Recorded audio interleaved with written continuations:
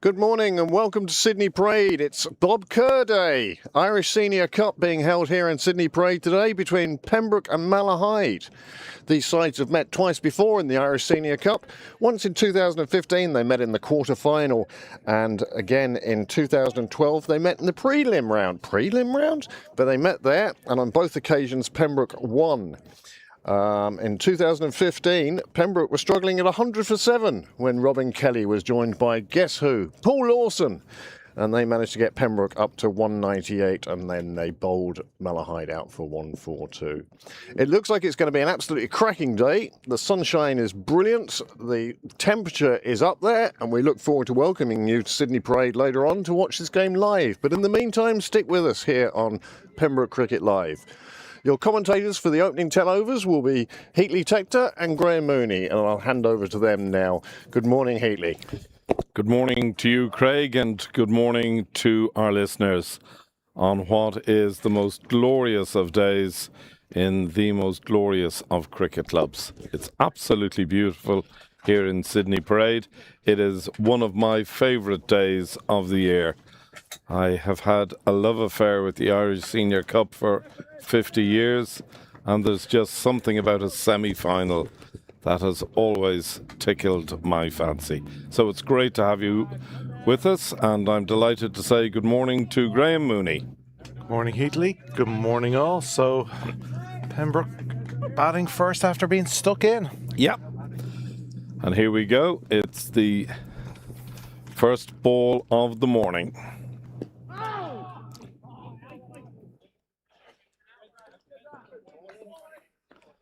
Yeah, an absolute cracker of a day for us. The sun is out, whispers of clouds, but track obviously had over 650 on it yesterday. The outfield's a cracker. You couldn't ask for more. If you're batting, just get in, bat long and deep. Yeah, that's certainly the plan from a Pembroke perspective. You would have to say a rather interesting decision on the part of Malahide, who won the toss and elected to field. But I think you made a good point earlier on, Graham, that when Malahide relatively recently got the better of Pembroke, they did so by chasing. Yeah, that might be in their heads. That was the formula to beat Pembroke. Both these sides coming off a loss yesterday, so somebody's going to have a good, at least finish the weekend well. Two very different types of losses. Pembroke just falling short, chasing 341 against Clontarf in Sydney Parade, whereas Malahide had the long trip to Cork and only managed 45. Yeah, that was one of the strange ones yesterday, as you say. It was a tremendous match here yesterday between a terrific Clontarf side and Pembroke. There have been 5 changes to that side yesterday. Yeah. In comes Andy Balbirnie, Harry Tector, Lorcan Tucker, Ollie Riley and Gavin Hoey. And replacing Joe Prendergast, Mark Berry, Derek Cosgrave, Danny Hogan and Dan Murray. Yeah.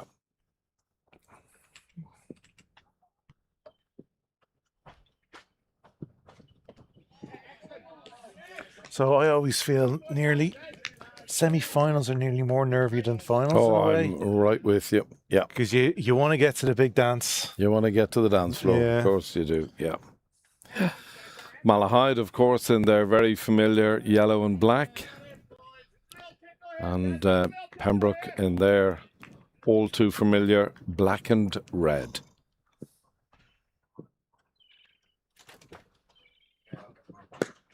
That's a great shot from Tim Tector to start the day. He won't stop that. No, I think it's beaten the infield. It's only going one place, and that's the boundary rope.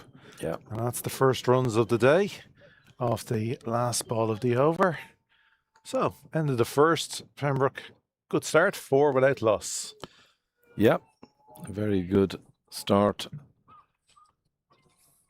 for Pembroke. It's always nice to, I always say, go after ball 1 and ball 6 if you can. Yeah.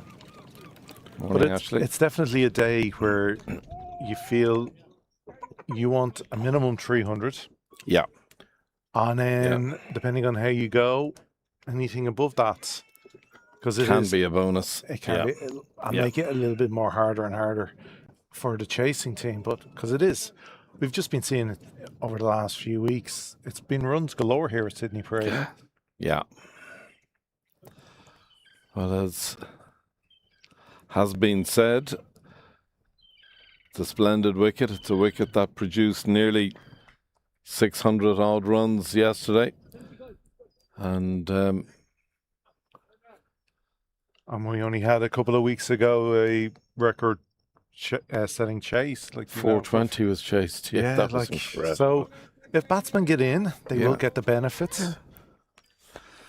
So, JJ Garth about to face his first delivery. JJ Garth, who's had such a wonderful season all year. Great cricketer. Oh. In the league game, JJ had some good success. Got up to 90, I want to say 97, before just getting caught behind. 97's in my head just because of Addison Sheriff's knock yesterday. Just looking to see where the men outside the ring are, Graham. I see one at extra cover. Yeah, and one at deep mid or third man. Oh, I see it. Sorry, yeah. Yeah, Jimmy. Yeah, Jimmy. It's Martins with good line to start. Well, Newland. Jimmy Newland has been a great servant of Clontarf for years now. Fantastic cricketer. Nibbles it around. Good attacking field this from Malahide. 2 slips, point, extra, mid off, mid on. Big gap at mid wicket, Graham. Yeah. Seems to be the common. It's very important that Newland does not bowl short. Left arm over. If he bowls anything short, it's a free hit, really. So he'll have to be disciplined in these early overs.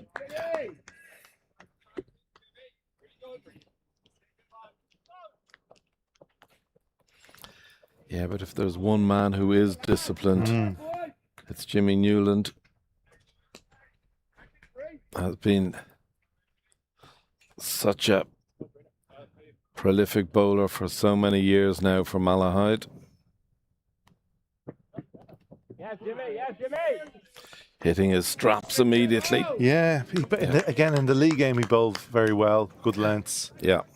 So it's not too surprising he has started in the same vein here. Yeah. If you are just tuning in to us, whether you're listening to us or indeed watching us, can I bid you a very warm welcome. Lovely to have you with us on what really is a glorious morning for cricket. In comes Newland, Garth on strike. Nicely played. Nice and full. Yep, just pushed it towards mid-on, no run. JJ did get 97 in that previous encounter. So since 97's an unlucky number at the moment for Pembroke.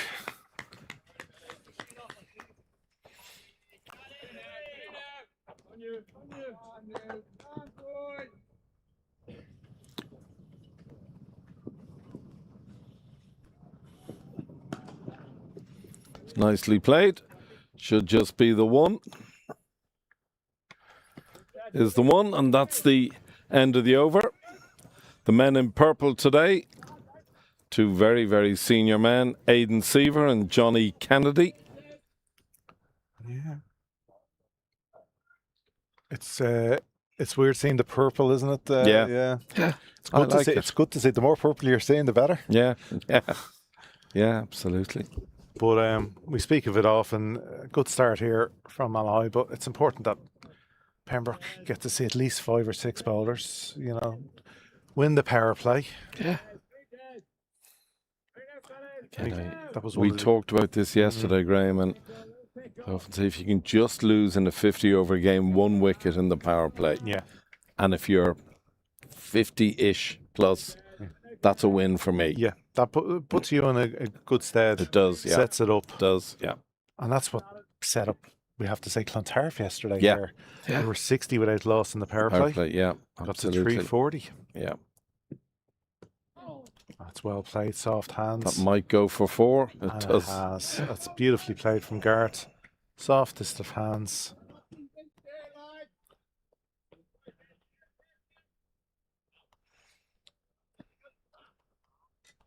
Yeah, beautifully played. Beautifully turned away from second slip. Just opened the face of the bat and runs it down to third man. Second boundary of the morning. Pembroke moving on now. 9 without loss.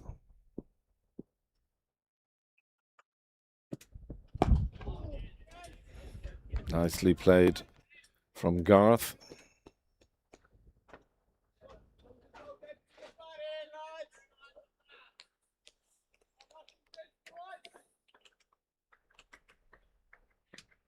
So we're speculating around batting lineups. It'll be interesting to see what is the lineup today. Yeah.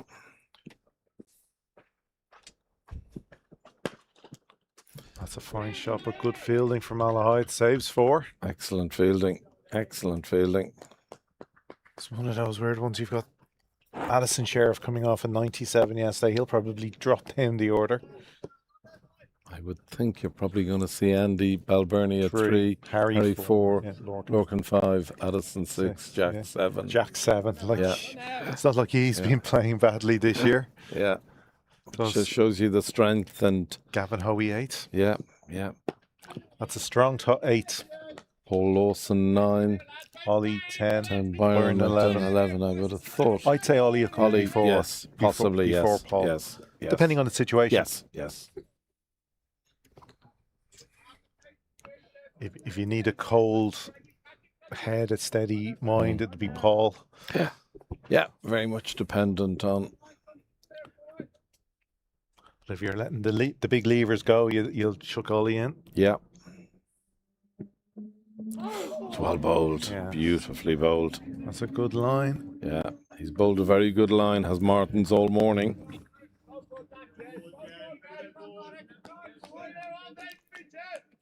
There, just Oh, it's a cracking delivery. enticing Garrett into a little push, or one was not necessary. Just that length where it's hard to leave, Graham, as well. It's so tempting. Yeah.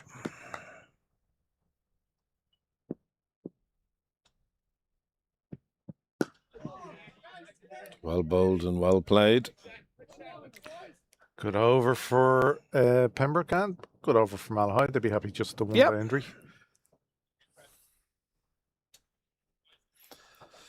So, maiden over, first maiden of the day. Come on, Jim. Well, take over the race here, Jim. Come on, Jimmy. The other match in this competition, the other semi-final being played in Rathmines today. It's Leinster versus CSNI. Has made the trip down. Yeah. We'll try and keep you up to date with scores as they progress. Yeah, absolutely. Another cracking semi-final, I would have thought. In comes Newland. Yes, Jimmy. Yes, Jimmy. Tector's first chance of seeing him. Yeah. Just leaves it through to the keeper.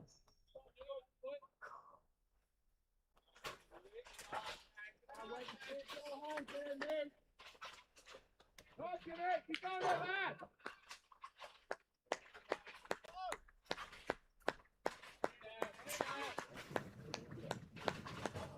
That should get him through the drinks anyway.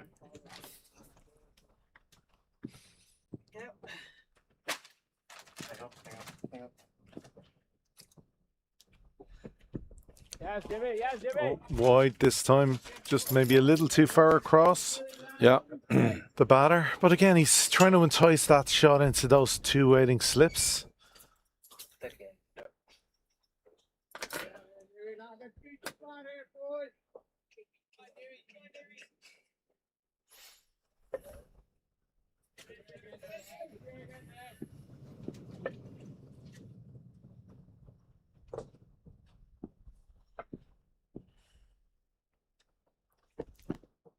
Just overcompensates, drifting down leg, and will be another wide. Yeah.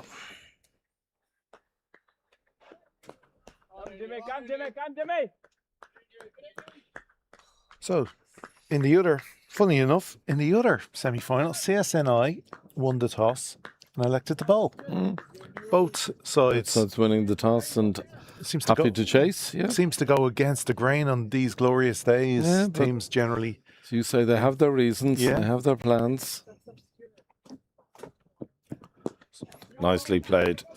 That jumped at the last minute. Got on top of it while using his height. Yeah, nicely played. Well, some teams do like to chase. Yeah. You know, Oh, yeah. I played on a cup team that 3 years in a row just loved chasing. And 3 finals. Yeah. By chasing. And you can rest assured Malahide will have discussed this game ad nauseum. On a long trip back from, I wonder if they were on speaker phone in the different cars back from Cork. Possibly. It's well bowled and well played. You get the brain trust in one car, and you have a 2.5 hour drive or so, depending on traffic, to come up with the master plan.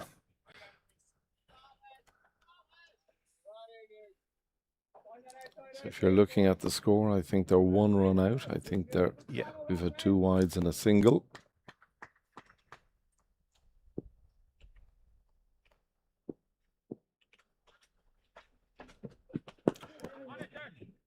Nicely played. Very nicely played. Just taking your ones into the leg side, build that. Yeah, well, for it's what we've said about the field that Malahide have set, you know, just soft hands into mid-wicket. There's an easy single there. For any of our regular viewers, the graphics today are a little bit different. That is because we are on NV Play. All Irish Senior Cup and National Cup games. Oh, so lovely shots. Shot of the day, Graham, I think. Oh, there's nothing better than a straight drive. Yeah. It just means you're seeing the ball well and you get into the pitch of the ball. If you can play it that straight, you're on good nick. It's a glorious shot. Yeah, it's a glorious shot. But yeah, so it's like the graphics. We do prefer our cricket clubs. Yeah, well, we're certainly more used to them, aren't we? Yeah. The nice little bar across the bottom. But unfortunately, unless anyone out there wants to sponsor us for that ridiculous amount of money MV Play wants. It's well run again. For 3 or 4 games a season. Yeah. 3 or 4.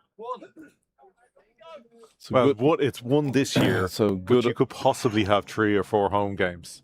Good over for Pembroke. 8 coming off it. Yes, this being Pembroke's first home game in the competition this year. Only. Guaranteed. Oh, only game, yes. The final taking place in Clontarf as part of their 150-year celebration. There's the great man. The first 3 matches, of course, Waringstown, Lisbon, and then Stonians. Yeah. All the way, travels up the north.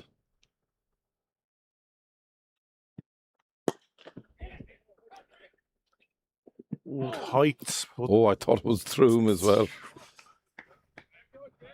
I think it's one of that's what it is, because the one thing that has struck me about Pembroke this year is they very regularly take on the man on the edge of the circle. Yeah. They run to him, all of them, and you can see he was well in there. What I love is the fact that JJ goes. He doesn't hum and haw. He hears a yes, he goes. He's gone. Yeah. The teams across the board seem to do that. They trust the call of their partner. Yeah.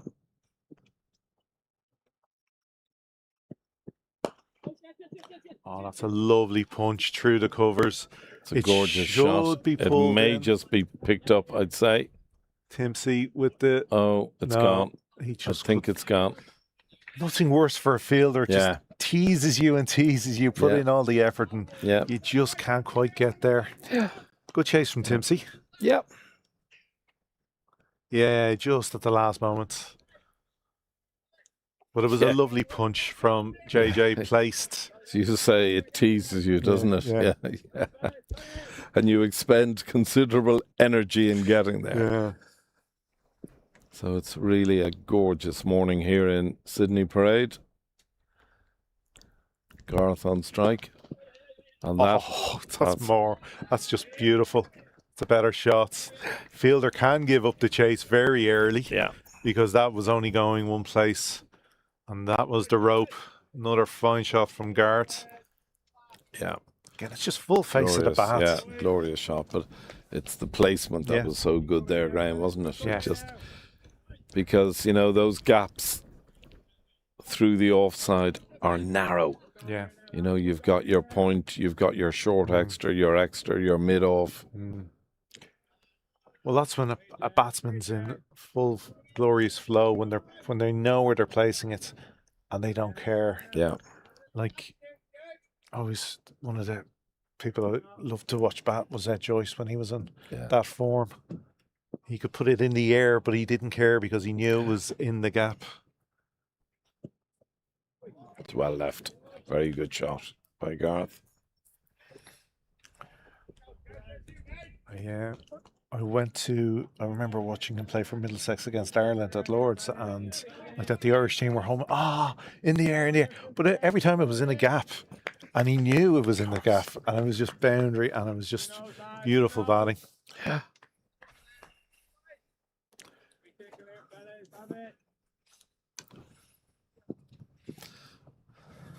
Garth on strike. In comes Martins. Nicely played.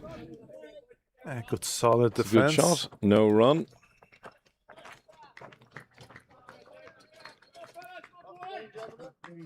That day actually playing for Ireland, Saeed Afridi.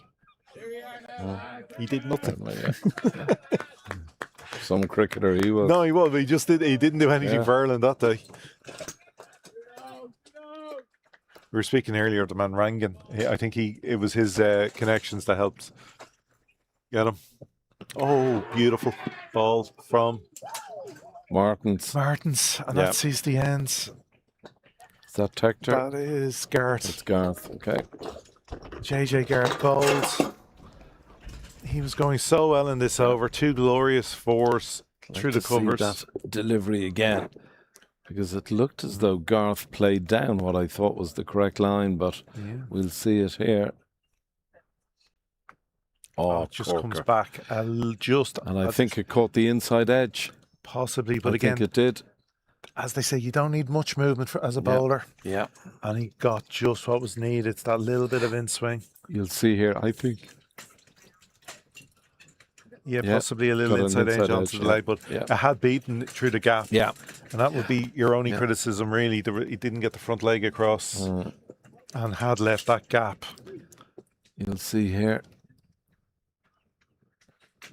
Yeah, got an inside edge. Yeah, but a cracking delivery. Oh, no, great delivery. Great comeback. It's funny when you look at the delivery that, for me, the delivery of the year that I've seen down here was David Delaney's delivery to get rid of Garth yesterday. It was it was similar. He didn't play a bad shot. Not at all. It was just the bowl. Sometimes the bowler. That's a shot that I think would have got any batsman out. And Not sure of the score. Yeah, they're having obviously a little problem with envy play. Yeah. That is the end of the over, though. 27 on the board. 27 without loss. No, for one. Or for one, sorry. Yep. Yeah. And there's another glorious shot. It's a good call by Andy. A very quick, loud call. Yeah, there was a fumble. Yeah. Oh, great. Yeah.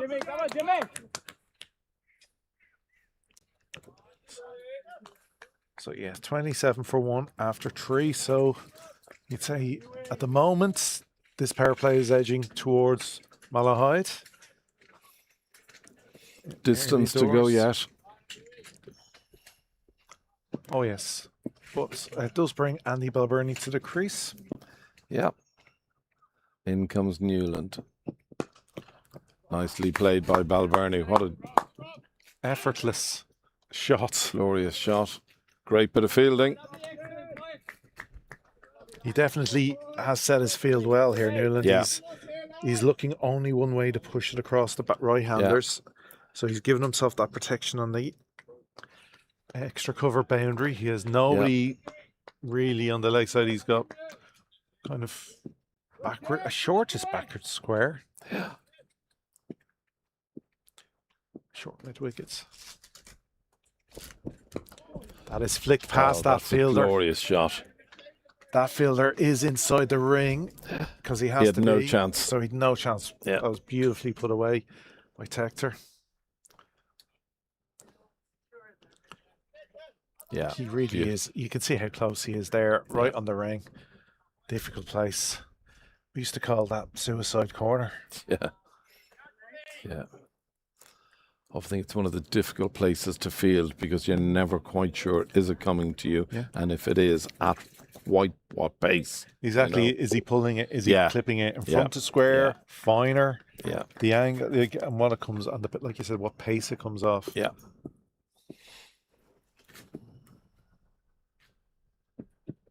Yeah, Jimmy. He's back on his line there. Yep. Newlands. Well left. Yeah.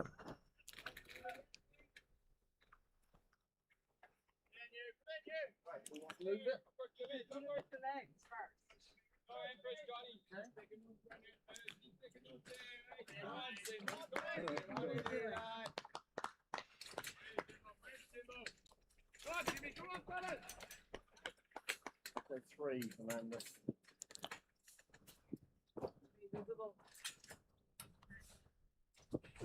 Yeah, Jimmy. Yeah, And Jimmy. again, Newland just happy to put the ball out there, invite the drive. Yeah.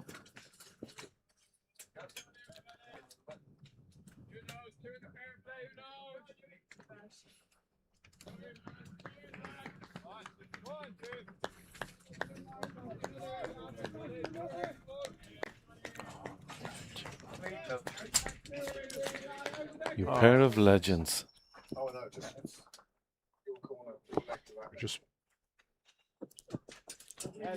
Well left. Oh, lovely. we're going up market here Absolutely today at Pembroke Cricket Live. Second gazebo. And with the weather the way it is, why wouldn't you? So at the end of the fourth over, or sorry, the sixth over, Pembroke 33 for 1.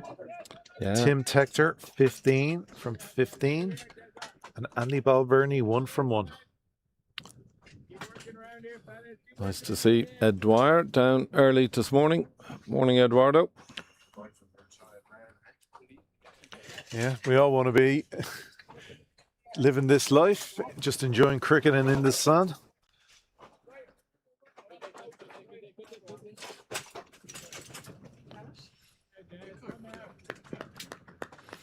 So Martins will be buoyed after his last over. Yeah. Graham. That excellent delivery to. It's flicking in and off, on and off, on and off. It's back on again. Yeah. We don't know what the issue with the connection with the scorecard is. They are up to date online on the MV website, so we'll try to keep you up to date via our phones. So Jeremy Martins bowling to Andrew Balburney. we are in the seventh over. Nicely played. Pushed with authority out to extra cover. No run. It does look effortless when he does that, plays that shot. He's been a great cricketer for many, many years. We are up to date now on our scorecard. Yeah, something weird. So the scorecard you see on screen is live. We'll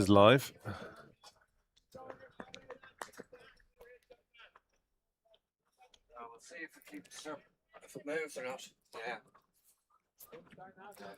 So we're into our seventh over. Remember, the power play, for those of you watching us, is a 10-over power play, which means that Malahide can have 2 men outside the 30-yard ring.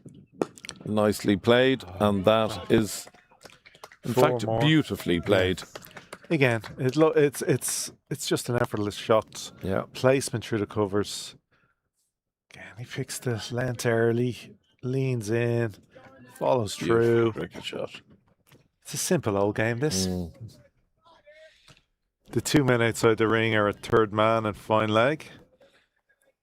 Yeah. Surprises me he has no protection on the offside boundary. And again, You know.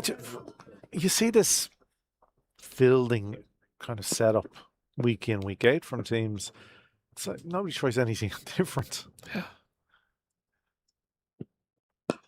Nicely Like that. played. Newland is the only one I'm seeing something a little different. He's backing himself outside off stump, so he sticks out extra cover. Yeah. I'm not going to bowl a bad ball, so why do I need to set a field for a bad ball? Yeah.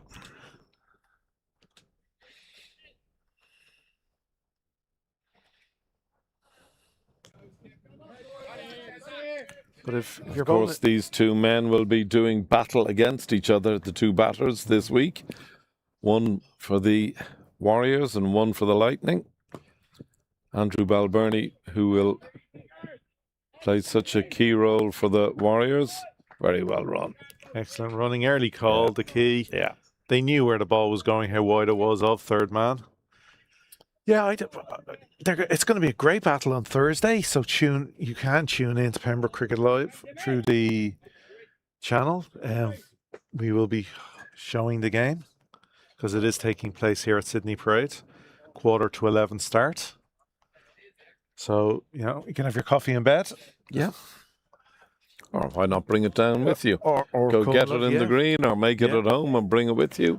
Sit on our glorious wall and then watch it on your phone. So we want the viewers on Cricket Live.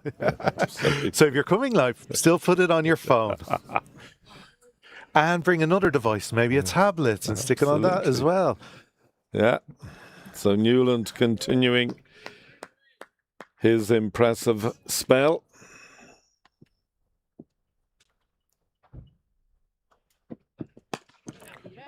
It's a nice shot. But again, Just the one. He just had the width. He could throw his hands at it, which he did. It's well backed up. I love the fact that he's backing himself, though. He's bowling, chucking it out there. Well, And For me, he has been one of the star bowlers in Leinster cricket for many years, Graham. He is a man who bowls within himself, knows his ability. I just think he's terrific.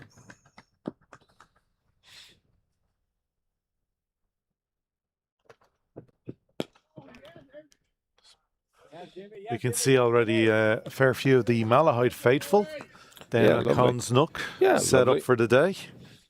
I see the Reynolds family down there. Great supporters of all things Malahide are the Reynolds. There's already a crowd building up at the chapel and a few along the wall. So why wouldn't you on a Sunday be out and about? Oh, wait till lunchtime now and the place will be buzzing. Balbirnie on strike. Nice shot. Very nice shot again.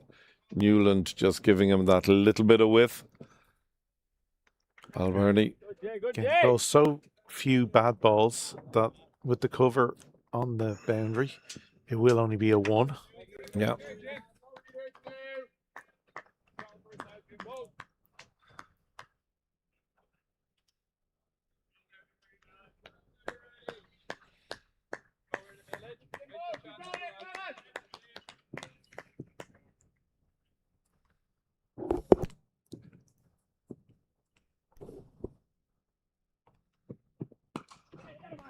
Nicely played, pushing it wide of the fielder. Quick call from Tector. Yeah. Excellent Very running. nicely played. Very. Just pushing it to his left hand. And again, that's the extra skill level when you come up to these kind of batters, that even on a good ball, they can recognise areas where they can score. Not everything's a boundary. Not everything's flashing hard to the rope. So you see, if it's a good ball, soft hands, take the 1.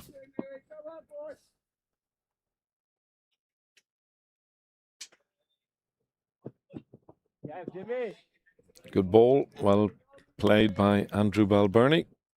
Just leaving it through to the keeper.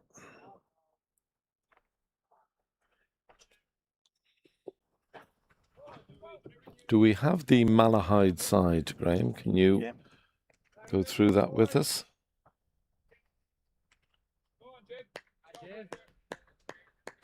So, Malahide side today. Yeah. Robbie Fulks. Just let this ball be bowled. Yeah. And what a good ball it was. Beautiful delivery. Martins. Yeah. The skipper. Timsey. Yeah. Ford. Yeah. Adam Doyle. Yeah. Mohit San. Yeah. James Newlands. Yeah. Alan Reynolds. Yeah. It can be very destructive on his day. Yeah. Shoebridge behind the stumps. Yeah. O'Halloran. And Yeraz Seti. So is that They have changes is from that Cameron Shoebridge or Riley? Riley Shoebridge. Riley Shoebridge. No Cameron No Shoebridge. Cameron. Okay. Yeah. So a few changes for Malahide as well from Yeah. yesterday's team. Reynolds coming in is one.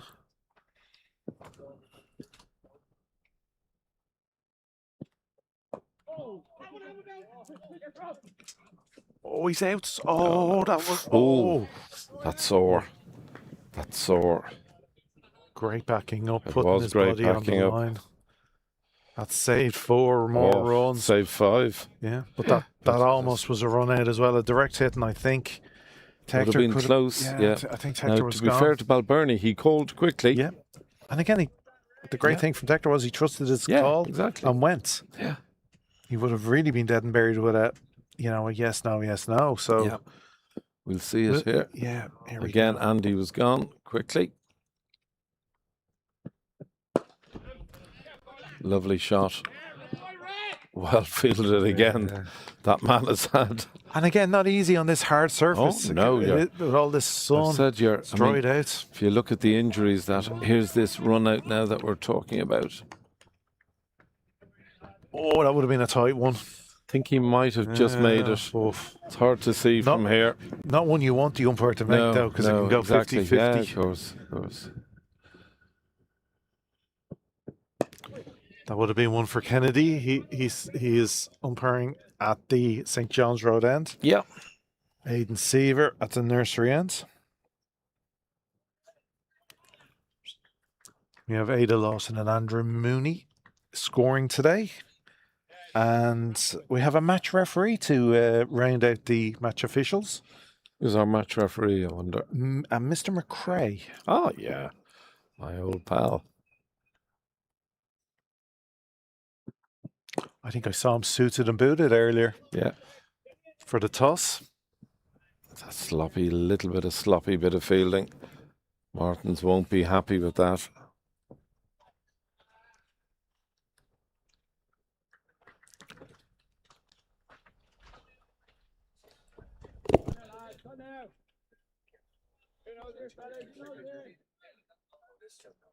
Yeah, no, that's still going. Then the scorecard is behind again. They were up tonight.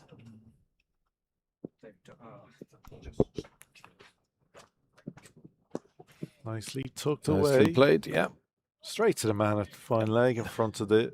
He literally didn't have to move a bone. He literally just went down on one knee Yeah, as soon as it absolutely. left the batsman's bat. Yeah. It was coming straight for him. They were only ever going to get one. It was coming at a nice pace. You love that as a fielder. Yeah, absolutely. Doesn't happen too often now. No. But if that's Newland, he'd be very happy because after Yeah, bowling and absolutely. over, you love a rest. So in comes Martins. Balbirnie on strike. Nicely played. Off the back foot. Just punched for no single to short extra. I always used to hate that. You'd be bowling a spell, fielding fine leg, and they'd always seem to hit a shot in the last ball of the over that made you run around and have to chase it. And then, we get that right now, bowl. Yeah. Quick little drink coming out and a change of bats. 45, I think, is the score for the loss of 1 wicket. We're into the final the 10th over, final over of the power play. Yeah. So evens at the moment? Yeah, very much so. Very much so. Do we have a change of bowling? No, we don't. Jimmy Newland continuing his very economical spell. He's bowled very well. Yeah, not a lot of luck has gone his way so far, but he really has bowled well. So what the batsmen have done, they've left well against Newland, Yeah. which is crucial. Their knowledge of their off stump has been good this morning. And obviously they're not trying to overhit him in the offside because he does have that protection. Happy to take the ones. Did a bat involved? There was bat involved, yeah. I think we'll see that again, but I think immediately there was 2 sounds. Yeah. We'll see that again now.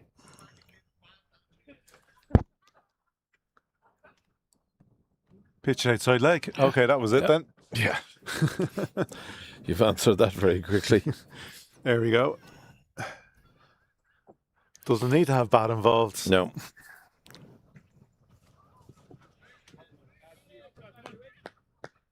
The life of a left arm over. That was taken middle out of the ground. It's a batsman's world.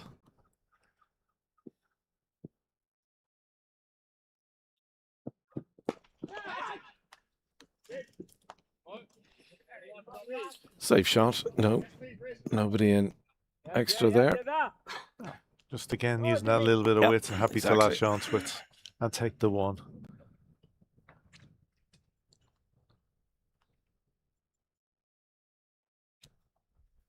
Good, Jim. Good lads. Keep going here. Push, good.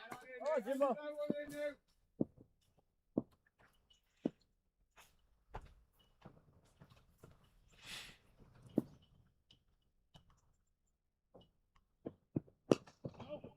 Yes, Alan. Yes, Alan. Again, Newland. Jimmy, good, Jimmy. Good tight line. Just back of a length. Yeah. Forcing Balbirnie just to use soft hands and drop it in front of him and no run.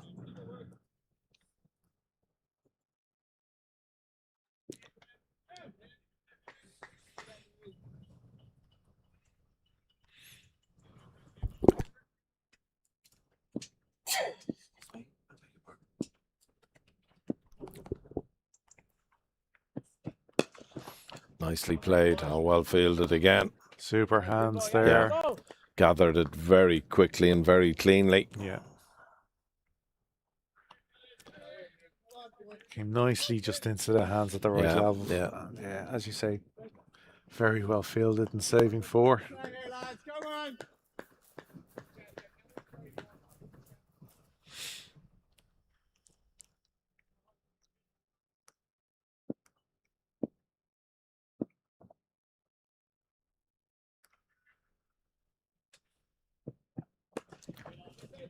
Oh, that's super work. Oh, that is a fantastic bit of fielding.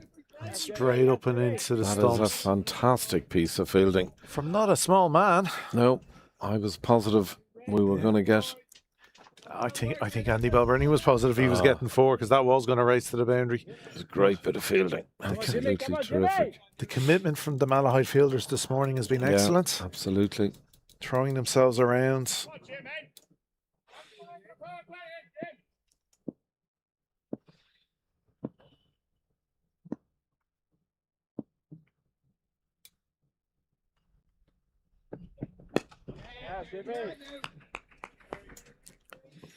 It's another really good over, just the single from it. And that is the end of the power play. Pembroke 47. No, I think 46. 46, yeah. I think it's 46 for one. Yeah. Well, I said if they were 50 for 1, Yeah. it was Pembroke's Yeah. power play. I think if you only lose 1 in 10 overs, No, it does set it up now. it does, yeah. Because obviously, again, you want to see all 5 of Malahide's bowlers. You've got through the openers. You've only lost to 1 wicket. I think as well from it. Because it is It is evens, yeah. Because it is a good evens, track and it's yeah. an excellent outfield. Like you also wouldn't have been surprised if 60, 70 had been scored in that power play because I'd agree. anything that beats the fielders is going to be 4. But if Malahide keep these energy levels up for 50 overs, they will restrict. You've just got to remember who's sitting on the bench right now for Pembroke. Absolutely. You've got some of the best batters in the country. So Martin's continuing his spell. Nicely played by Tector. Nice head position.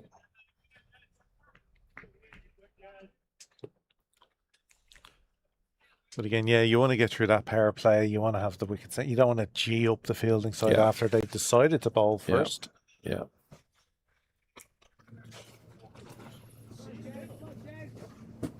Again.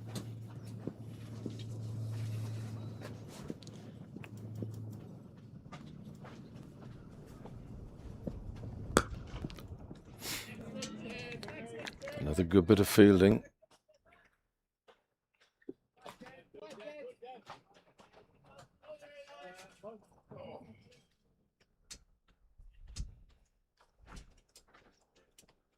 In the other power play taking place today, Leinster 44 for 1. No, very similar. Yeah. Nothing in it. Who's the dismissed batsman? So out today is Mark Tonge for 4. Okay. At the moment, Thomas Johnson 27 and Monil Patel 4. God, that's well hit, 2 well hit shots for no run. The Leinster side, as we expected, they have changed a little from yesterday, and Garrett Delaney and Jay Mundra have come into the team, strengthening it.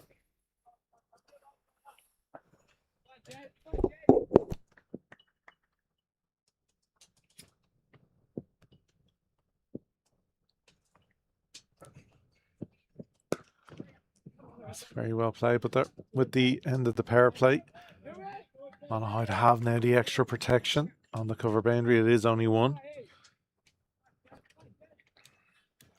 This is where the game gets a little bit more cat and mouse. Yeah. But I think, when you're a bowling side like Malahide today, Graham, knowing that Tector, Tucker, Sheriff, Hoey are to come, it's just hard to keep you get 1 wicket and you see some chap walking out who is half decent. Yeah.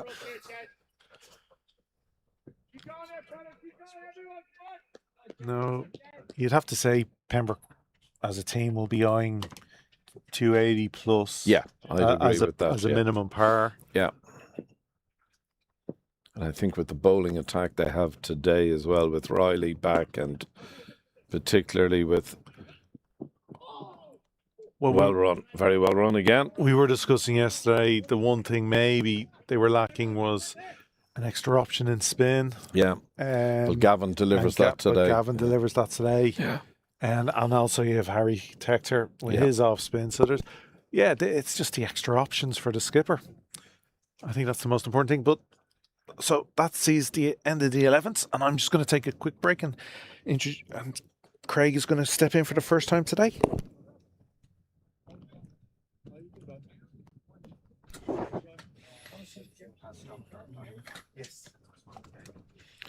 So this is interesting on the part of Malahide because Martins has bowled 6, Newland will bowl 6. And on that note, I'll say good morning, Craig. Good morning, Healy. Good morning, all. Do you feel that Malahide perhaps are leaving themselves a little short for the end of the innings? Yeah, I'm such a huge fan of Jimmy Newland. I think he's been a fantastic bowler for many, many years. And he always poses a threat, Left armour as well. He's been a bowler who's always been in control of his game, Greg, He doesn't. He knows what he bowls, and he knows how he bowls, and he doesn't need to strive. Youth might be looking to strive for that extra yard of pace, it being an All-Ireland Cup semi-final, whereas Jimmy Newland has the experience to know this is what I bowl and this is what works. Nice shot.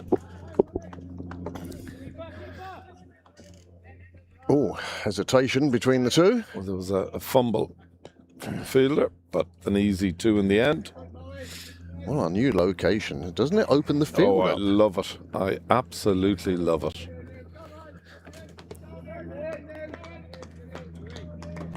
Can you still see that? Yes, very clearly. Thank you. It just takes it down a little bit more. Yep. And the crookedness will annoy me for 9 overs before I straighten it. So in comes Newland. Balbirnie on strike. Well, that's gone a And bit that- wayward. It is, yep. Well, that brings up the 50 for Pembroke in Yeah. the... Well, I think that 12th score over. is wrong, Craig. Yeah, I think the scorers are frantically trying to work out which ball they got wrong. 50 on the board, though. I now think it's 54, but I stand to be corrected. There you go. 55 is on Sorry, the yeah. board. Of course, our new position, we can't see the Yeah, scoreboard anymore. absolutely, yeah. Here are the Morgans. Good morning to you. President of Malahide has arrived. Hi, Anna.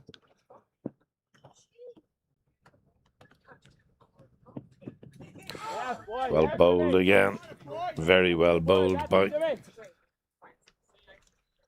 It's really been an excellent spell, this, from Jimmy Newland. See you later. See, Anna. There's two people who'll be here on Thursday for the Inter-Pro final. Wonderful cricket people. Yep. Wonderful cricket people. I'm sure he's doing an absolutely fabulous job, President of Malahide. No better man. Steeped in all things cricket is Johnny Morgan. That might be a wide delivery. Yeah, I think it is. So it's the first little bit of strayness we've seen on Newland's part, Craig. Well, again, as you say, he's now into his 6th over. Yeah. And under this sun, I mean, it's hot out there. It really is. We're so grateful for the cover the gazebo is giving us. We're getting the warmth, but not the heat. It's particularly nice at the moment. Real fluffy clouds today, and not too many clouds at that. Nicely played. Just pushed for a single.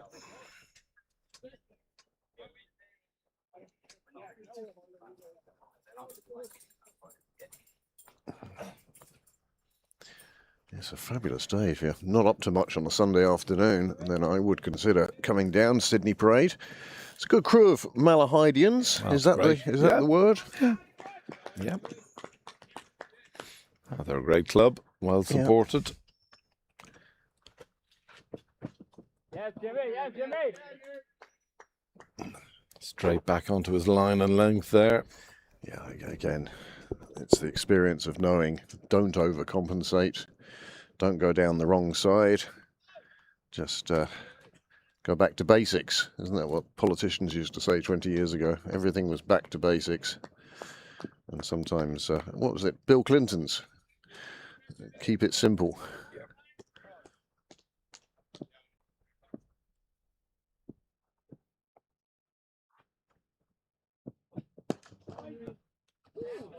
I mean, already we're closing in on an hour's play. Yep. And an hour out there running around. I mean, Warm work. Thank goodness for youth, but it Yep. is warm work and it is tough work. And it's only going to get tougher as the day goes on. I suspect we're in for a 2 pit stop strategy Yeah, I would with think regards so. to drinks. Oh, yeah. Yeah. What would we say, 16 and 32, Yeah. something like that? Yeah. 16, 32, 17, 34, whatever. I- The captains have agreed beforehand with the umpires. Personally, on a day like this, and in a heat wave like this, I mean, it's been continually hot. You might consider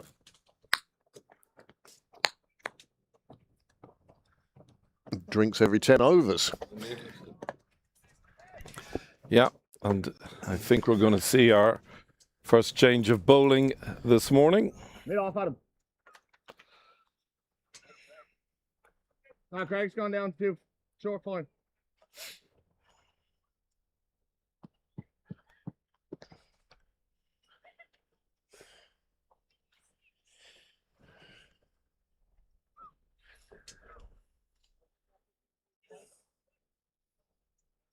Come on, Tim.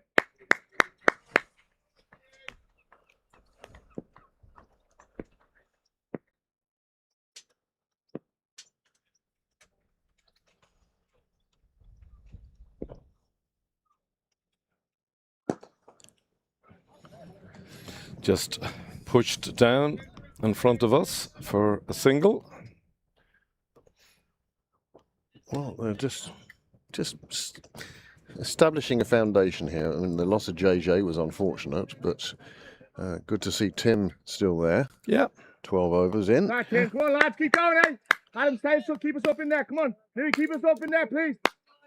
He's had a lean run for Pembroke, Tim has, and had a good score during the week for the Lightning. Scored 86, and that will have given him a little bit of confidence. And the same shot is repeated. Just again pushed down to mid-on for another single.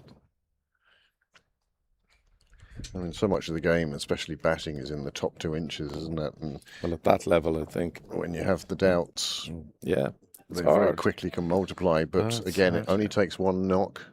Sometimes it only takes one shot, and you suddenly go, "Oh, I remember." Good, Tim. Come on. Keep going in, lad. Unusual bowling action, this. Yeah.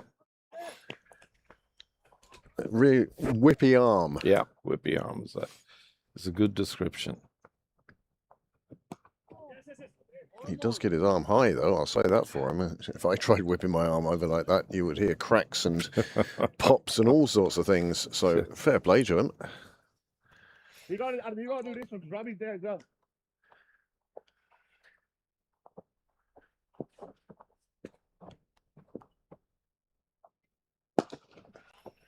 Again, just push down.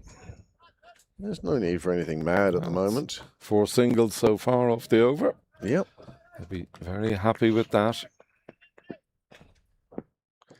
Going along at just under 5 and over. And again, just push past the field. Yep. And take the single. It's all very calm and relaxed here from the Pembroke's bats. 13 gone. And I make that 62 for 1 is on the board. Balbirnie has moved on to 16. Tim Tiger Tector has moved on to 23. I suspect there'll be a change of bowling at the far end as well. It'll be a double change. They've used both openers for 6. You can't strip away all of their overs at this stage. Yeah.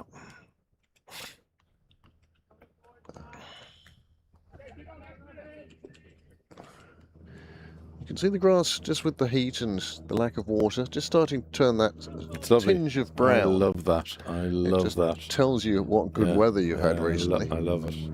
But it wouldn't take much, just a short shower and everything would go very green again. Yeah. I think we're in for another nice week of weather, mind you. Fingers crossed, fingers crossed. Yeah. So change of bowling, Andrew Balbirnie on strike, and there's no run. It's very well fielded. They've been very strong in the field thus far today. Malahide, full of enthusiasm. They'll be keen to get rid of that result yesterday, wipe it from the slate. Well, not only the result yesterday, but this is their best chance of silverware this season now. Yeah. In fact, I think it's their only chance of silverware. So to reach an All-Ireland final would be a fine achievement for Malahide. And they'll be keen to show their best side. I think yesterday was an aberration. And then again, Pembroke lost yesterday as well. Both sides lost yesterday. One side's going to walk away from the weekend with 2 defeats. It can be a tough, cruel game at times. Yeah. But this game is everything for Malahide. For Pembroke, the strive for 5 continues. Is still alive. Although I heard yesterday that the winners of the All-Ireland T20 no longer get the trip to Spain for the T10 tournament. Oh, is that gone now? I think that's gone now. Yeah. It's a shame. Yeah, because it was a lovely prize. Absolutely. And one that didn't cost Cricket Island anything. Yeah, and also great for the club that went there, because invariably it was a trip for their supporters, not just the players. I tell you, if it was still going and Pembroke qualified, I'd be off to Spain like a shot. Well, drop of a. You and many others, I would have thought. Yeah. Sure, you've got to use your annual leave somehow. And Spain for a cricket week sounds like ideal for me. Not sure how much Amanda would feel the same way. but Spain, I think she'd take anyway. I think we all And it's would. usually in sort of September, October. Yeah, lovely time of the year. It's a great time of year. It's still warm and Yeah, a lovely. lot warmer than it is back in Ireland. Yeah. So, yeah, that would be ideal. Robbie Fawkes continues. It's been a good first Go, over. Jerry. In future, would you walk in front? There's too much going on back here. Thank you.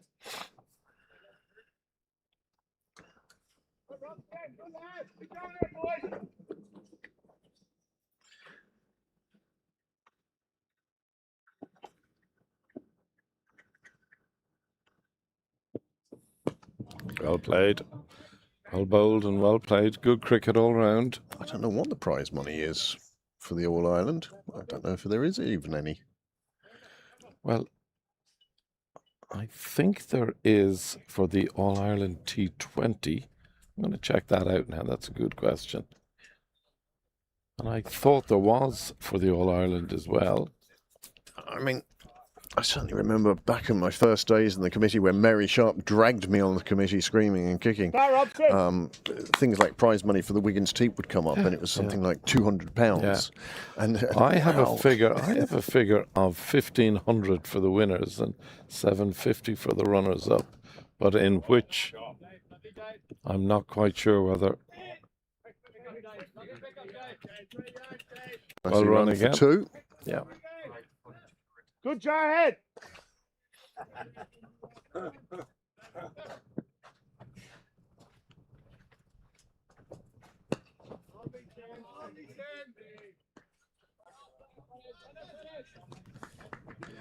Good Tim. Tim actually looks to be stretching something there. I wonder is he. Well run Feeling again. something. Yeah, just a little uncomfortable there. There we go. You can see Stretching again. again. Just thought Good lads, think keep going cramp down, might be. keep going in there. could be. Yeah, Bravo. Cramp could be the feeling today. You know, well again, it's a second game in the heat, so Ah, sure. Good Tim. They're young. oh of course. They're young.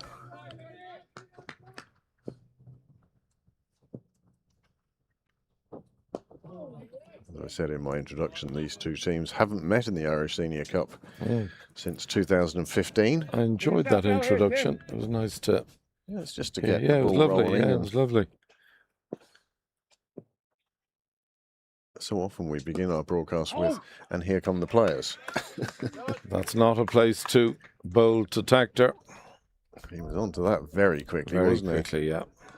he? And very, very well onto it as well. Yeah. Nice way to finish the over, but it's just loose on the leg side. Tector isn't going to miss out. What I like about that is the ball travelled on the ground the Yeah. entire way. Yeah. Just took all risk out of it. Said, right, I'm just going to take the runs. Yeah.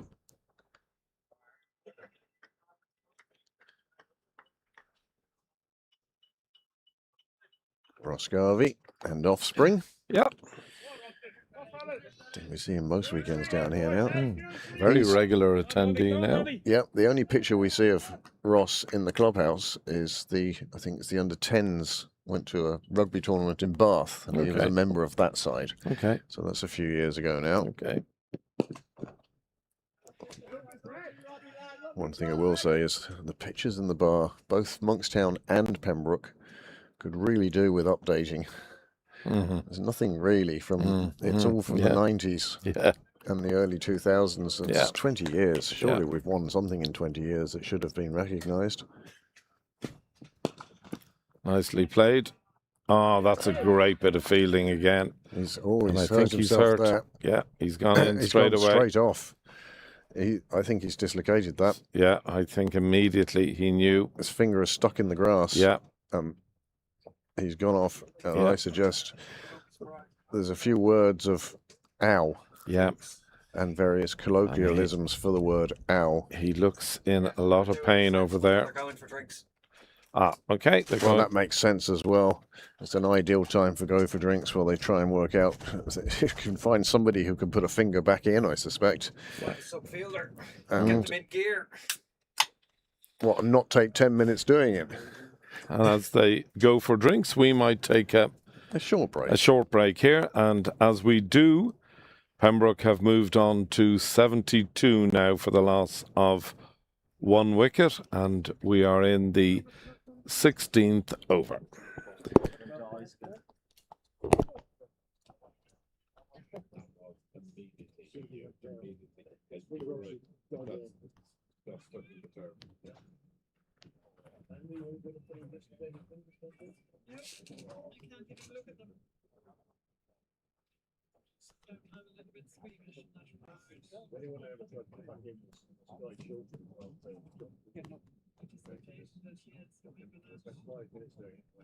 Hi there. Just trying to figure out a way to stop people coming up this direction. Yes, I have indeed. You're down to the day. Last stop. Here we go. Here we go. Stay.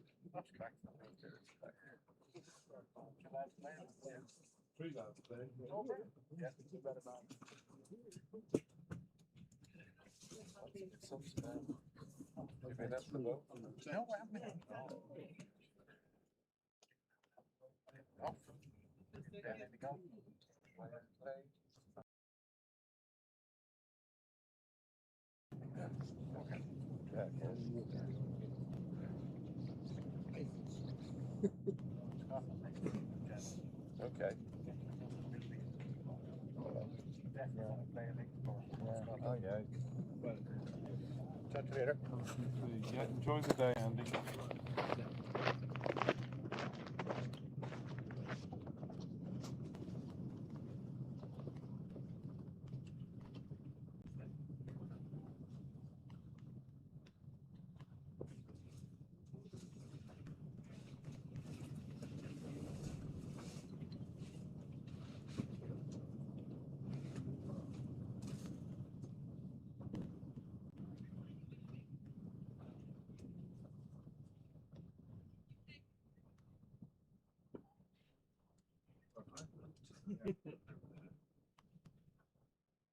The only thing we need, lads, now is a toilet plumbed for up here.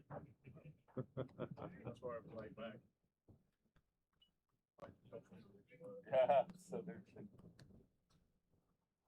Absolutely. Hey, do you go to the clubhouse when you take the trolley back up on the way?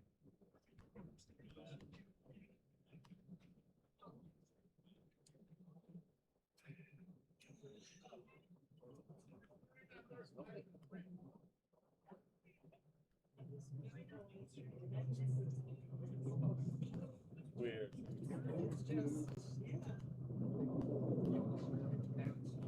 see the scoreboard. A lot of people can't see the scoreboard because we're in the way. Yeah. 3 for 1 on the screen.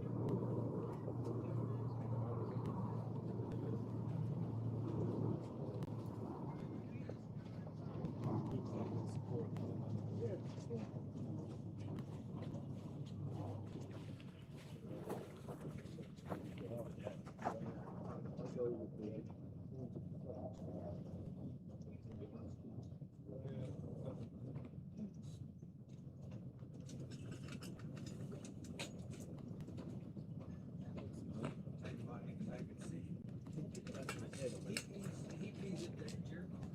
Man that usually does it. I've done it as well.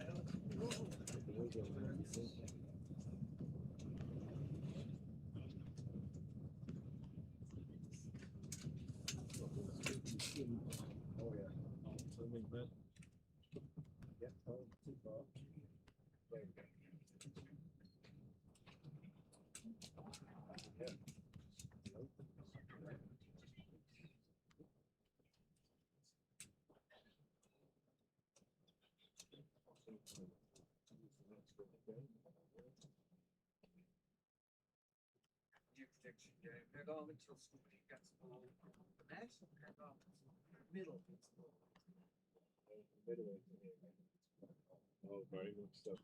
Also, over there. I mean, Yeah. it's only a couple of yards across. It's a little bit wider there, but you tend to either drag it into the car park or hit it straight into the nets here. For us, this is the one Now we're that lands on top of the nets.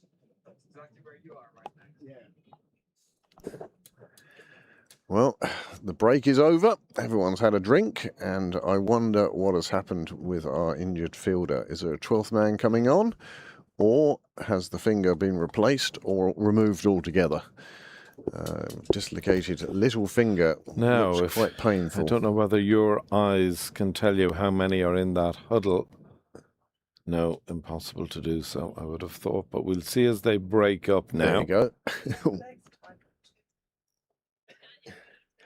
1, 2, 3, 4, 5. Well, you don't know. Tall man on our left-hand side is blocking too much. There could be a whole team in front of him, and we'd never see them. Well, the batsmen are in the middle. The umpires are calling the fielders over. 1, 2, 3, 4, 5. Well, there are 11 there. 11. We just don't know 11. which 11 they are. Yeah. Now, if you look at But there's nobody there sort of checking their hand, which would suggest there's a 12th on. And if you look at the man making his way across the artificial wicket, he is not checking his hand, and that's where he was fielding. Oh, actually. Right time to go in here, Rob.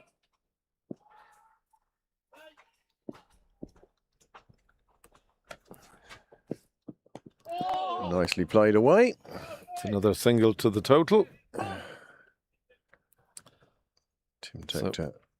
Players resumed after drinks. We took drinks a little early for an injury, which thankfully it appears as if it's healed up. I think he is on the field. Yeah. He's just thrown the ball back to the bowler. Okay. And you can see he's not using his left hand at all. Yeah, I see, yeah.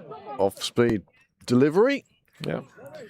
Just doing enough to get past Andrew Belburney. Yeah. Good, Robbie. Good, Robbie. Yeah, that left arm just sort of hanging, Yeah, I only see. being used occasionally. Yeah. Alan, do you fancy doing a bit today? See how you feel. Do you fancy it? Come down. Go get the coffee first. Yes, Robbie. Yes, Robbie.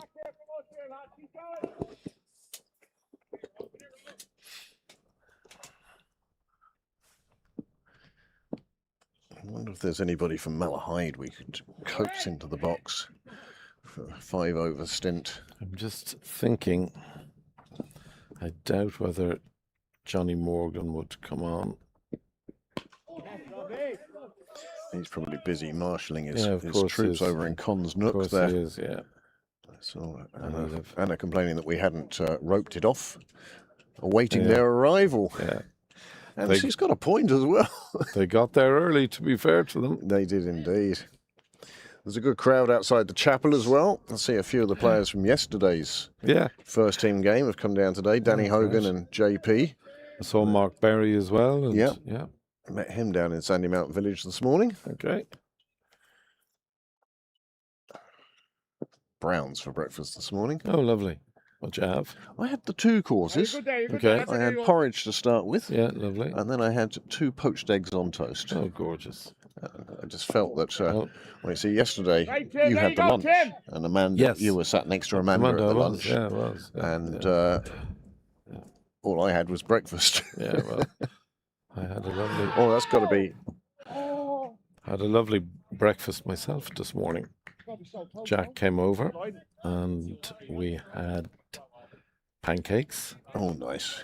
with lovely squeeze of lemon, of course, and sugar, and we also had bacon and sausages. So it was lovely. Again, enough to set you up for the Yeah, day. exactly. That's exactly it. There'll be sandwiches at the tea break, Yeah. innings break. Alice has gone on the Hoth Cliff Walk All right. today with some of our pals from school. Nice. Yeah, lovely, lovely morning for. It was good to see her in the nets yesterday with Harry. Yeah. And hopefully the stress fracture is such that she can get back batting. Yeah, well, now anyway. we went to see a consultant in the Blackrock Clinic on Thursday, and I think he gave us good news. I was very happy with that. So, as you say, let's get back batting. Yeah. You know, and it's an Irish under-19 year, and she'd love to be. It's nothing like playing with your own age group. Yeah. You know, You it's lovely. feel Yeah, you do, of course. far more comfortable. Well, Keeper. Tector took the first one exceptionally quickly, but the Malahide fielders ensuring that there wouldn't be a second taken. That's 16 overs gone, 74 for one, and it's sort of settled down now. Malahide's excitement came with the dismissal of JJ Garth, and since then, well, it's not been fireworks anyway. No, but there's absolutely no need for fireworks.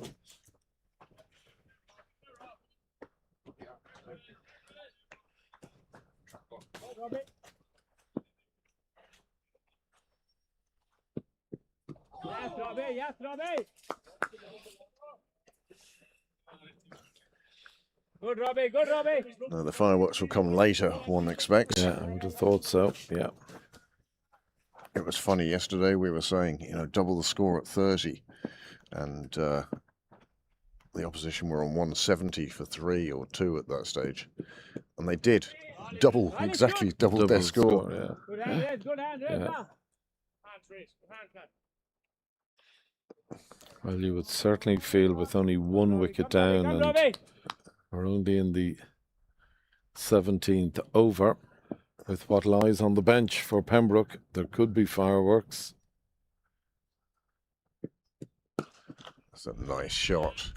Through extra cover Shot. into the bushes in front of the hall. And that's a lovely way to bring up 4 runs. These two going along quite nicely now. It's been a very nice little partnership. Thank you. And thank you. Another great day. Wonderful.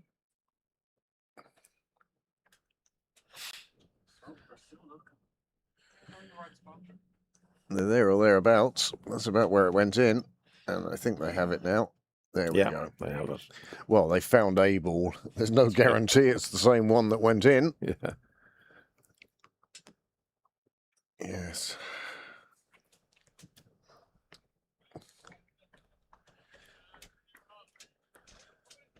Bushes down at the nursery end now, finish their flowering. Place looks gorgeous. I love the flowers along the wall, the flower baskets.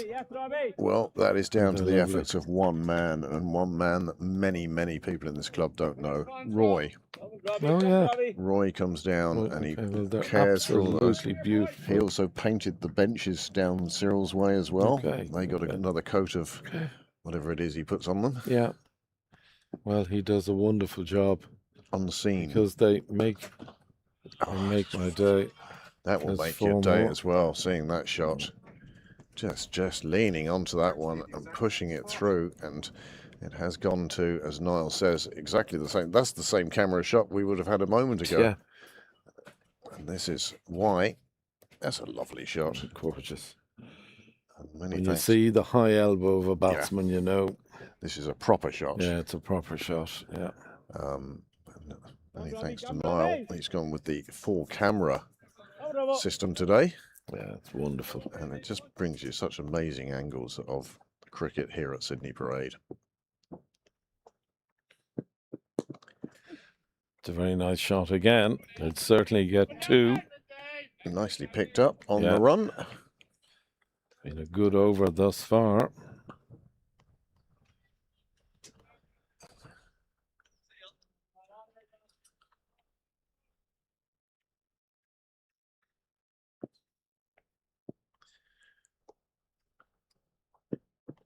All starting to get a little busy. It's just picking up a little bit, you feel. They're still not going for, searching for the ropes. It's 12 off the over, though. But they're just pushing through and doing well. Yeah. Yeah, a very good over for Pembroke, that. 12 coming off it.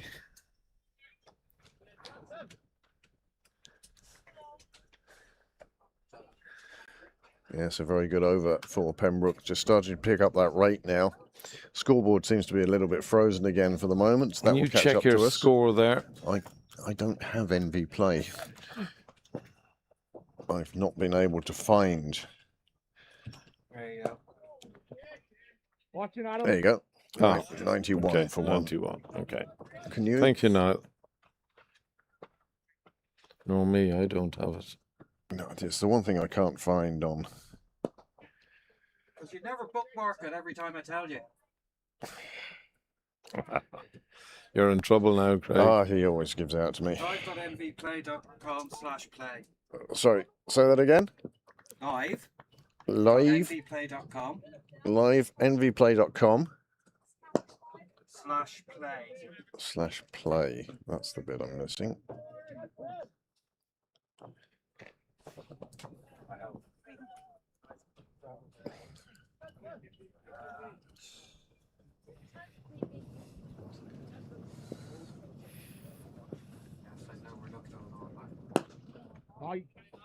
Lovely shot.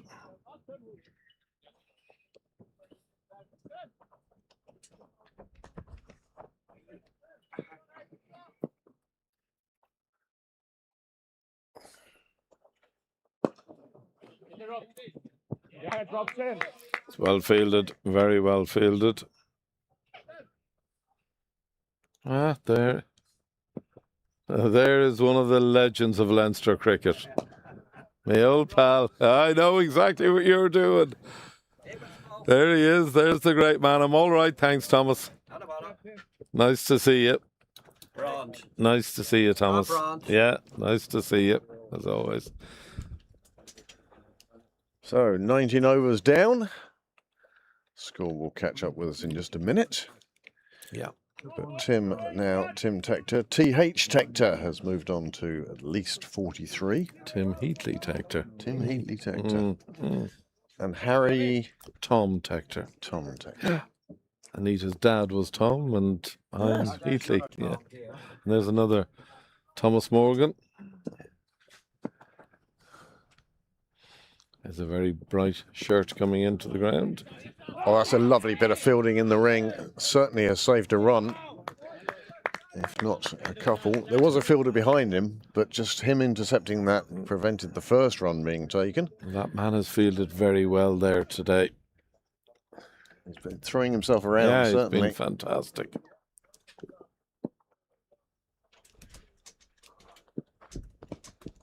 He's tested again here. And there we go. Typical. If we talk up a fielder, and the first thing he does is not pick up the ball cleanly.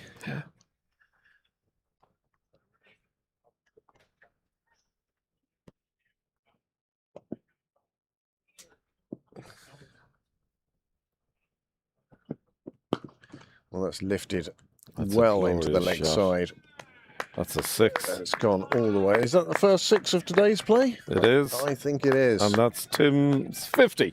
And that brings up Tim Tector's half century. Yeah. Well deserved. And gets a good round of applause all the way round the ground. I may say so. It's been a flawless. He hasn't given a chance. And oh, you really don't want him to go on much further, do you? Yeah, well, talking him up.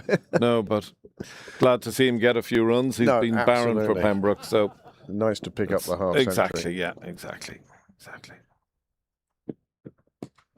And he's done a super job as the opener today. He's seen it through to 20 overs.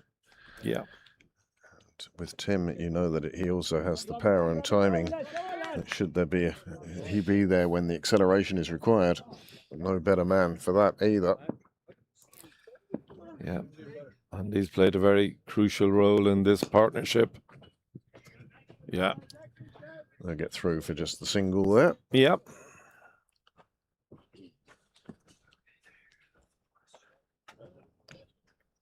$100 on the board for Pembroke now in that first 20 overs, and this is pretty much the ideal situation. With I only was one wicket surprised. down. No, I would. Yeah, I know what you're going to tell me. Yeah, Malahide won the toss today and elected to field. Now, I know they had a poor day with the bat yesterday, but I just don't see where the logic is for fielding first today in this sun, under this baking heat. And talking about baking heat, I'm going to go and enjoy it. Yep, I'm going to do a little lap and visit the bathroom, and I'm going to hand over to Graham Mooney. Thanks, Craig, and we'll see you shortly. Wheatley is stuck with the first 20 over stint today. Thank you very much. And we'll welcome Graham into the commentary box. 20 overs gone, 100 on the board for Pembroke now. Tim Tector has reached his half century. Andrew Balbirnie is now on 28. They've both faced 50 deliveries. And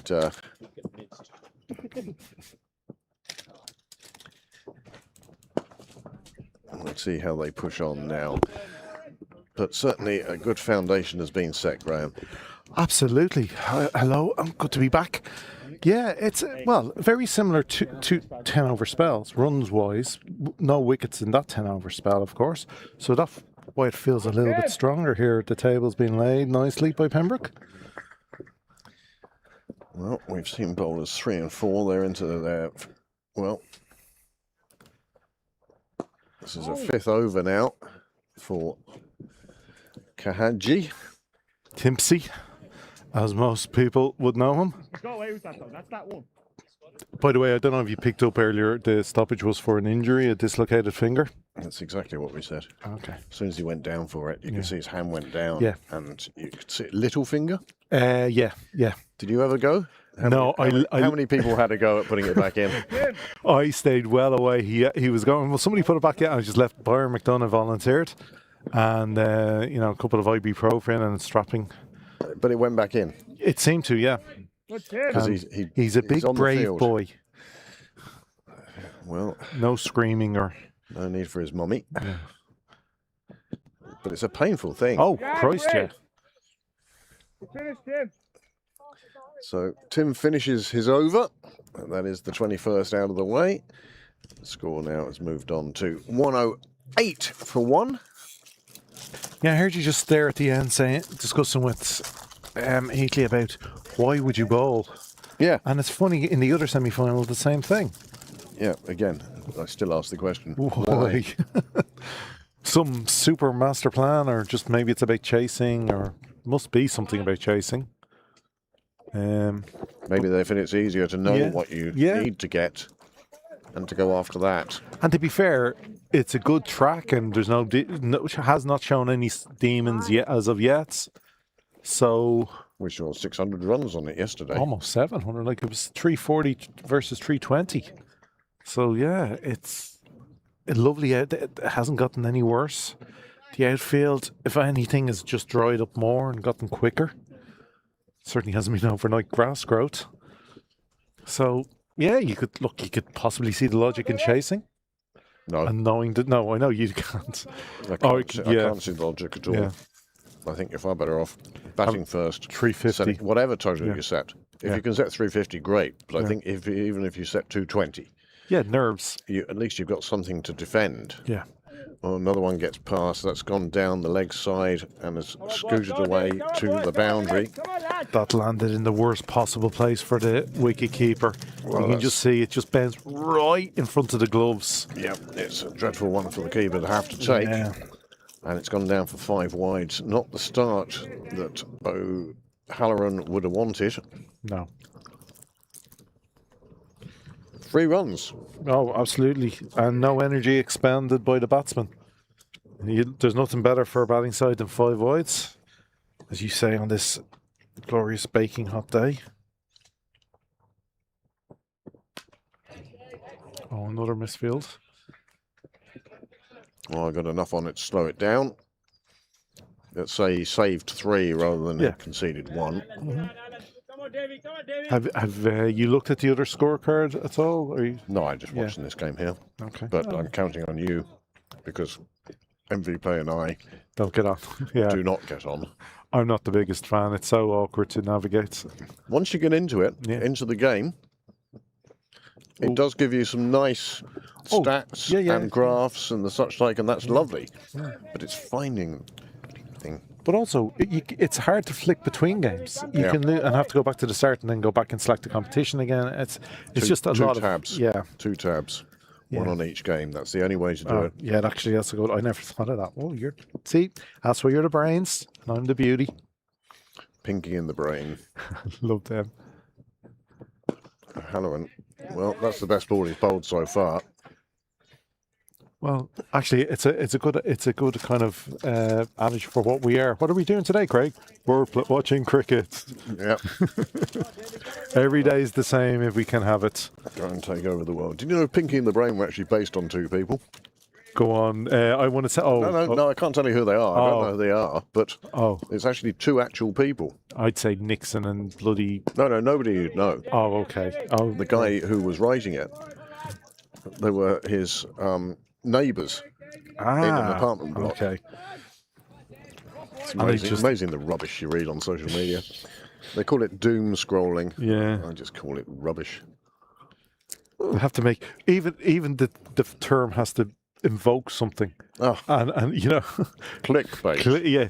But no. But doom scrolling, like you said, it's just rubbish. But they're doom scrolling, more dramatic. Oh, that's coming right down to us here, but the fielder will get round and save it, being the first ball to make it to the media centre. Hey, Jack. Good, Davy. Good, Davy. Afternoon. Good afternoon. Afternoon, Jack. David. David, is it? Oh. Shows how much I know. Well, it's been a while since we've seen him in the colours. Shots. Wow, short. It was short. He was onto it very quickly. He's just This stood is a up. guy who plays for the Leinster Lightning, plays for Ireland. If you put one halfway down the track like that with the pace, then you're asking for trouble. He just sat there for him, didn't he? And the way you can just see him keeping his shape. That's like what you see in the nets. Yeah. When somebody's just doing throwdowns. Throw ups, yeah. And he just stands there and pulls on the ball. And that's. Well, repetition works because he put that one away very nicely. And again, the beautiful outfield that was only ever going to be one thing. Oh, and he repeats it this time in the air. Same result. Yeah. Ashley Balburney with the fielding. Ashley and Candy on another lap with second grandchild.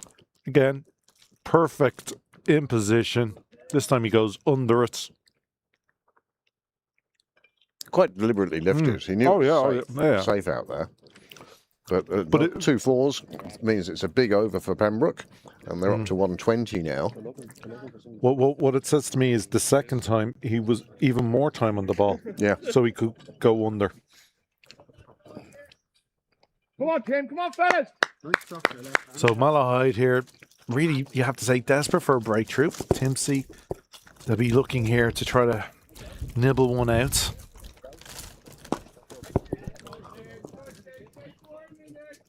Yes, because if you're Malahide, what you really need at the moment is Harry Tector coming in. Man, you look. Well, you need to take 10 wickets. But what a day for an All-Ireland semi-final. Nikki Bell has risen from the dead after her excellent lunch yesterday. I've never seen anybody eat so much fruit at lunchtime. When I say fruit, of course I mean grapes. Grapes. The processed kind as well.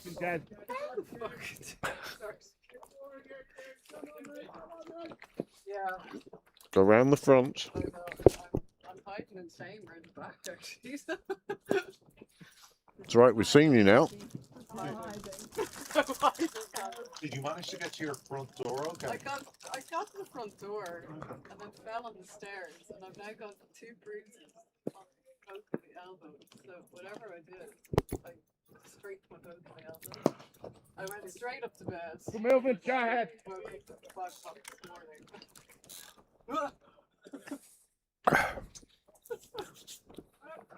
Here. That's a lovely push from Balburney. Simple cricket, but effective. You're exactly right. It's just an efficient way of scoring runs. Just push it into a space, take your single. Thanks very much. Yeah. I mean, when I can't get the Balburney 4, only has one boundary so far. Tim Tector far more prolific with the bigger bat. But Andrew Balburney just doing an absolute steady job here. He knows how to pace his innings. He's a foil at the moment. If needed later, he can increase his speeds if required. As you said, he knows how to pace an innings. He's had 1 or 2. Yeah, I think at this stage he's had enough practice. Yeah. all that time at the lower levels. Well, let's be honest about this now. Andrew Balboni is probably the best batsman Pembroke have ever produced. Yes, And in not probably. in that, I include all the current internationals and all the past players for Pembroke. But Andrew has just been so consistent over the years and unflappable. That's another thing, is his temperament. It doesn't matter whether he gets out first ball or scores 150. You just sort of shrug of the shoulders. Yep, that's my job. That's the game. That's what I do. And whether it's playing for Ireland or playing for Pembroke, as you said, it's unflappableness. Yep, or playing for the Northwest Warriors. Yes, this Thursday, 10:45 a.m. Again, just Come, Davy, come, Davy. casually stroked out to the boundary. Balboni just exercising his right arm a bit there. We've been asking a lot about the T20 semi-finals. Nobody knows who. No, you've been asking. Okay. But go on, what have you found out? Well, no. The draw has been made of which province. And who are we playing? That information has to come. No, yeah. which province? But that information, the person couldn't remember. All they knew is the draw has been made. So Okay. the province has been settled, and where the game will be played, they're going to text later. That'll be an interesting one. Andrew Mooney with the information. But yeah, obviously Warringstown have to play, I think, Lisbon in the final of the NCU T20. And with the final in Warringstown. Well, Warringstown will be very keen to be Yeah, involved in that. It's nicely played again.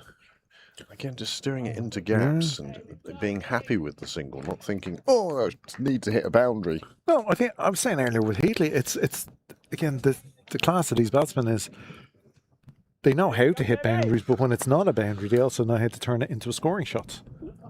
Yeah, try and reduce the number of dot balls, really. That's what that's about. That's the difference between a good player and us. Fewer dot balls. Short. But again, Tector getting up on top of it, pushing it into the covers. It feels as if he missed out there. Probably based on how the length he had time to play that, and he just didn't find the gap. Good fielding though, never easy along the edge of the artificial. Well, there's about between half a dozen and a dozen at Cons Nook. The railway line has half a dozen on it. Cyril's Way, again, starting to fill up. An excellent crowd from Malahide here supporting Oh, their club. absolutely. Lots of Malahide supporters here. I've also seen Kevin O'Brien. Yeah. Now Frank Whelan over from across the road. Obviously wanting to warm up a bit. Well, I'm sure it's recommended. So, Malahide in their canary yellow. Still searching for this breakthrough. 133 for one. It's kind of like watching yesterday's game, but with where... Swap of the teams batting. Yeah. Where do you find that breakthrough? And you can see there will be a change of bowling at the St. John's Road ends. So we're already into a sixth bowler. Yeah. But again, 24 overs, 133 for one. They really have set a very good base here. The foundations are strong on this one. Then again, couple of, we always say add two, and it can change that slightly.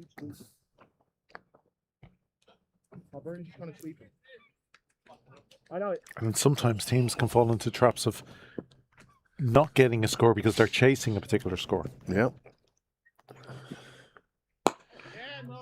Well, again, the experience of these two batsmen is such that they're not saying 250 is our target. No. They're saying Just keep at it. 5 overs is our target. Yeah. And we'll see where we are then, and then we'll do that again and again. It's like when you're chasing down a total, you do it in stages. You don't say, oh God, we need 340. You say, well, by 20 overs, we need 100. Yeah. You know, you break it down into those steps rather than taking the whole thing as one big gulp. And I'm sure, again, because we're talking about experienced players. I'm sure they've taken note of the 2 opening bowlers for Malahide have already bowled 6 each. Yeah, And I that's- was saying that to Heatley. Yeah. Do you think that Malahide are leaving themselves a bit short at the Yeah. end of the innings? Yeah. And like, if you've got the likes of Ollie Riley, Gavin Hoey, Jack Tector himself, if they come in and have freedom to just go for it, you know, have Malahide left themselves a little bit short? Now, bringing in a 6 bowler obviously is going to Change that, yeah. would help, but they've decided to stick with just 5 at the moment. It's not a bowling change, is it? It is. It just hasn't caught up yet. Yeah, that's not Timpsy bowling. That is Moed San bowling.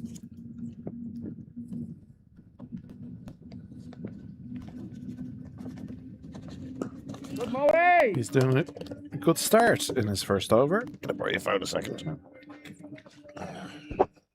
Keep going here, fellas. Come on, fellas. Oh, What do you need? The others? I wanted to copy the address, Oh, okay, sorry. so just cancel that. Go back, yeah. So that address there, and send it to me. Okay. Is the live chat open today, Noel?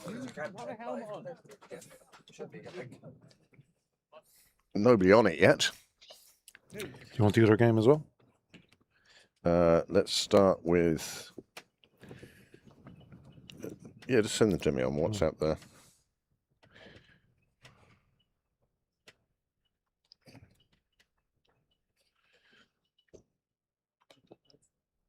It's our game. Brilliant. Thank you, Graham. Only because I do like the various stats. 31 without loss over the last 5 overs.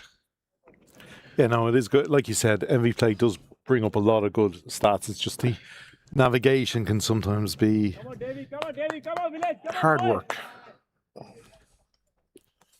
Just this little break, I'll just let the viewers know. The other semi-final, Leinster batting first, are 132 for 3 from 24 overs. Okay. Well, Gareth Delaney is batting, and he's 43 from 39. yeah, never one to hang around is Gareth. No. If he sees one to hit, by golly, it stays hit. Well, the gun's on him. Yep. They're howlitzers. It's, as I say, Ireland are particularly blessed at the moment to have 3 such good leg spinners around in Ben White, Gareth Delaney, and Connor Hoey, Gavin Hoey. And, you know, when you say, oh, they're all leg spinners, they're not all the same. No, there's Very different styles Yeah. that they use. And then, of course, when you're a selector, you're not just looking at what they bowl or how they bowl it, you're also looking at the rest of their game. And Yeah, fielding, you know, batting. Hoey, we know, could bat. Delaney, certainly.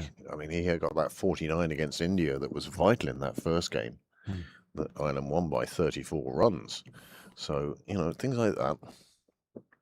Down the track. You could see that there was something about to burst, and it burst there, and it's gone down, bounced once, and reached the fence. That's a fine shot. Balbirnie just using his feet so beautifully. It was almost, I don't like to use the phrase in relation to cricket, but it was almost ballet dancer feet. He just got himself down the track. There was no thudding down the track. It was all light on his feet, and that let him free his arms and play it straight back over the bowler's head for 4.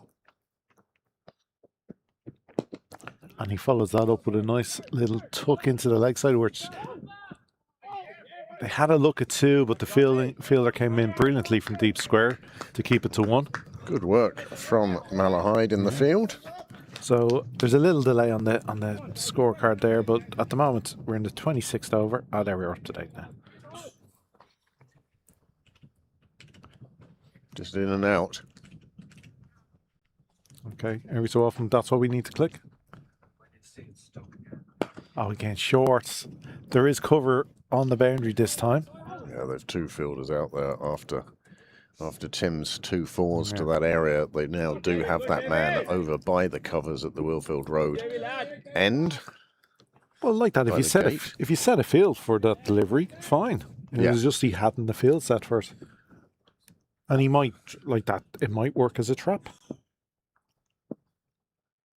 Like a slow one bowled into the pitch, miss hits. That's lovely batting. Good feeling again down Malahide, keeping it to 1. And that's all they want. Just singles here and there. Fielder who dived for it, just taking his time getting up, using the Nigel Poff method of, okay, I missed it, somebody else can fetch it. And maybe that was for the cameras. And also, it's just a reflection on, it is actually hot out there. Oh, we are blessed being under the shade here, because my little lap, or half a lap earlier, you felt the heat straight away. Yeah. As soon as you step out. The railway side of the ground's quite nice. There's a bit of a breeze out there. And again, you can see the flag is hardly moving, but the way it is moving suggests that the breeze is coming in from Dublin Bay. And as I say, that generally means we have good weather here in Sydney Parade. And it means the wall is covering this you. one not quite hit the way he wanted it from Balbirnie. It went further behind square than I think he was aiming, but he managed to clear the fielder, and in clearing the fielder, he found the boundary. You see this shot here? It's come off the edge. Yeah. And it has just cleared the fielder and then ran away to the boundary, and that brings up the runs. Candy Balbirnie. And Ashley Justin's shot. Clapping. Look, the result is all that matters, and the result was 4 runs. That moves Balbirnie onto 46.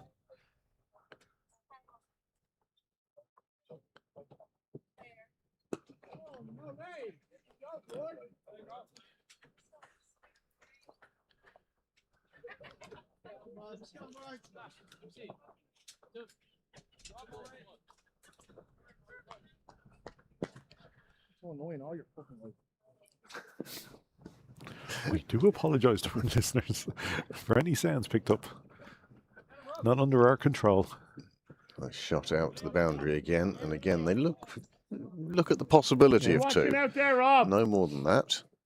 Oh, I don't know if this fielder here is aware of how close the microphones are. Afternoon, Billy. How you doing there? Yeah, listening to your wireless there. Oh, that's beautifully placed from Balbirnie. That's a classic shot, isn't in it? between the fielders. And that's the sort of one that really upsets fielders. And that brings up his 50. Andrew Balbirnie once again coming to the fore as needed. What was the score when these two came together, Graham? They came together. Again, I have to get used to this. 1 for 27. Okay, 1 for 27. So they have put on over 100 for this second wicket. Yeah, and in good time as well. They came together in at the end of the 5 overs.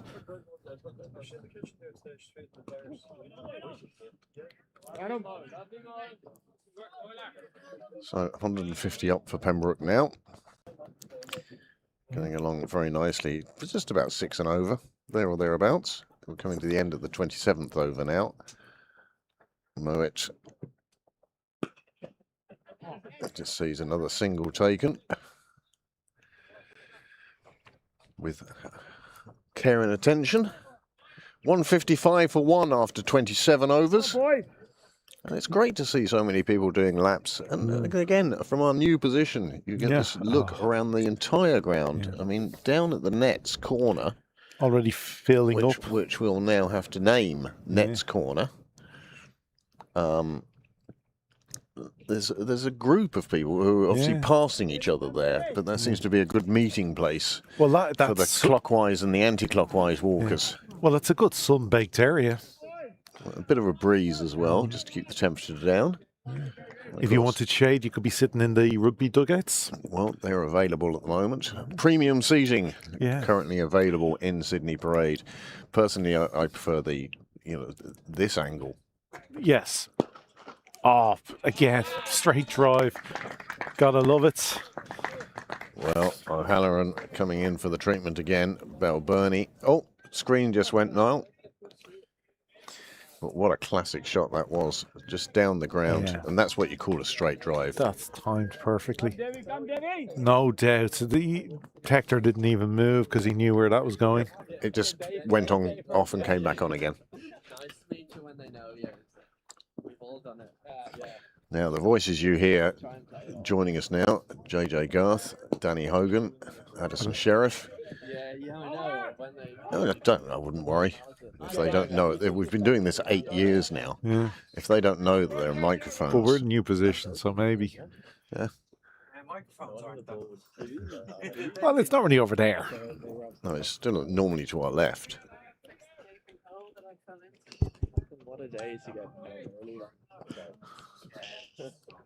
Yeah, yes, you're quite right, JJ. Yeah, it was what good. a It day was- to get out early. It was a brilliant wicket to take. 72 devices just hearing JJ Garth complaining about getting himself out so early. He really is cursing himself now. Oh, he's got an Awards night. Here we come. But it is one of the great frustrations as a batsman. Yeah. Is you get out cheaply and then you And see as he other runs, people getting runs. yeah. It's like a glorious day for batting, and you're the one guy who misses out. Or what's worse is when you're sitting there, the next batsman in, and they're you watch there for ages. watch a great partnership put on 200 runs, and you come in and get out early.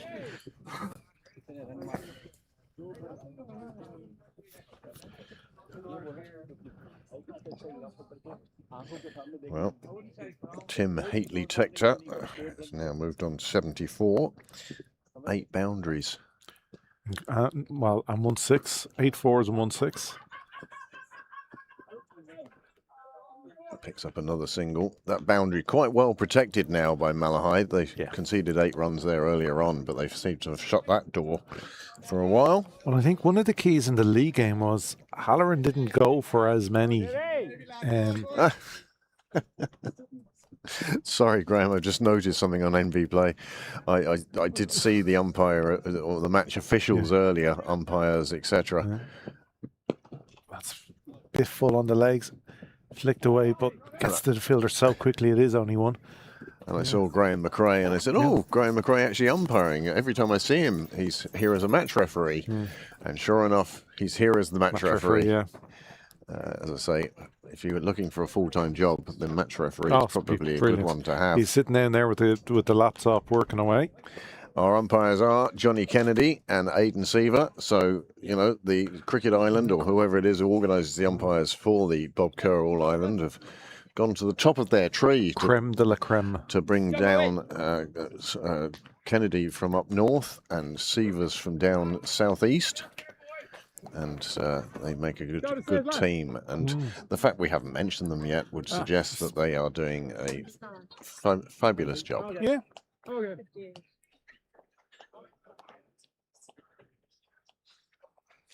But I was saying, yeah, maybe a bit worrying for Malahide that O'Halloran in the league game was a bit more economical for them and restricting a score of Pembroke. Well, again, And he's going at 9s at the moment.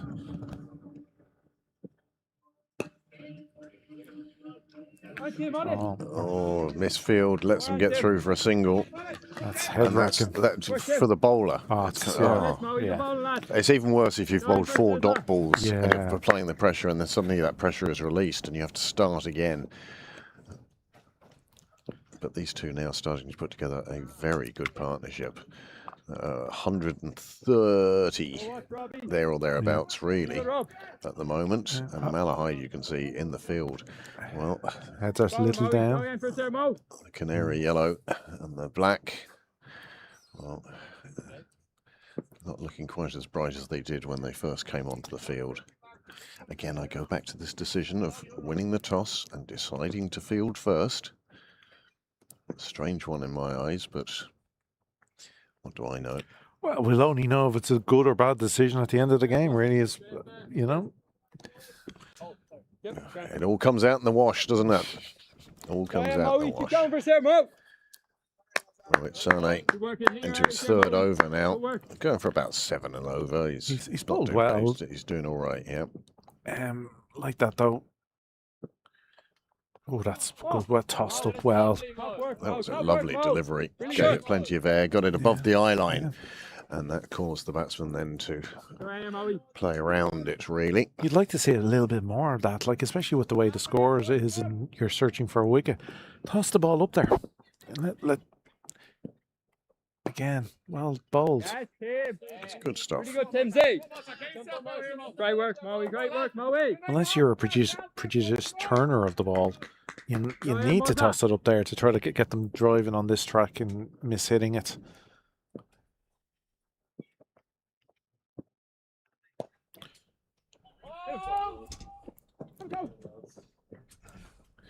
Deciding against the throw. It finishes the 29th over.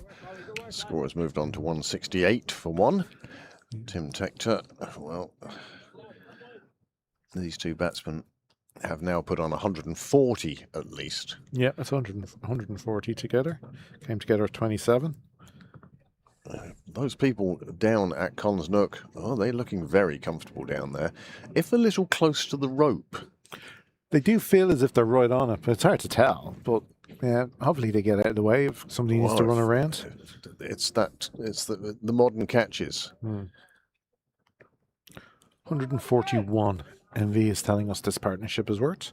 Well, they have moved on to 168 for 1 after 29. And the 141 has come off 144 deliveries. Tim Tector, 67 of that partnership, and the Balburney, 60. They're going along at pretty much the same pace, and they're both playing the same controlled shots, so I'm not that surprised. As I say, great graphics and everything. It's just a shame we can't bring those up on the screen. Yeah. NV Play. Do you know how much the annual subscription is? 400, I heard. No, a lot more. 600. Wow. And is that sterling or euro? Does it matter? I think it's 500 sterling. 500 sterling, 600. Yeah. So yeah, for one match. For one match in the All Ireland, Bob Kerr, and well.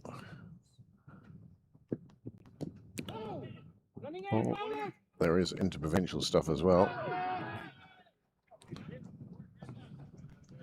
Batsman safely home, no drama. No, this is flicking again.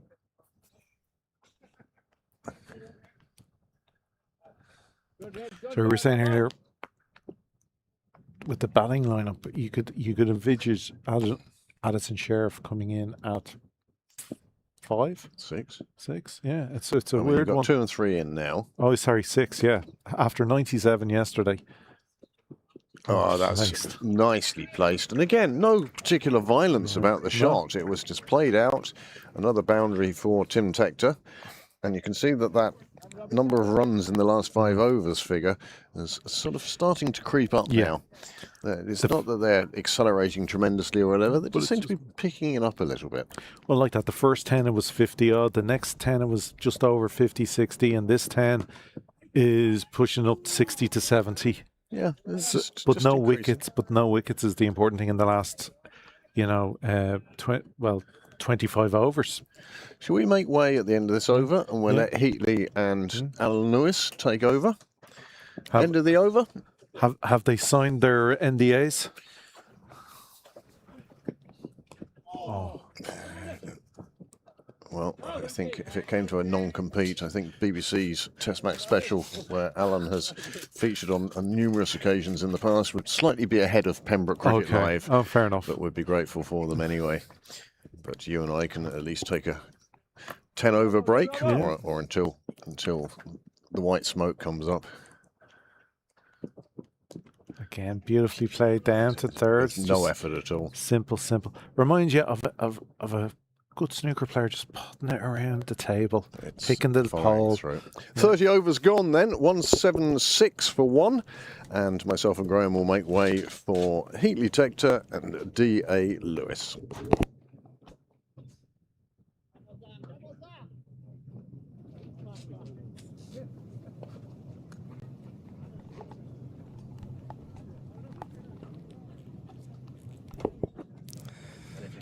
Beforehand, just give us a shout. Okay. And so immediately I say, hello, Alan. Hello, Heatley. Hello, Alan. Hello, Heatley. 30 overs deep.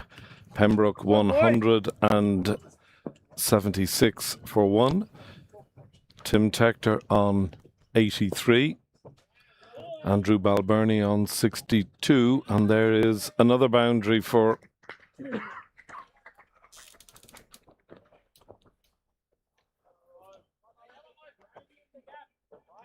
for Balbirnie. All well, Alan? All very good. Watching that excellent sweep shot. Many people get mixed up with the sweep shot, thinking that you've got to play on line, and of course you don't. And it's one of Andrew Balbirnie's big areas to score, and he plays that shot so skillfully.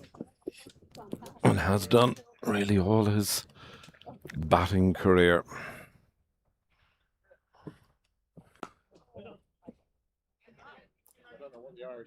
This fella's a very similar action to Ravindra, I'm thinking. New Zealand, fantastic all-rounder. Oh, it's sad.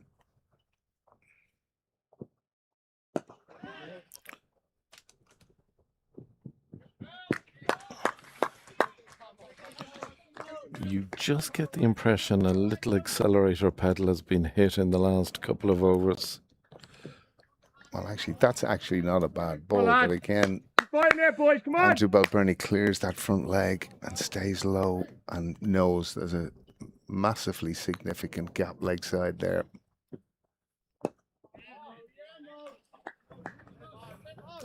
Nice from the bowler there, bowling with that just a little bit more pace. See, could he lure Balbirnie into the same execution as shot, but not on this occasion.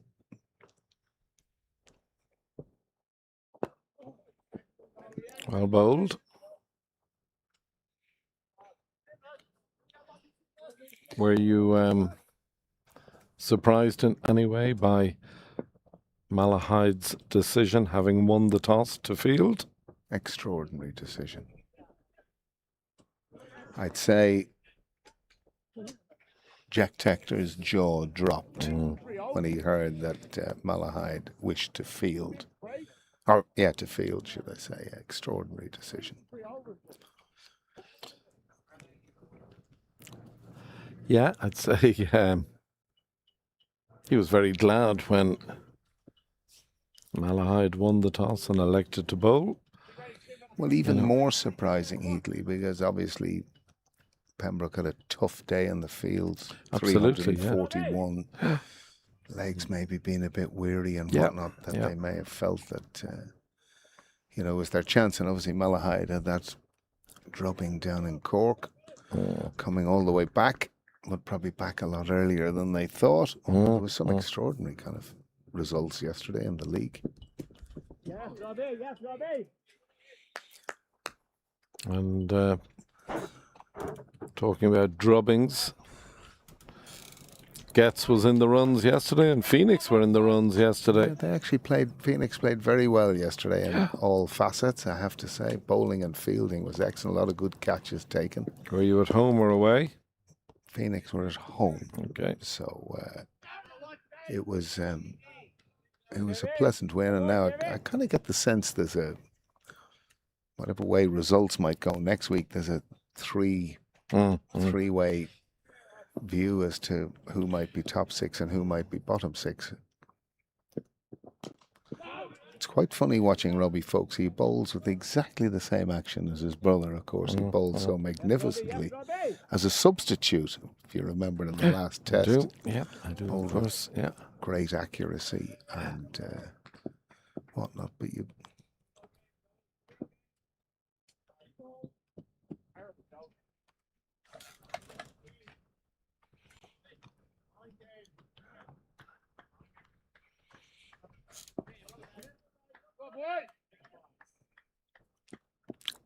Quite interesting at this juncture that Malahide have 6 in the circle.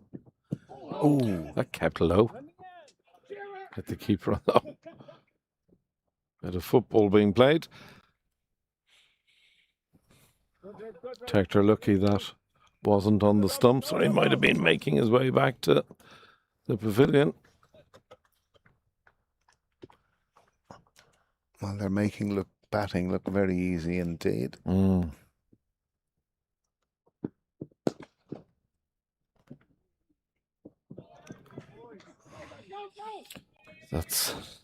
That is. How would you describe that? Poor. Poor, I think, is the best description. Not sure whether Robbie would describe it. He might use a more expletive word than poor.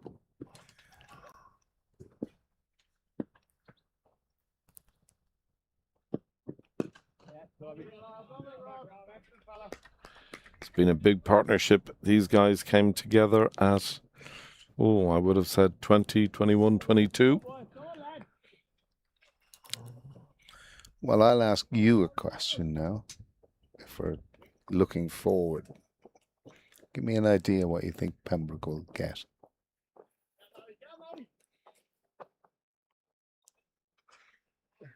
I would say Pembroke will get 376.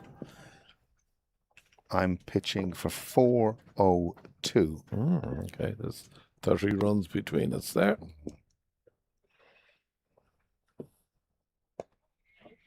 And obviously, this particular game coincides with you doing your commentary on a day when you would never be doing your commentary, the last round of the Open Championship. Where's your money?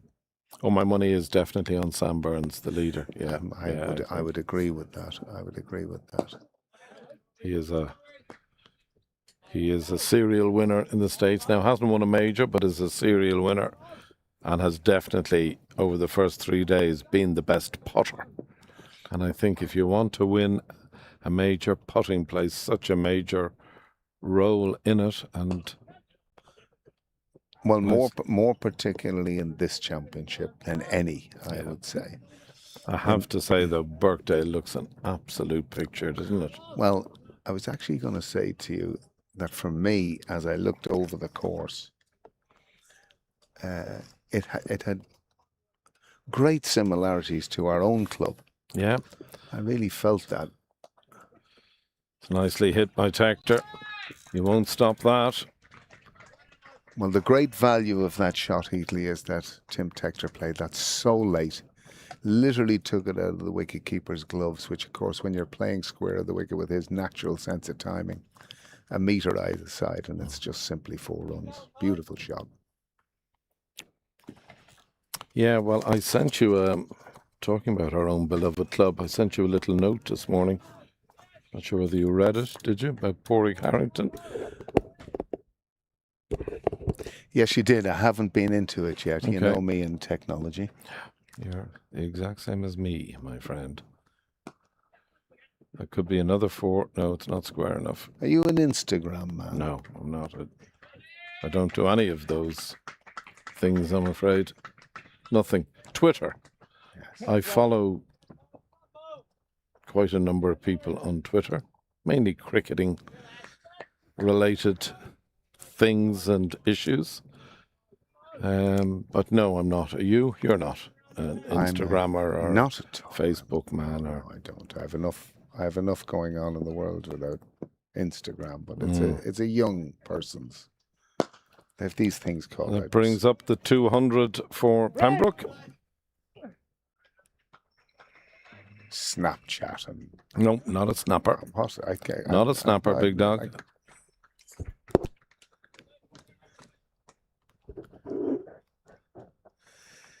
So 200 up for Pembroke, and they're in complete and utter command here, and you just feel that Malahide at this juncture, they're not really searching for what they need, which is a wicket, and with certainly 1, if not 2 boundary balls, or certainly boundaries being struck every over.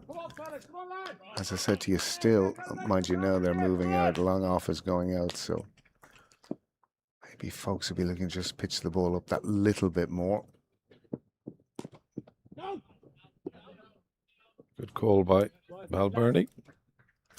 It's a big game for Malahide. They haven't been in a, not that I can remember in the last couple of years, been in a game of this magnitude.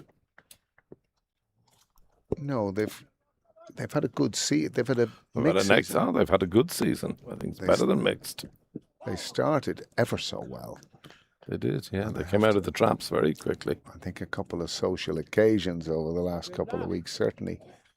They played Phoenix with about 6 players missing.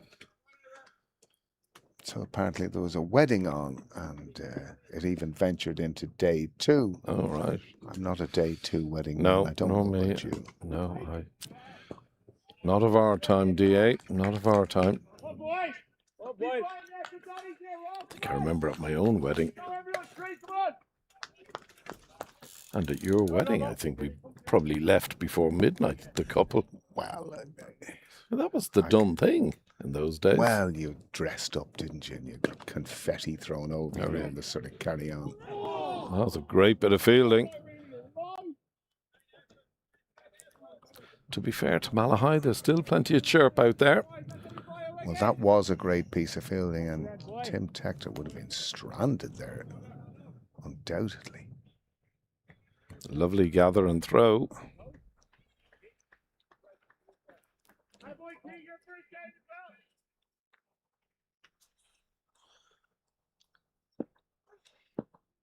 So, folks, to Balbirnie. Okay.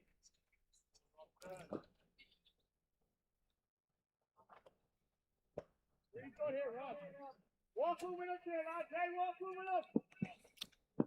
God, it's been some weather, hasn't it?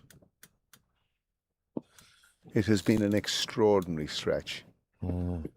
And one thing that's quite annoying for me, you know, like, obviously it's hot. We all know it's hot. But like having endured 30 days of rain in January and February, can we not 60 days, Lou. Can we not actually celebrate Our great a bit of sunshine? the head of the links out in Portmarnock, Gary, told me that 60 straight days from December the 26th. Rain fell every day. Yeah. So it's going to be a drinks break. 34 overs have been bowled. I don't think that's the correct score, Lou. So No, there's been runs scored since yeah. then. But it is a marvellous service that Pembroke offer. Oh, it is fantastic. And, Well, Niall is just devotes so much of his life to this service, and well, every he's year it brilliant, appears there's an addition. well, a fourth camera now. So I'd like to have 4 cameras at a club game is simply fantastic. Marvellous for players too, because it would have been something we were never used to in our day. Someone might have said, gosh, you're playing well, but be able to see it yourself is significant. Well, Actually, a little bit of trivia information. We were entertaining last night and a little bit late, but down to 40 foot for a swim. Beautiful. this morning or last night? And the great Ed Joyce jumped into the water, so I chatted to him for 5 or 6 minutes as I floated. He was here yesterday. Was he? He was, yeah. And a good day, great day for Peter Prendergast Memorial.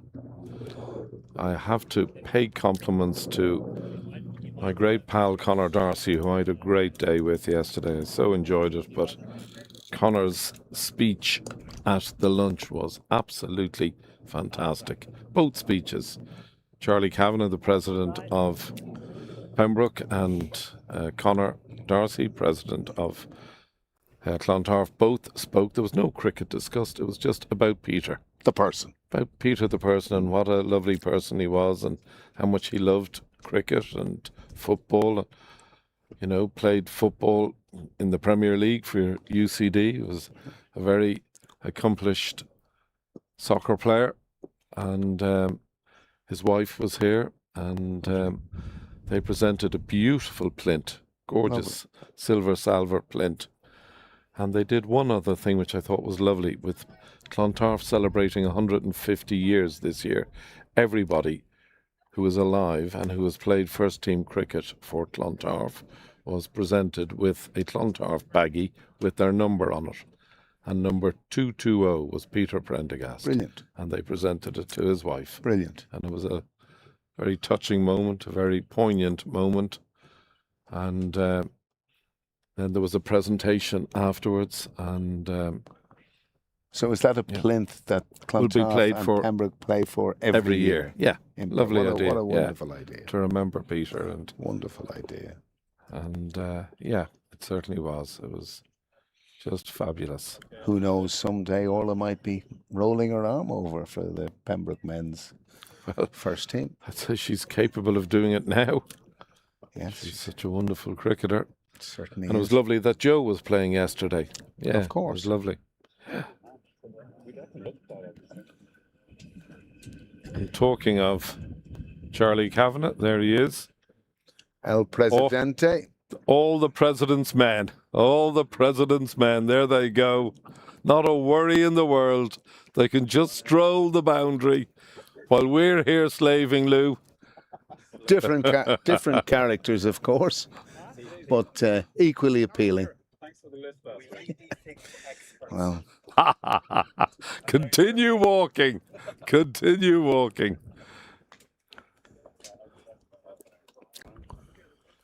so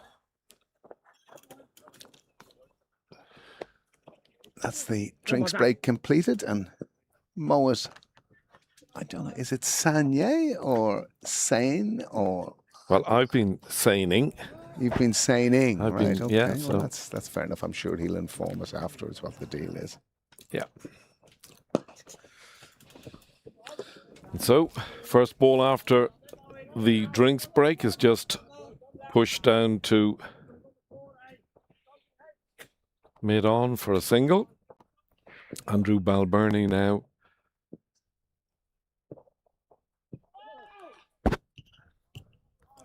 Bowled well, as Mowat. He's bowled very well. Has a lovely action. Yeah, I and like it. There's just something always about left arm spinners that is different. Well, our old clubman bowled well yesterday. One Killian MacDonald. Okay. And I tell you who bowled superbly yesterday with colossal pace. One DD. Oh, he got the wind up, did he? He got the wind up and he was tremendous. He got JJ Garth with as good a ball as I've seen in a long time down here. It was an absolute perler. So if you're listening, David, good afternoon to you. And that should be the first boundary of... Oh, that is a marvellous bit of fielding. That really is as good a piece of fielding as we've seen today. From Jimmy Newland. Oh, yeah. You can see it there. Great replay. Ah, terrific. That is fantastic.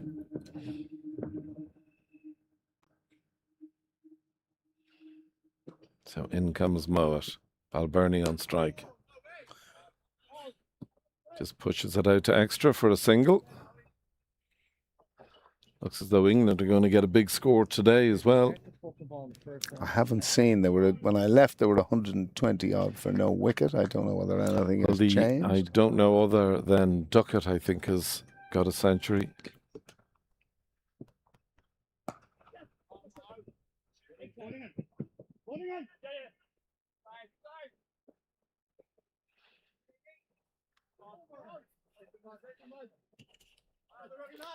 Delighted to see Davy O'Halloran back bowling and bowling well, I thought. Yeah, early in the spell, he was a little bit short, and Tector in particular tucked in, is what you'd say. And short wouldn't be my choice of delivery to Tim Tector. When you look at what sits on the bench for Pembroke, they've Tector, Tucker, Sheriff. Well, he Tector, got a Bowie. 100 again yesterday. He's just got a bucket load of runs, Addison's. No, didn't get 100. Oh, I'm afraid. 97, sorry. 97, You're that's absolutely it, yeah. correct. Cotton Bowl Delaney. Yeah, terrific catch. Yes. Fantastic catch, yeah. Looked to be a smashing game of cricket. It was fantastic. High quality. Yep, very good.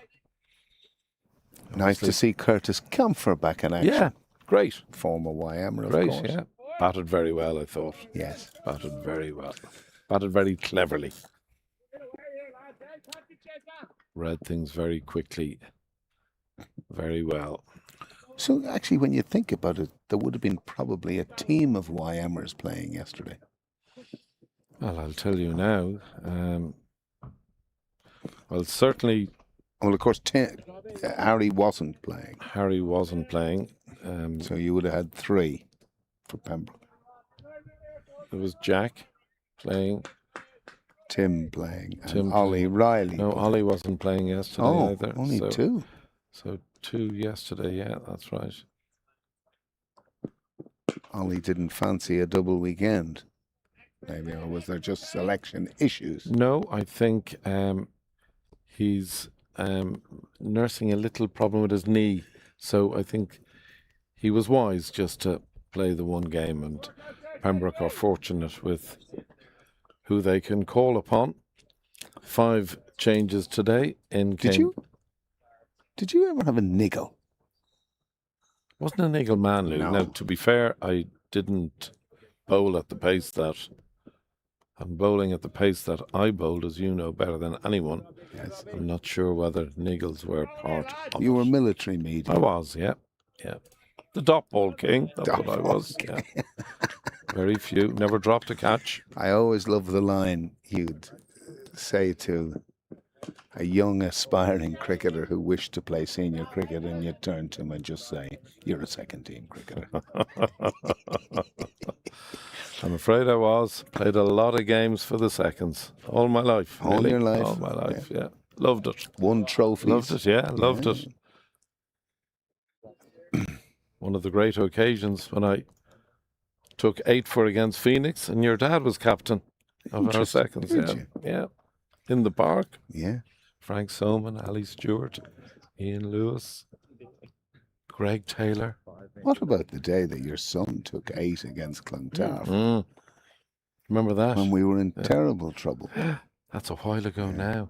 I think there was a bit of hood when Billy Coughlin had smashed a 6. Who was here yesterday, of course. I carefully brought out a potato as the replacement ball.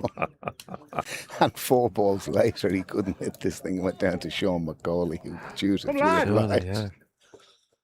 Yeah, the Oh, old they were- potato, you know, they you were don't get potato, away with yeah. it these No, days. no, You just no. threw the ball on, we'll go again. Well, they were great. They were great days.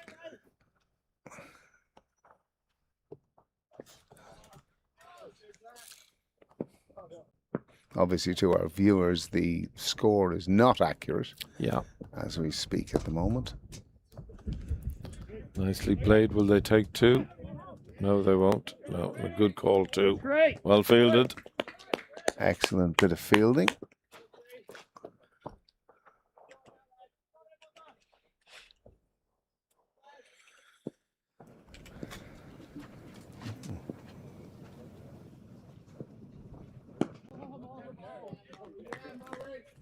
You kind of feel at this stage, Heatley, that maybe one What was of that?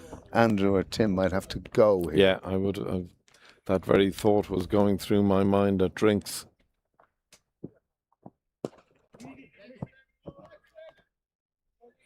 It was very interesting, and I really enjoyed it.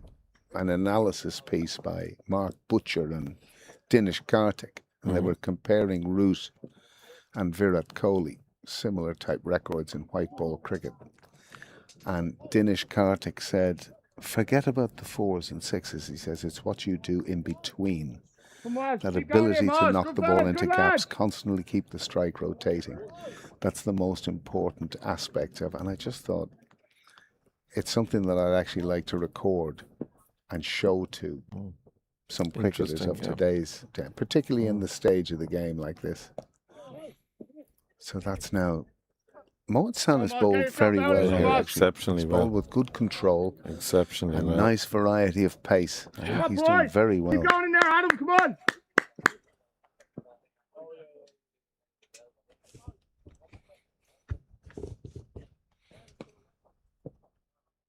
There, that lovely in drift slow.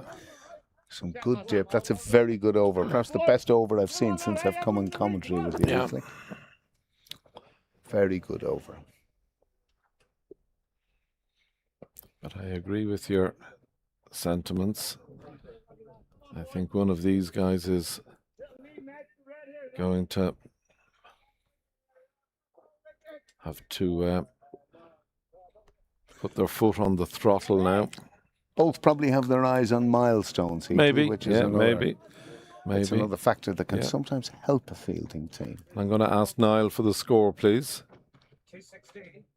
What are the individual scores? Who? Tim is on 98. And Bal must be close to 90, I would have thought.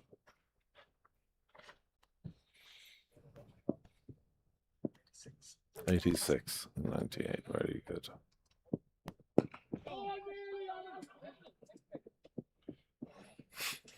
Well run. It's been a strong feature of this partnership they're running. Greg Ford has made on a little bit ponderous there for him. His father wouldn't be happy. Of course. I guarantee you he's watching, and if he is, good afternoon, 40. Absolutely. And he's going to be called into action again. And he's not happy. Well, you're falling on hard ground out there. I always love the bowed head. The bowed head. Hands on hips. Come on, 40. Lift it. And that's a century for Tim Tector, and he will be delighted with that. It's gone through a little bit of a lean period for Pembroke. Had a big score last week for the Lightning, so that will absolutely please him no end. Well done and well batted, Tim Tector. I was only going to say that. He'd been on the back of a little bit of a lean spell. That's absolutely true, Heatley, but it's always wonderful to get to the landmark. Hundreds are hundreds. And that's an excellent 100 that he's scored here today. But I'm sure we'll be anxious now to kick on a little bit. But they're in a fantastically advantageous position. Yeah, as I say, when you think of both Harry and Lorcan still to come.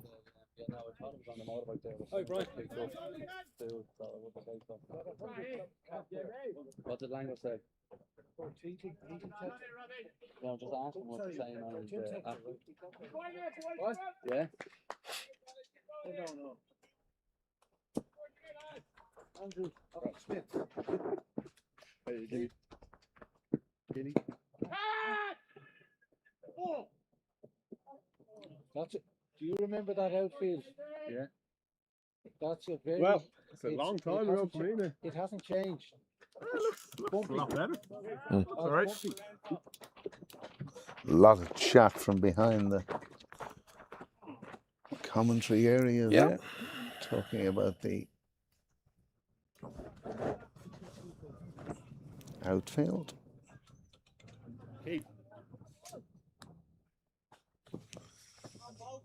And word out to the great Andrew Fox. Is he tuning in? Tuning in. I dare say he is, because he's phoning me, and he always phones me when there's a little bit of mood music. But one of the great characters of Leinster cricket, Andrew Fox. Former civil service. And now the current manager of Phoenix, raconteur. Great man is our Foxy. Nice to have you with us, Andrew. Would be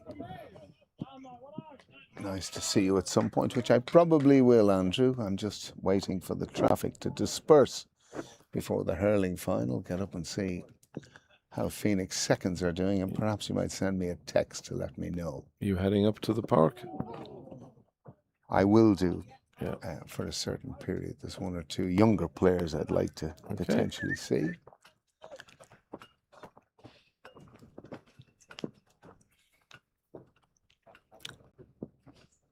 But I'm hopefully going to rely on Andrew giving me.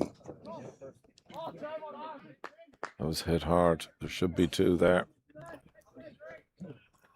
A little bit of an update of the twos and fros of game against Wexford Wanderers. No, very good. Where my dad played his cricket. Yeah. He was a Wexford Wanderers man. I'll tell you, at the lunch yesterday, one of your former refereeing colleagues was here in his capacity as president of Monkstown Rugby Club. The great Donald Courtney graced us with his presence. Much chat out of Donald? Yeah, had a great chat to him. Yeah. Come on, Mozak, get yourself out here, Mozak. Come on, boys. Of course, big part of the judicial process now for World Rugby. Donald Courtney, a busy man he would have been, I would imagine. Very surprised not to see that New Zealander sent off yesterday for the head contact on Van der Flaer, but the rugby world has gone crazy.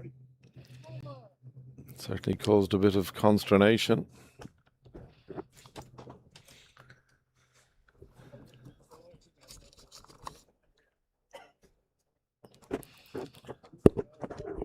So Niall, we'll ask you for an update.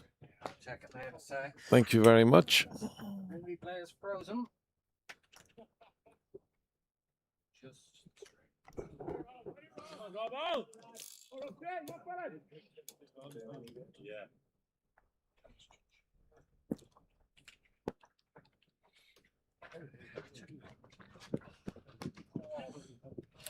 There's no stopping that, I'm afraid. It's another 4 to Andrew Balbirnie, another 4 to the total. And the score, please, Craig.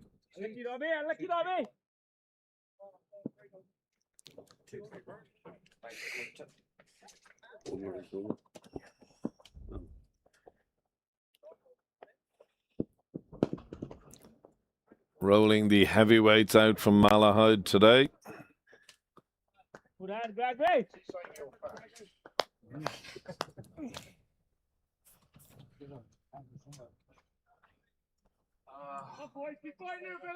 Fordy will be much better pleased with his son's effort there at mid-on.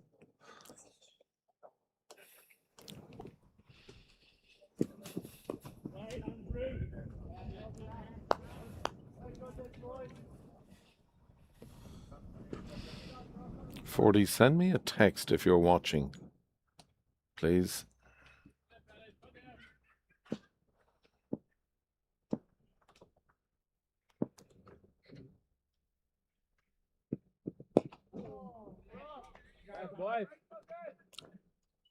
Good, Robbie. Good, lad.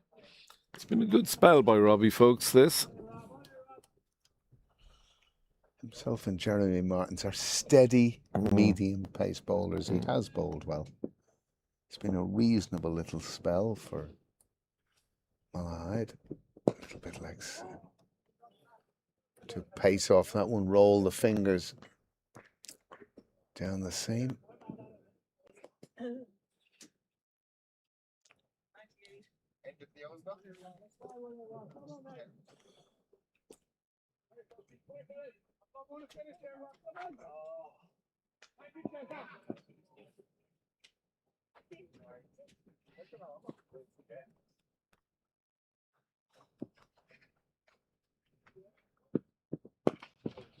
This could be out. Oh no, it's not. Not. Sorry. It's gone a long, long Beg your way. pardon. Sorry.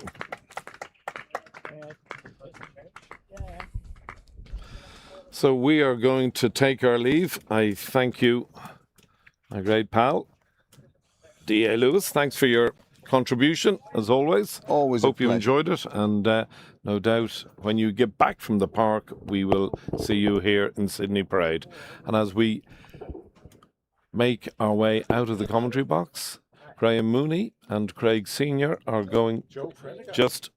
Oh, great. Oh, and I hadn't said it to you, Joe, but I heard you on comms last week, and you were absolutely fantastic. I loved it, so well done.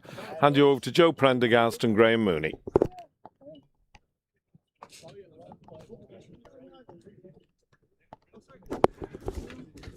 It's good to be back, all. That was a fabulous 10 overs for Pembroke.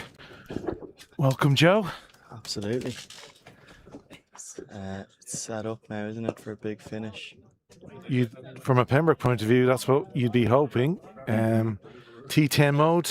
I think so. Well, I know 15 to go. Or that's a little behind. Sorry, on the screen. Yeah. I'll get the scorecard up on my phone again. They're having Wi-Fi issues in the scored box. I think Andy's on 98 as we're watching. Andrew is on 98. Tector on 108. The score's 238 for 1, and we are in the 41st over. So yeah, last 10. And that is 99. 99, no push for 2. Yeah. So these two came together at 27. I know. Incredible partnership. I think. Yeah. It's what you dream of when you're the skipper and you've lost the toss. Absolutely. Would you have bowled first? It's hard to know really from their perspective, isn't it? Like it nearly worked out for us yesterday, although we lost the toss in that scenario. That it's not past them. That should run away. That is going to run away, and that does add another 4 to the total. Yeah. Perfectly placed. Yeah. From Tector. Well, again, if you look across in the other semi-final, Leinster are 7 down, so and CSNI chose to bowl first. Yeah. So It's just, I suppose it's application. Yeah, it's just so flat out there, Yeah. And like the ball obviously changes for this round as well, so it's a turf now, so the ball is flying around as well. There's not much in it for the bowlers. Do you use 2 or 1? They're using. I actually only realised there now that so they use 2 until 34, and they choose 1 to use for the last 16. So they're into the chosen ball. So they're now it's 1 ball. Okay. Which I thought was interesting. I didn't actually know that. I didn't either. It's a beautiful shot. Oh, that's beautifully used of the feet. Plugged on him a fraction, only 2. Yeah, it's so hard for Malahide, I think they've actually stuck to it pretty well. The fielding, they have been diving, throwing themselves around and stopping everything they possibly can. Absolutely. It's just a joy to bat. Hard wicket, outfield like glass, hard cricket ball, it's not much in it for the bowlers. And again, you're looking at 2 very good batsmen to bowl at. Absolutely. And your reward for a wicket is Harry Tector. Yeah. Lorcan Tucker, Addison Sheriff, 97 yesterday. So the prospects aren't great if you're a bowler, but I suppose these are the tasks you want. Yeah. So we come to the end of the 41st. Just 9 overs to go. Pembroke are 2, 4, 5 for 1. I'm catching up. Going back to Kanduja here, who I actually thought bowled really well earlier on. Such a it's such a strange kind of what he bowls. It's almost hard to read, kind of that really quick off spin. Yeah, he's like 6 overs for 28 runs. Which in the context of what's happened here has been it's a remarkable effort, really. Yeah. I wouldn't, if I was him, I wouldn't probably thank the skipper. I'd be keep my head down now. Hide somewhere. Yeah, but he's taking it on and see what happens. And again, I think he could be hard to get after from our perspective here. That's 100. That is a super knock from Andrew Balbirnie. 100 runs from 117 deliveries, 9 fours.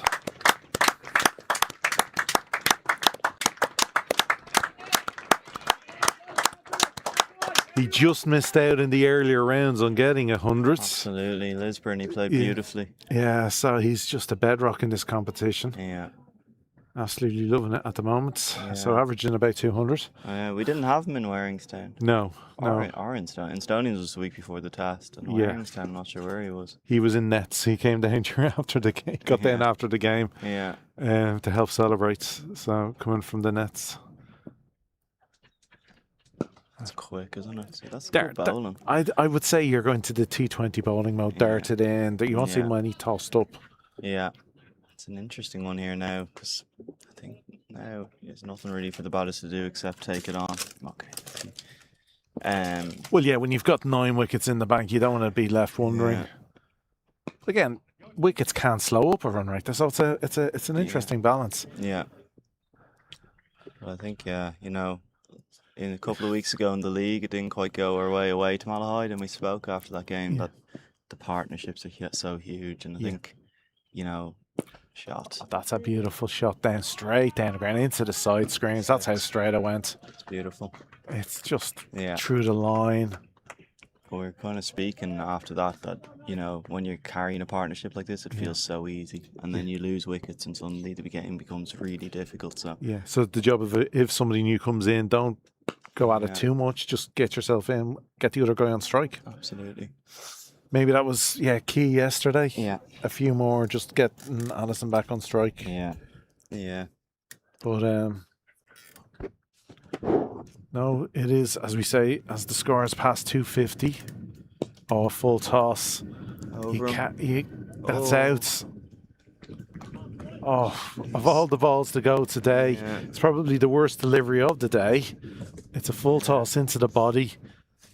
And all Andrew Balburney can do is just really find long on. Slightly tired swing. Yeah. He comes down the track on the full. Just not enough on it, really. That's all you can say. Yeah. Fielder taking it right on the rope. Yeah. So, but a brilliant innings. What a knock.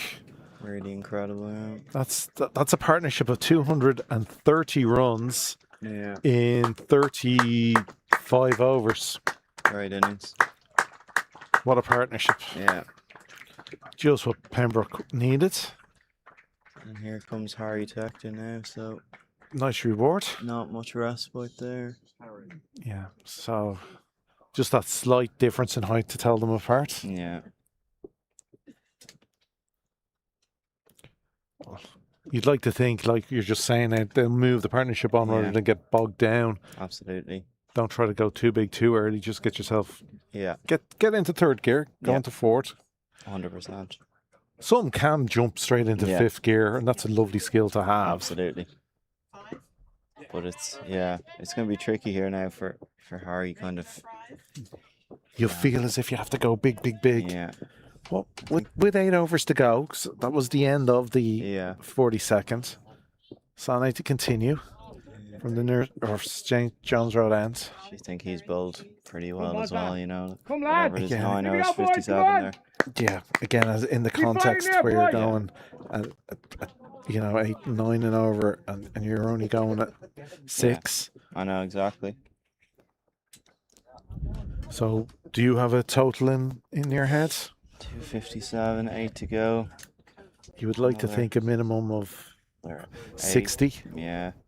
I'd say another 80 you kind of be happy with. It's a strong shot, I think. It's 4 as well. Oh, that's unfortunate for the fielder and the bowler. It's desperate for a bowler in those circumstances. Oh dear. It's just a Yeah, hot day, isn't it? yeah, just things go wrong here. Sorry if that's sprayed you. No, you're grand. Totally understandable. Oh, that's in the air, and that is out. That is 4 and outs for Harry Tector, just the 2 balls faced. Just slightly slower from the bowler. It's clever bowling. Outside, put it a little outside off. Caught the edge, here we see it. And he has bowled very well. Yeah. It just squirted. Just a fraction slower. It's yeah. I think Again, we're though, going to see a lot of that. You know, there's not really much to be done here from a Pembroke's perspective. You know, you might as well just take it on. well, if every batsman comes in and hits a 200 strike rate, Yeah. it's okay. Like with Yeah. a wicket, you're not going to mind about going 9-10 down Yeah. and being bowled out if everyone's going at 200 strike rates. Absolutely.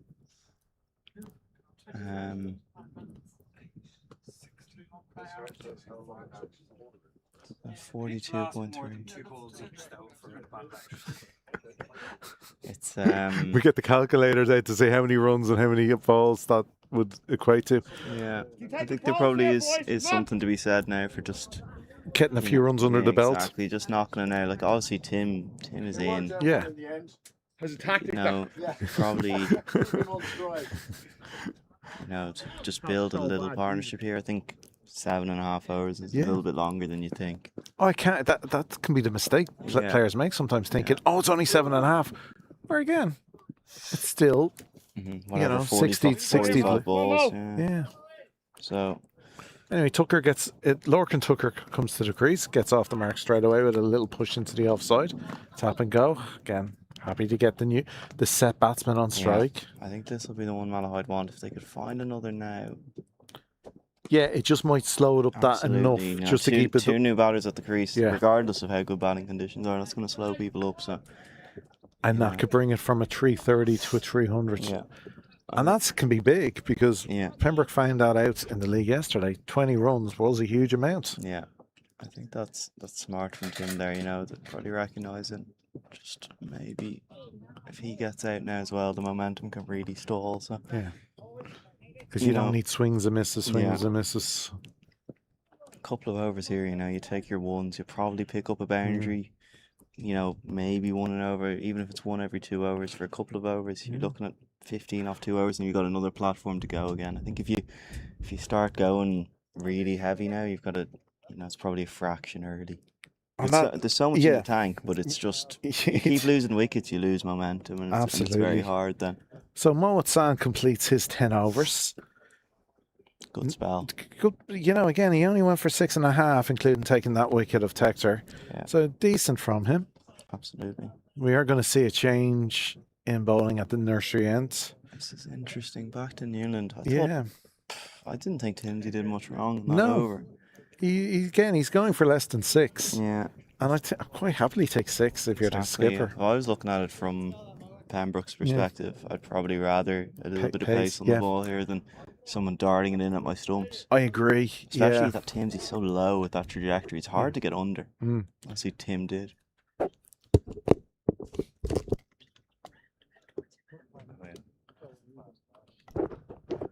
But just be in this break though, I will give a shout out. I was asked to give somebody a shout out, so just say hello. Yeah. So quick hello to Aaron Doyle on the beach in Malaga. Hope you're enjoying the viewing. It's hotter here.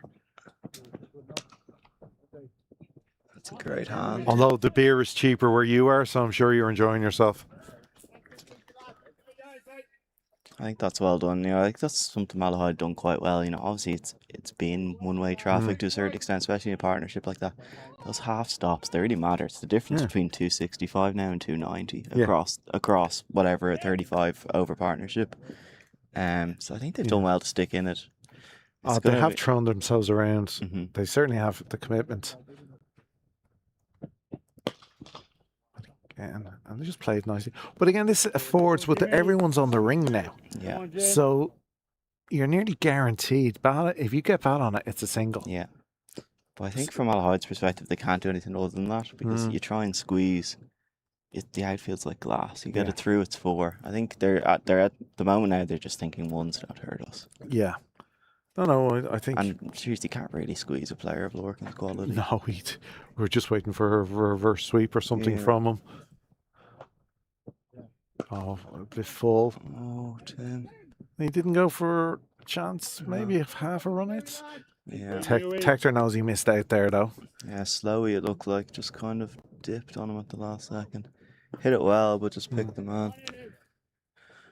Yeah, I think he'll just be unhappy he didn't just go up and over, extra cover there, into the clubhouse.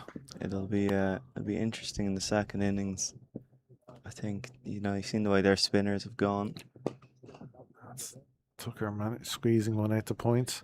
I think, you know, our spin is going to be hugely important. Well, we were talking earlier, the introduction of Tector and Howie. Yeah, it's big. It's big compared to... They just maybe lacked that yesterday against Clontarf. That one option. Yeah. Now they've 2. Yeah, yesterday was tricky, you know, we just... 4 right arm seamers, and then a right arm off spinner. You know, there wasn't much of a point difference in that attack. And, you know, we spoke about it after that. We didn't feel we did too much wrong. No, like that, in a way, it's well bowled. 340 was less than what Clontarf were looking at one stage. Yeah, pulled it back well. Like Camphor, when he was set in the 70s, you were talking 360 to 400. Yeah. So it is, like you were just saying, bringing it even back 20 runs can make a difference. Absolutely. It's so hard from Malahide's perspective. You look at it now, you just want to get off the pitch, but every run is really going to matter here.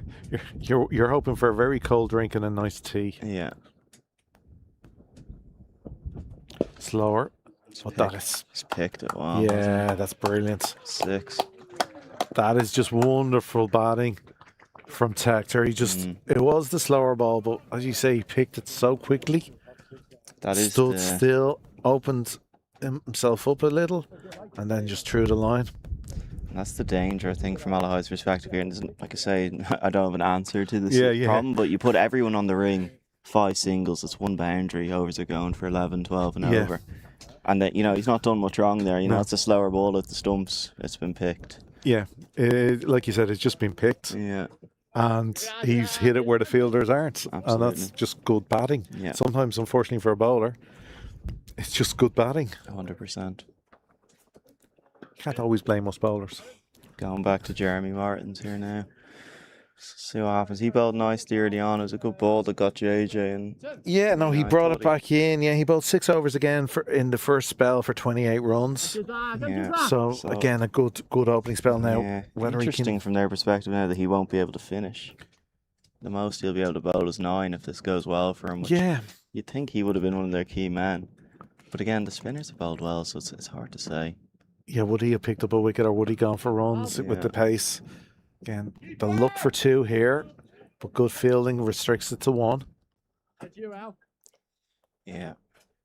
Ball's in. It's good bowling though, and I think it's a pretty simple plan here for him perspective. You bowl slowy at the wide line, or you bowl a full at the wide line. Yeah. And then like that, they've got the fielders on the cover boundary, and you don't mind them squeezing it out there for 1. Yeah. So fine leg and square leg up. That kind of signals that it's going to be wide line. And I think it's a good plan. It's just about executing it then. Wow. It's well done. It's going to be 2. That's going to be 4. Oh, that's just the use of the wrist at the last moment. Turning the angle of the bats to squeeze it, you'll see. Gets across the stumps. It's a slowy as well. I don't know how he's put that much pace on that to hit it for 4. His wrists are so strong, aren't they? An off cutter, it's so like to hit that just probably on the point line. Again, he gets across to it brilliantly. It's a remarkable shot, it really is. Yeah. Well, you're going 133 now off just 119. Yeah, I just think to put the pace on that ball to get it for 4. That's what I thought off the bat too. It's a slowy. Yeah, and the fielder wasn't too far from it. Again, it's well bowled again. I don't know if you're backing up, you might have a go at the stumps there. I would have thrown that on the basis that the you need a wicket. Well, you need a wicket, and the batters, they're running hard for a single, so they're running through. It's going to be very hard. All that fielder needs to be is 10 yards off, and there won't be 2. Yeah, if he comes in there might be. Instead, he was the one roaring hold. Yeah. I think you need to back up there. Yeah. Oh, the tricks come out. Beautiful. It didn't take long. He waited a whole 6 to the 7th delivery. Right shot there. But again, when you've got that skill and eye, and it's just perfectly played. It's the danger of the player like Lorcan, is it? You can say you're playing, you got your long on, long off, but can I have 15 fielders, please? And they can hit it at the other side screen. It makes it so hard. Yeah. But again, where do you set the field? You have the perfect field, and he'll just pick the place they ain't. Well, that's well bowled. Well, it could be 2 though. He is deep, and that's super fast. Again, great from Tector. He has been out there since the start. He's into his 45th over on a hot day. Seen this before from when Waring's down though, what a knock that was. And the game virtually over, and he was whacking into deep cover and shouting 2. You know. But that was what was beautiful about that innings. It was the number of 2s. It demoralised Waringstown so much. Yeah. Even more so than boundaries would. Absolutely. Because it was like, no matter what we do, they're getting 10 from the over. Yeah. Oh, that's flicked. There is a man. Be out. Oh! Again, good effort, just bouncing in front. I thought that hit him in the head. I think he might have taken a knock into the face. Oh, and he's hurt. Yeah, his hip as well. It's brave effort from him. That's a great effort. Yeah, he needs a second. He's down. Somebody please get him a drink. Large G&T. Another slow. It's clever bowling, It's hard for the batter to put pace on that. If that's pace on, it's probably 6. Oh, yeah. And then it was just the worst place to bounce from. He did brilliantly to stop the 4. Yeah. And it hit his face. That's great commitment. Yeah. It take a second, just get your bearings. Yeah, somebody's come for a drink with him. But another good over. Last one, the over, yeah. Yeah. 295 to go. Another 50s, 340. Yeah. Be happy with that. I look, again, we were saying a lot yesterday, you take that at the toss. Yeah. It's something to bowl at. Yeah, it's more than something to bowl at. I think it's, you know. I've been saying that I would love, in a way, though, last season and the season before, a tactic often used by Pembroke was to open with a spinner. We haven't done that in quite a while. Yeah. If we've 300 plus on the board, I wouldn't mind saying a bit of spin in the power play. Yeah. Yeah. Malahide are going to be under pressure now. Like, they no Matt Ford today. Greg Ford's dislocated his finger. So he probably will bat, but that will inhibit him in some way. Yeah. So it's going to be a big ask for them here. It is a mountain. But climbing Mount Everest is why people do it, because it's there, and what a great story to tell in the bar afterwards if you win a game like this. Yeah. They also have their pro Fuchs, who's an excellent player. Yeah. So see what happens. And it's a batter's day, but Pembroke will want to squeeze every single run they can. Yeah. No 0-dot balls in these last 29 deliveries. And striking at least 150 to 200, hopefully, from their point of view. Hindsight's 2020, but I think bowling first on a day like today it was always going to be tough. A really hard job to restrict that, Yeah. Especially with the lineup. They saw the lineup. Yeah. It's the strongest batting lineup really Pembroke can put out. I think that was, but I just think even if they bat first, it's a good batting day. If they had got too early, nerves, semi-final nerves. Yeah. Like we saw it in the semi-final of the Leinster Senior Cup here a couple of weeks ago. Yeah. Pembroke were in all sorts of trouble because of a few early wickets and nerves and whatever. Because on paper, no offense to the Hills, on paper it should have been an easier win. But then again, they put a bit of pressure on, and it was tight. It was close. Yeah, that was a tight game. I just think from Malahide's perspective here, a semi-final, good batting day. Even if you get 230, 240. Yeah, I was going to say even somewhere. Certainly hit him in the head. Oh, that just went over him. That's a low cover drive, or straight drive, should I say, from Tector. He smoked that. Tucker even. Yeah. Oh, sorry. I'm looking at MV play. Yeah. Oh, that's hit. He's hit that hard, hasn't he? Is that a drop catch? Bowlers always think they should catch their own off their own bowling. Yeah. But that would have spelled well to this point. I think his figure's kind of, geez, that is close. That's smoked. I know. I'm not actually totally sure he's gotten out of the way of that. I think the ball has just missed him rather than he's missed the ball there. Exactly. I'm just being facetious here, lads. Again, great calling from Tector. Straight away, he was going to go for two there. It's well run. It's Malahide's second consecutive year to get to the semi-finals. Fell to Clontarf at this stage last year, so it's tough going. Trying to get that monkey off your back and get over the line. Yeah. So I know there's a little bit of downturn in the live score, so it's 297 at the moment. 3 on this over, though. Oh, wide. Just pushed a little, and that's heartbreaking. It's beyond harsh, isn't it? Yeah. Heartbreaking for a bowler. 300 up. That's the 300 up. So. Not sure if we have a replay of it, but it looked harsh. Sorry. No replay. No replay, but it looked harsh. Yeah. So still one to come in the over.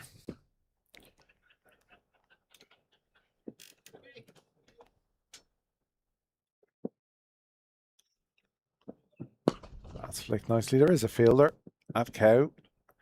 Oh, there is a fumble which will allow the second. Yeah. Can't understate how hard it is to field out there at the moment. It's so dry. It's so bumpy. I was noticing yesterday, and I was taking note of the amount of when players fielded the ball. And I know the modern style is you bounce it into the wicketkeeper, but how many were hopping on the wicketkeeper, gave no chance of a run out. Yeah. Because it's so hard. People are so used to just bouncing it in and coming up to belly heights, but they were jumping up to shoulder. It just shows you that extra bounce. Yeah. It's a tricky one, isn't it? I think. Because you're so used to doing it that way. Well, the focus is to try and soften the ball to make it easier to bowl with, but you're not suggesting fielders do that. Well, that's purely legal. Purely legal. 4 hours to go, 300 up. Pembroke on kind of course for that 340. Yeah, 10 and over. Well, 2 boundaries and over. They probably want the rest now as well. They could be getting 350. That's played nicely, but there is a fielder. And it keeps it to 1. I think that, as you said, even 6 and over, they'll take, keeping it to 325 to chase. They bite your hand off for that now, I'd say.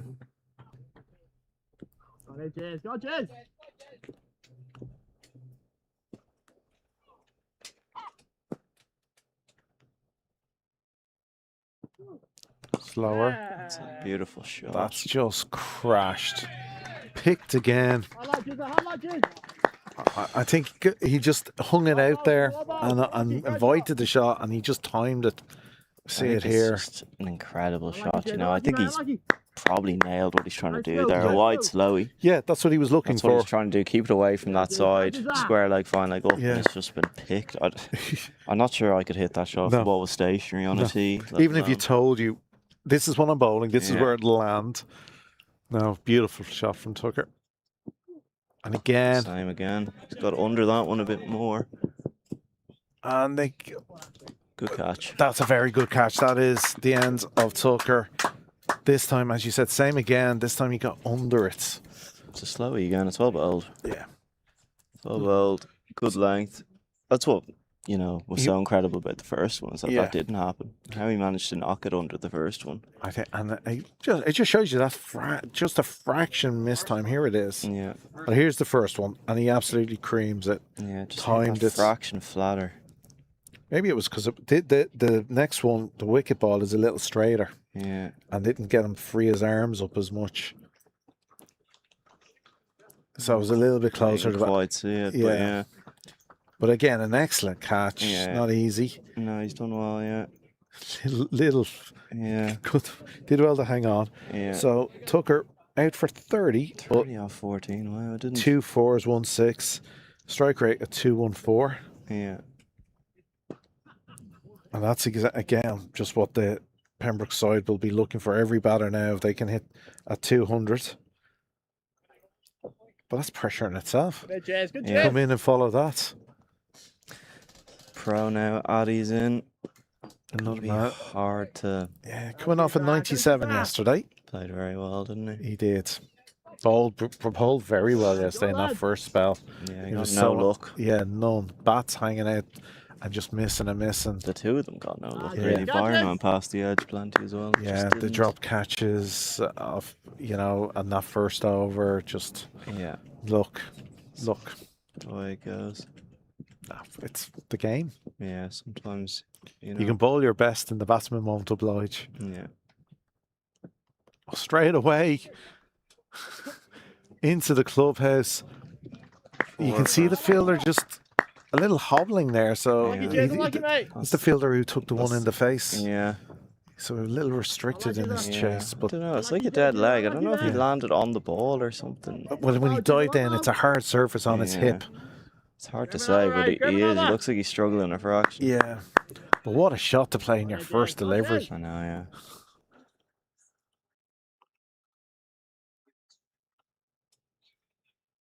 It's nicely done, isn't it? Makes it look so simple. Doesn't he? Good. That's what good players do, though. They always say, I see more time than you do. And straight away a call of 2. And yeah, that's very good running with the fielders deep.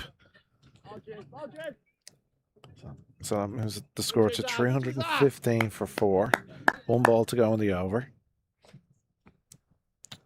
I think Malahide won't be too displeased with this phase, you know. I think they probably feel that we aren't getting everything we might be. Well, it's not like there's been lots of chances and they can go, oh, we should have had one there and that decision didn't go our way. There's barely been a whisper to the umpires. That is an appeal, and that is given not outs. At the moment, sorry, no decision has been given.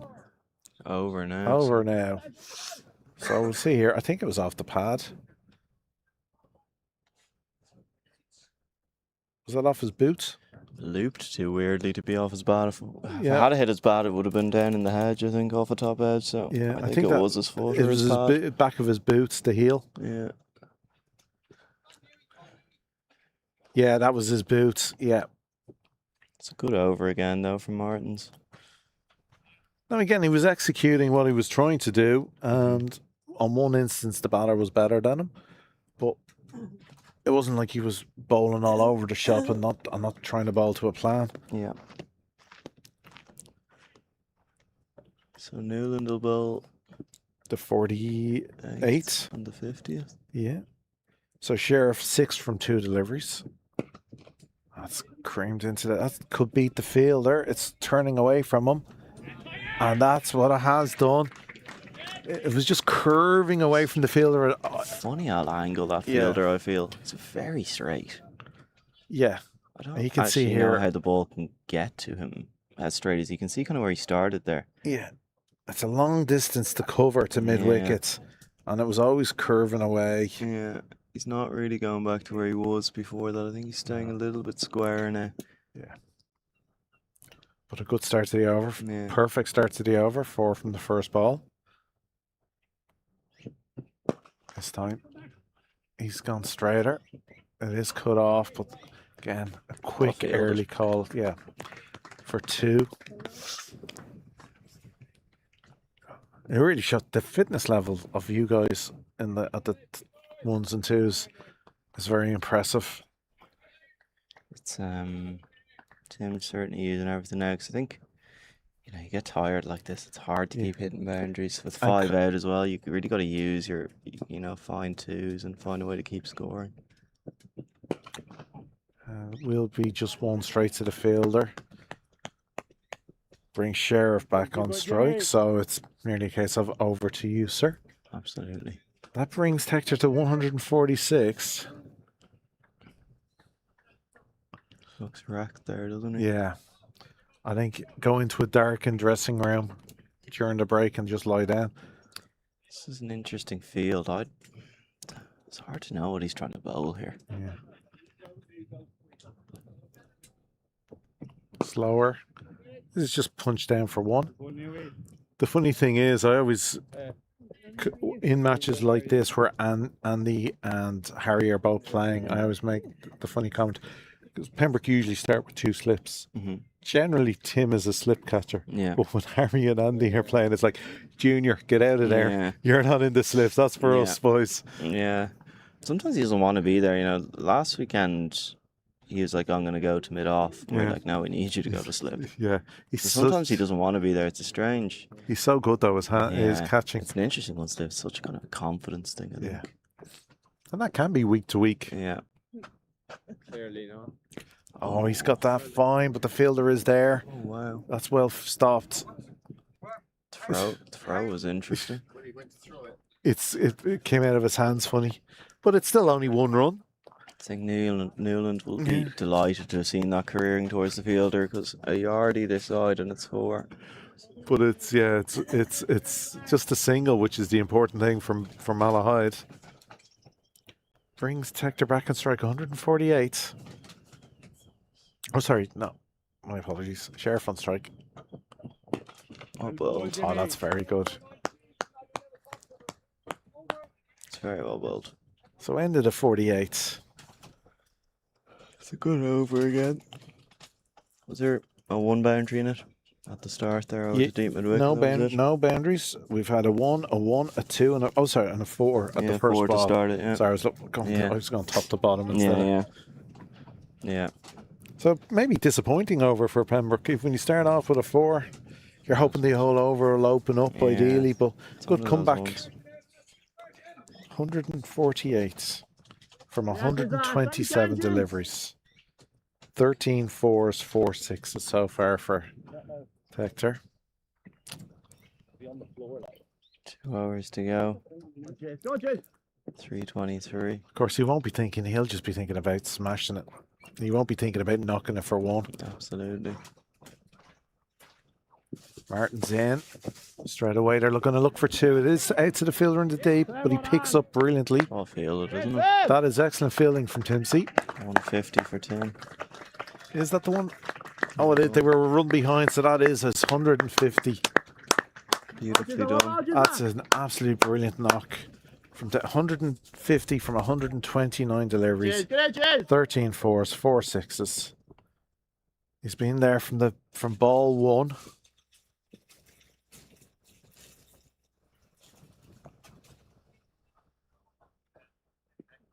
Oh, that's well bowled. He saw Sheriff move looking to ramp him and he just changed the delivery. That's very good bowling. Yeah. A wide slow. It's well bowled. It's not a terrible option for Madison either, in the sense that you get anything on it. And it's 4. It's 4. going to skip away down there. It's a good angle in terms of the way the boundary cuts there. Yeah. If it gets over, it's 4. So I don't think you should be too concerned whether it's pace on or pace off. It will get over, but the line has done it more so there than anything. Oh, that's smoked. 6. Unfortunately, Timsey is not jumping that high. Yeah. That's it. You needed a 6'2" fielder there. Here we see he gets across his stumps early, and yeah, it's just right in his arc. Yeah. You can see it's just above. Needs to be a little bit taller. And a baller. Yeah. It's not badly bowled again. Like, he's kind of done him a little bit there at the slow, and he's dragged it a little bit squarer than he probably would have wanted. Showing his adjusted power. well though. Showing the power. Again. Low full toss does him better. Disappointment from the batter. Good chase. Good chaser. Check how Leinster ended up. And they were 9 down. Were they? 240 for 9, still batting. They've done well, to be fair. That they've done brilliantly to get to 240 for 9 with 5 overs to go. Just bat every over and you might pick up another 30, 20 even. Could be a match winning. 20. That's in the air, but it's safe. Into the gap. But again, good hands. Oh, but such good such good running. Fielder's gone to the wrong end. 2 runs to the total. Right over from you. Good chaser, good chaser.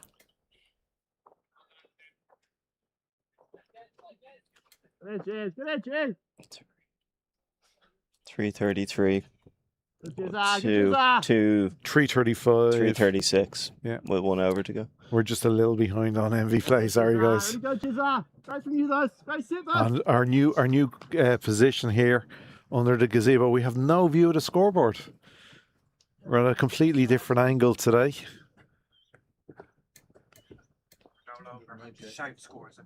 Yeah. Oh, that's again fine shot from Sheriff. It will be definitely at least 2. Hector was always going to come back.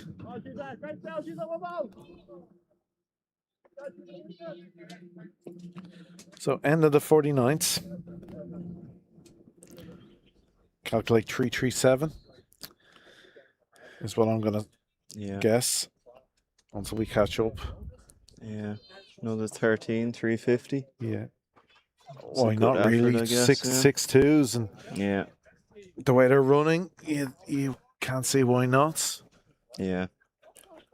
But I have to mention Tim Hector. That's his second 150 plus in this competition this season. It's remarkable. Yeah. And what a knock! I think it's going to be a little bit trickier from this end, I think, to score. You know, that if he bowls straight into that big boundary, it's interesting that he's gone with square leg up. Yeah, I've literally just noticed that he's got fine leg and square leg in the ring. So, Only cow and long on. He's a scoop. He's tried. Yeah. It's actually well bowled. He couldn't get the angle, and that is one of his favourite shots. Yeah. But the width and the length didn't allow him to get it around the corner there. So, bowling to a plan. Absolutely. I think Addison, I'm not sure where he'll look here. Yeah, the scoop's there, but if he goes at the wide line, it's so hard to get it. Yeah, unless you jump right across your stumps early. Yeah.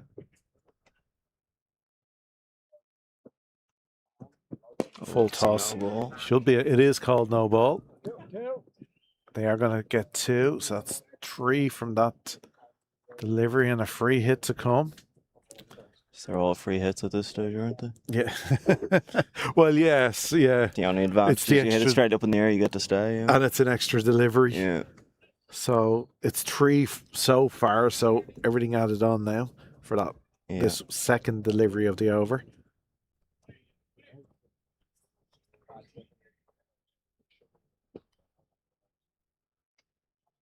Slower, but keeps his shape. But is taken, so just 1. Oh, nice, didn't he? Yeah. Looked lovely, he just didn't get enough on it. Yeah. So 4 from that ball. 5 from the over so far. 4 to go. It's cleverly bowled again. Like It's- it's slowy, just done him a little enough not Yeah. to. He's bowled well, you know. No, spelled again, there. they're get contexted again. They haven't gone crazy on them. Yeah. Again, that slower one just beats the dive of the fielder at point. That's poor. Does he keep that in? Use of the feet. Remarkable. I wouldn't even have, like, I'm not sure I would have chosen to use my feet, but I wouldn't have chosen to use that foot. Yeah, the out. Oh, that's just cut on Yeah, the it's side. just cut Didn't off. see It's it. gone with the outside of the left. There, bottom right there. Yeah. Oh, just Yeah. saved it. Yeah. So You'd have been sick as the bowler if that went for 4, wouldn't you? You would have shot him. Again, like you have to say, the Malahide fielding today has been very, very good. I think they've done really well. They've been diving all over, showing great commitment. Oh, he does get that around, Oh, but he's picked out the man. God, that's unlucky. he got down low Yeah. and he's kicking himself. Yeah, like, it's unlucky. There's not really much you can do. He's got inside it. He's got Yeah. a good piece of bat on it. Just picked out the man. It's a pity he didn't get the boundary because poor Tim Tector is looking out on his feet at the moment. Why could you blame him? Oh, that's a brilliant shot. What a straight shot. Again, he's hit the ball in the V so beautifully today. Yeah. It's interesting, isn't it, for someone who's kind of young and plays Yeah. T20 cricket. He doesn't really reverse his laps. He doesn't really come into his Yeah. game. He just hits strong shots in the gap. He's such, again, his strength in the wrists, and he keeps his shape and keeps still, Yeah. and then just through the line. Now he opens up, so he gives himself the space, but so steady. His head's Yeah. not moving. That's gonna be spilled. Dropped. Difficult chance. It was dying just above the grass level, and it's a very good. But So 3:48 with 1 ball to go now. that is over. Oh, that's it. That is the end of the innings. 3:48, 3:49. 352 There you go. plus 2, 354 for 4 from 50. So that is the end of 50 overs, and all you can do is say, what a magnificent knock from Tim Tector. 167. Oh, well, what did he get? They got 2 at the end. 169 Remarkable. from 135 deliveries. 13 4, 6 sixes. Strike rate 124.63. And he's batted 50 overs. He saw ball 1, he saw ball 300. 355. What an innings.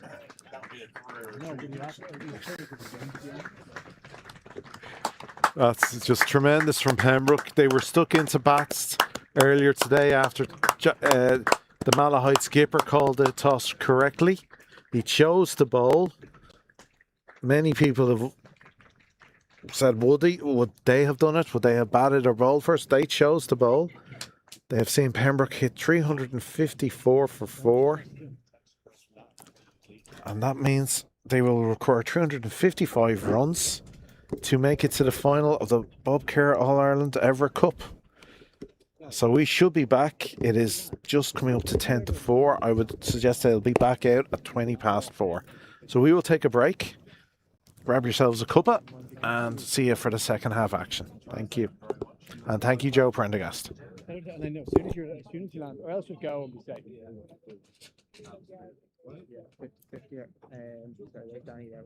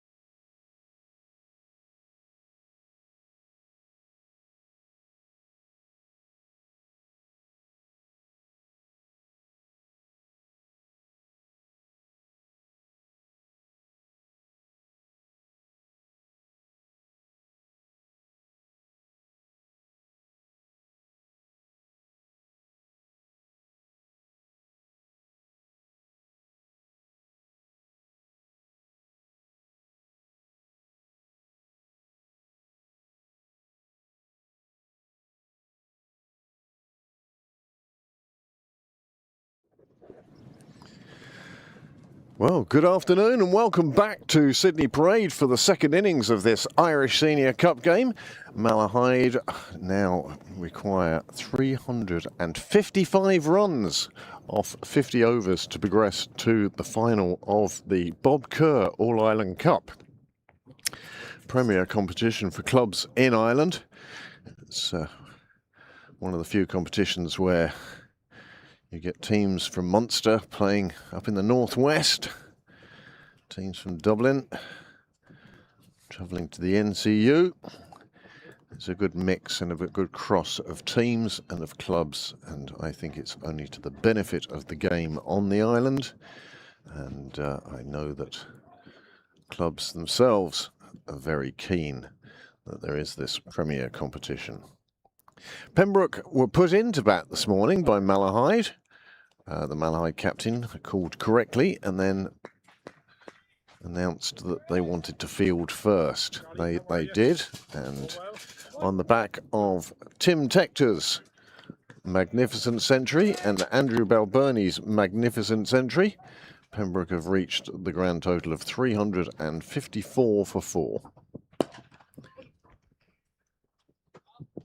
Well, Malahide opening up straight away. Byron McDonough is the bowler from the St John's end. And Malahide off the mark straight away with the ball slapped down. Tim Tector's looking a little weary on his feet, and there's no surprise to that. He batted for 3 hours and 18 minutes, which by anybody's calculation is a worthwhile innings.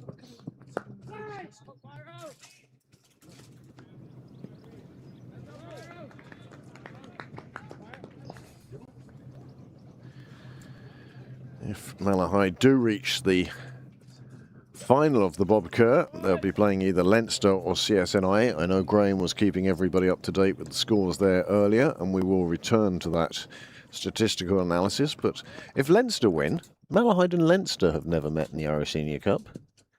Malahide and Pembroke have never met in the Irish Senior Cup. This one is short, it's flashed at, and it's gone down to third and just clears the fielder and gets away for the maximum.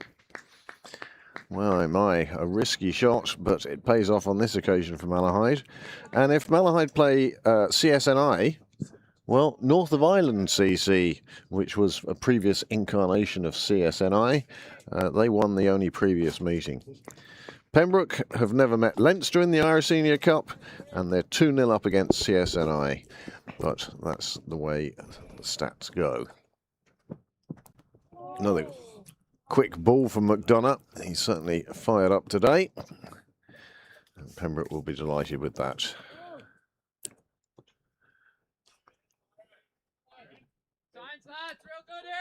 Ooh, just close but no cigar, isn't that what they say for those? Yeah.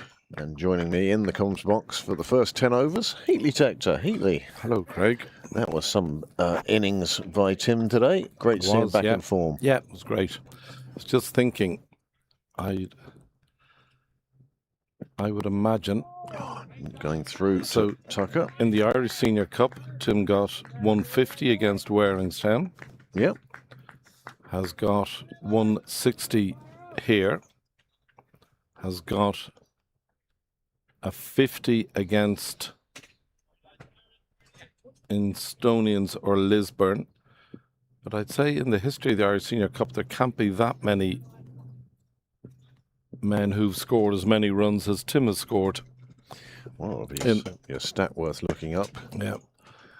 And great to see Andy Balbirnie as well. He was class. Yeah, absolutely. I attended a wedding yesterday and then comes off his... What do they say? Class is permanent or whatever that expression is. And he showed that today.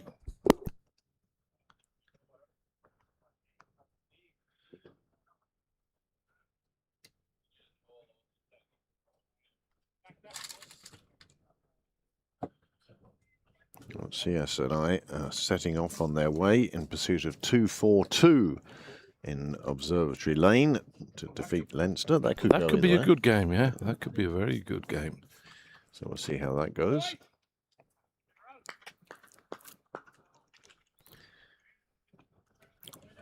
7 and over Malahide need from the start. Well, they're doing all right this over. Yep.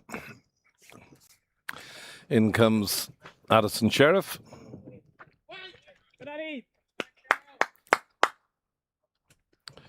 Who's been such an integral part of this Pembroke side this year. Well, I've been very fortunate with our professionals the last few years, and Nick Stapleton and You walk up to the garage, did you? Yeah. Blake McDonald last year, and this year Addison Sheriff, Australian under-19 player. And a man with ambitions, methinks. Right, sir, Sheriff.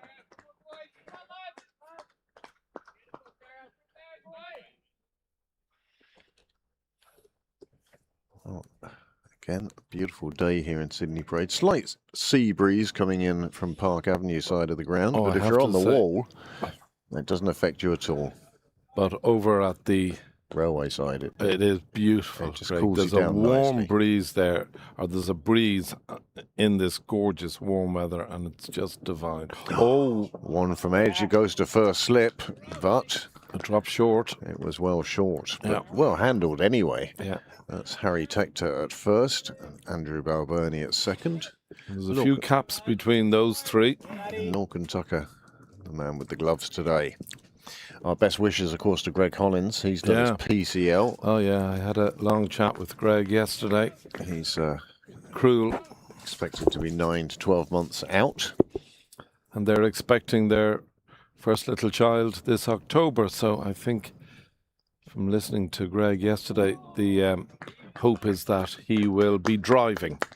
Yeah, which is great, you know. He's either going to have to buy an automatic car or make sure that his leg is fit for driving. Yeah, yeah. That one just dropping short of Tector. Bill in the background, keeping an eye on proceedings. Yeah. The place is full of Pembroke legends today. There's a lot of them. Theo Lawson, sweeper, the sweeper skipper. Well, Yeah. I always say the best sweeper I've ever seen. Certainly the most consistent. No, he was brilliant. He was brilliant. He certainly knew how to get the ball, bat on ball sweeping. And it didn't matter what speed the bowling was at. He was class. He was absolutely indeed. class. But apart from the fact that he supports the Villa, we all have our crosses to bear.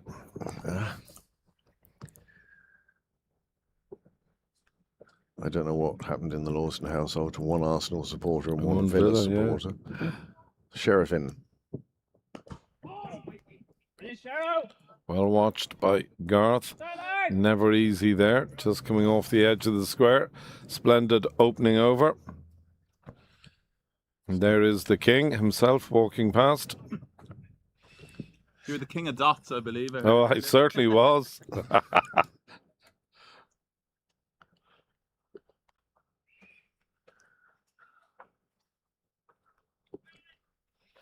What is it? More dots than a polka dot dress?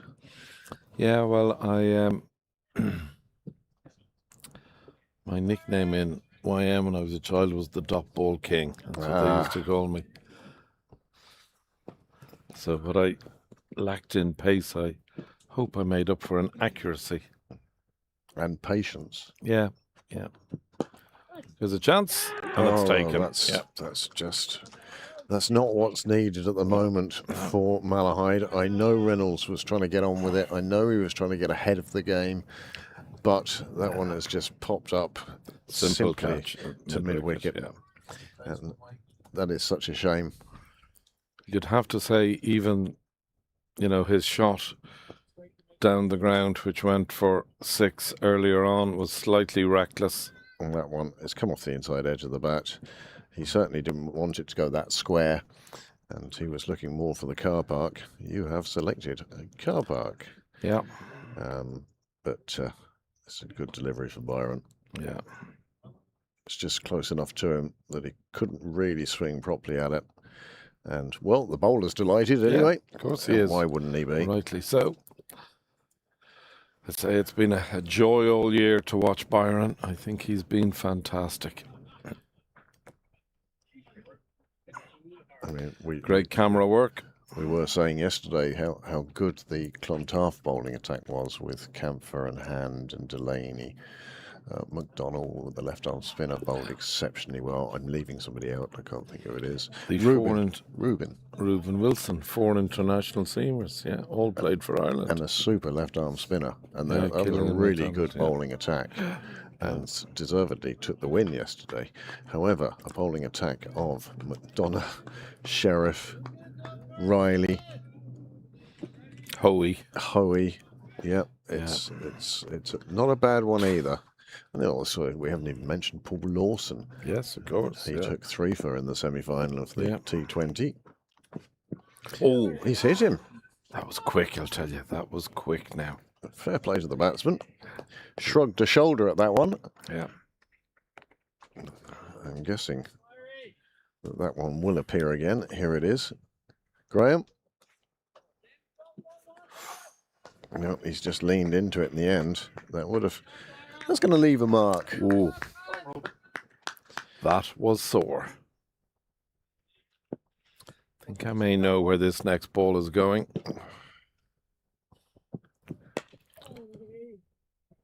Flashed at it. I'm not quite sure whether he meant to play it down to third, but that's where it's gone.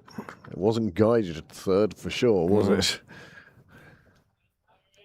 Good crowd here today. Malahide, brilliant at bringing they're great. A travelling crowd who come down to support their team. Yeah. And names and faces that we see time and time again down here. It's great to see. Yeah. Led, of course, by their president, Mr. Morgan. Yeah, great man. And as always, accompanied by Lady Morgan. Yes.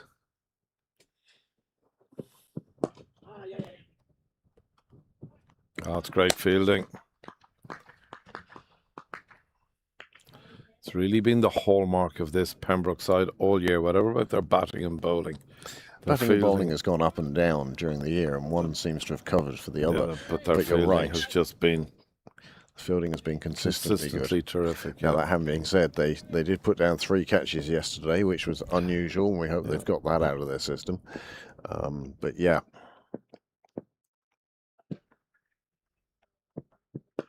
Certainly the ground fielding itself has been absolutely top-notch. Yeah, superb.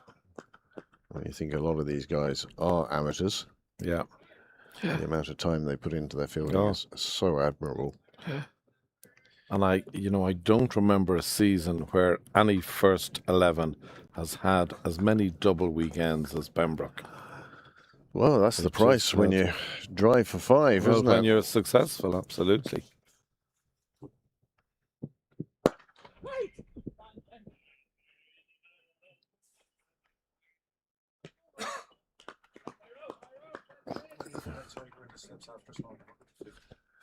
Envy play, struggling a little bit with what we know to be 1 wicket down. I can tell you that they are 14 for 1 after 3, and so is the screen. This screen suggesting it wasn't power. It's popping in and out. Well, that's not over.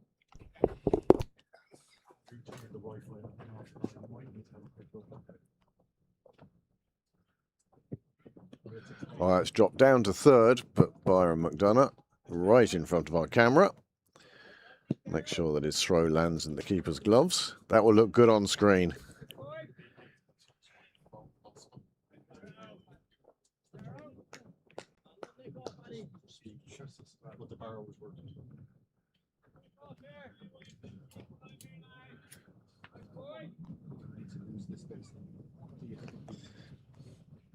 Aaron Doyle, no doubt, watching it with interest now.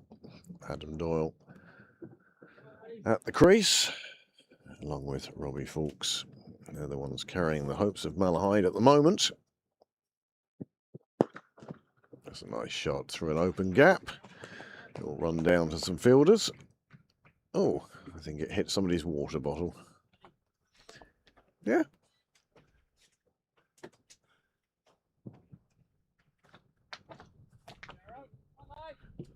Nice shot, nice boundary, nice result. Was a lovely shot. Very well executed. Sheriff with 2 slips in place. Well bowled. He is bowling a nice line outside that off stump, isn't he? He's been terrific. He's been terrific all season.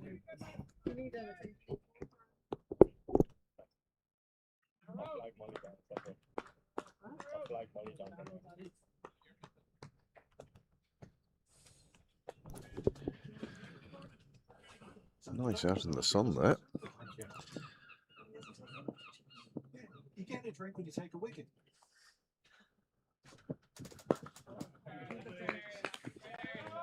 Just that nagging length, Craig. Yeah, it's very hard to do anything with that apart from keep it out. Yeah. But at this stage in an innings as well, a batsman's more than happy that off the middle of the bat, just making him feel that little bit better about how things are going.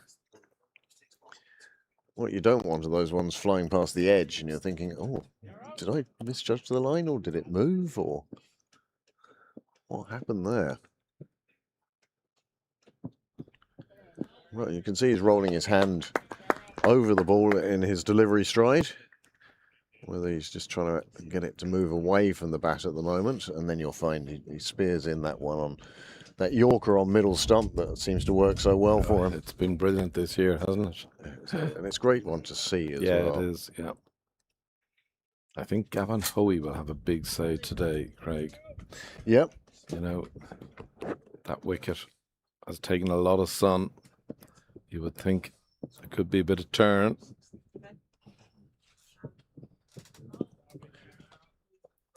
Each one of these dots, of course, helping Pembroke, making Malahide's task that little bit more difficult. 4 overs gone, 19 on the board, 5 and over. It's not a bad start. That's about where Pembroke started for the first 20.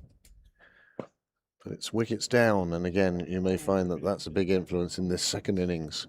If Malahide start losing a wicket or two, it will change the complexion of the game entirely. I think these two now have a very important role for the balance of this power play.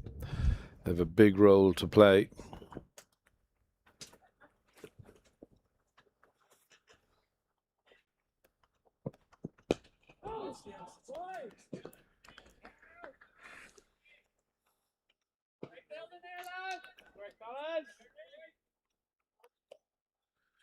Next game here in Sydney Parade is the IP50 final. Oh, yeah. Leinster Lightning. That could be a cracker. Against the Northwest Warriors. They've split their 2 games so far. Leinster won in Leinster and the Northwest won in the Northwest. Yeah, I think it's a great idea having a final. Oh, great bit of fielding in the ring. Some bit of fielding. That was hit like a shell. Not sure who that is, but I think it's Sherrow, is it? I think you might be right. Yeah, certainly getting the congratulations of his teammates anyway. Rightly so too. That was a phenomenal bit of fielding. And beautifully caught on camera by Niall. It's very little Niall doesn't catch. That isn't beautiful. Oh, well bowled.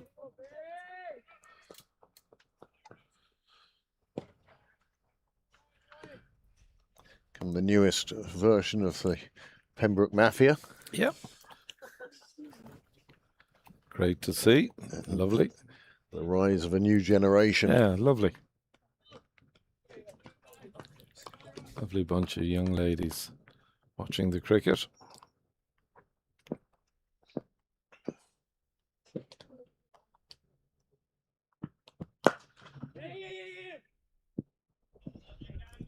Gav Hoey employing the juggling method.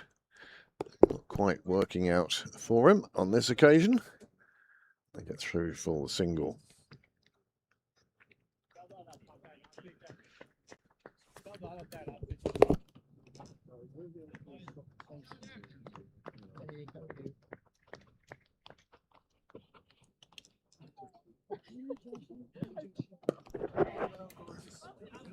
And again, another single taken inside the ring. I think, to be fair to Malahide, it's what they've got to do, Craig. They've got to take every They've run got to on take offer. every run on offer, yeah. The difficulty will come for them when they try and take more than they're being offered. Absolutely. And that's where the opportunities will arise for the Pembroke side. But it seems from the first innings and from yesterday's cricket that is a lovely batting strip. Yeah, absolutely, yeah. No, the bowler wasn't. You could almost see the wasn't bowler interested. saying, No, lads, steady up, not lads. this one, Yeah. not this one. Yeah, Yeah, they're definitely going down the leg side. yeah, But worth a shout. yeah. Byron, now 3 overs done. It's going along very nicely for him. He's 1 for 17 in 3 overs. Sheriff's hardly going for much either, is he? 1 maiden. And don't forget, 6 of those were off Byron. Was that one that was very nearly caught it? Yeah. Straight third man. Sheriff in again to his 3rd over. I thought pad. I thought it had a definite sound of pad off it. Yeah, it was synthetic rather than the natural sound of wood. Yeah.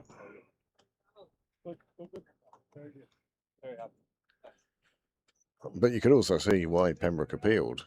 Oh, yeah, There could easily have been an inside edge onto the pad. Of course. But there was certainly pad involved there. And I think the umpire... Well, you couldn't get a better umpiring team than we have here today. 2 of the most senior men in the country. Aidan Seaver and Johnny Kennedy.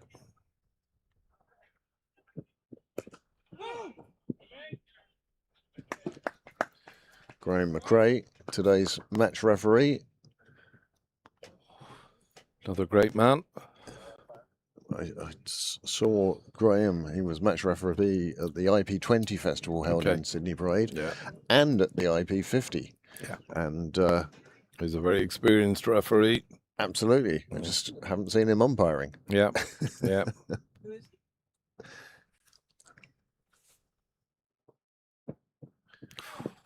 Well, that's enticed a poor shot from the batsman, but bat and ball couldn't meet.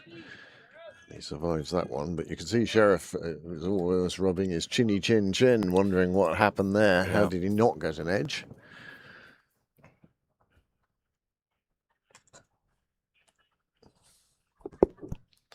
Well, the Tuckers not talking to each other today. Is Barry chasing John down?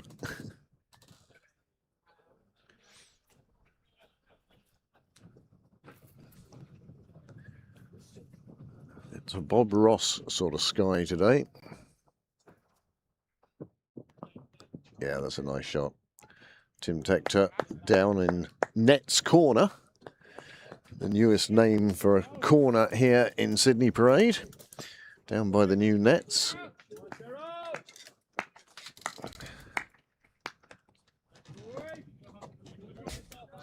It's not pretty, but it works. Yeah. Yep. Makes it a lot tidier later on. Oh, Noel's brought out the claw hammer, and this monitor may be getting its last rites. This is another good over from Addison.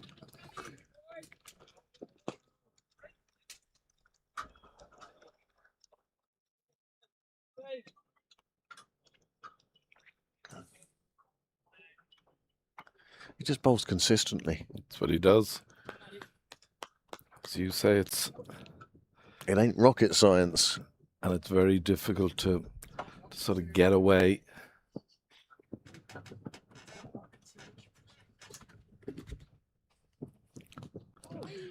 Oh, that one caught him. Saw the whole body flinch as that impacted. It did, absolutely. It wasn't quite where he feared, and so they carry on. But another over slips by. 23 for 1 off 6. You've got to think that Pembroke are probably the happier team at the moment, but Malahide still aren't in a bad position. Yeah. I think if you can restrict yourselves to losing just the... Talk to you later, Kev. Yeah, if you can restrict yourself to losing just one wicket in the power play.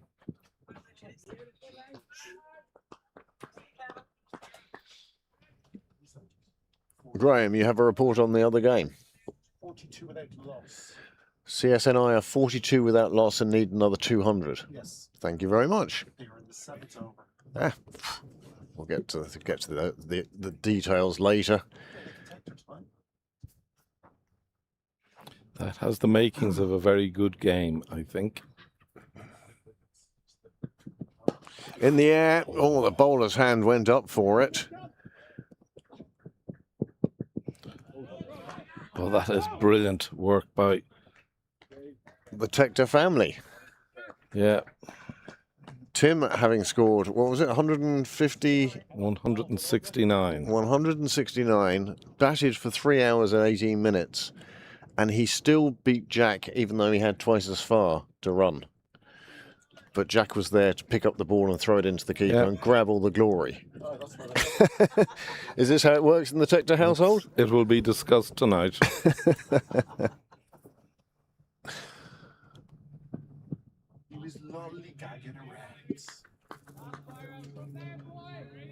It was a hell of a chase, and the slide was good as well, considering how dry the grass is. Yeah. That's one you normally want after a rain break. Then you don't mind sliding across the top of the grass. We don't want any rain breaks this summer now. No, I was amazed when I got my first 14 games without any sort of rain delay or anything. And then, of course, the Irish summer caught up with me. This is a very good spell from McDonough.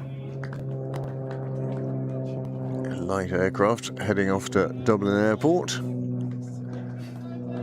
Usually they're flying in and out of Weston. I suppose it all depends how much money you have and whose plane it is.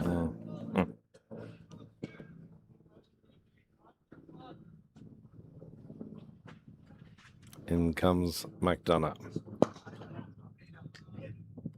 Oh, it's great fielding again. Again, the family Tector working together. Jack on this occasion parrying it and keeping it from the boundary rope. And Tim swooping in to clean up afterwards. Super bit of fielding that. And again, just a reflection of all the work that these guys put into their fielding. Every single practice starts with fielding. Before they bat, bowl, they do their fielding drills. I will have to say they spend an equal amount of time playing football. They're not getting any better at that. Yeah, well, yeah. I saw JJ Garth after his football warm-up this morning in an absolute lather.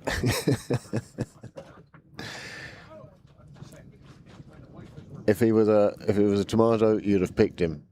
Yeah.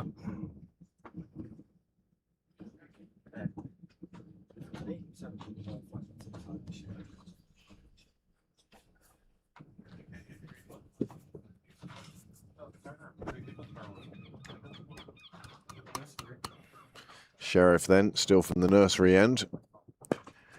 Well, he's been wanting to get after somebody, Robbie Fawkes. Yeah. He's decided that perhaps this is the over for it, which again, I think will be good because it gives Sheriff an opportunity. Or perhaps he just plays the wrong shot to the wrong ball. I would imagine now Addy will be very happy seeing that. Good to see a batsman playing his shots. Beautifully taken by Tucker. He's become, again, practice makes perfect. But he's become such a good keeper.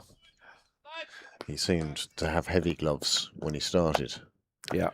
But he's fantastic now. Picks it up as he goes along.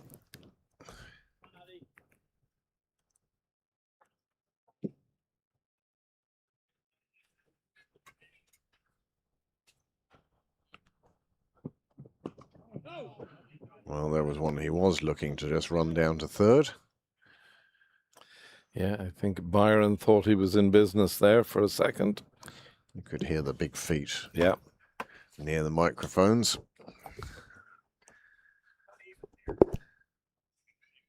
I'm pointed in the wrong direction as well.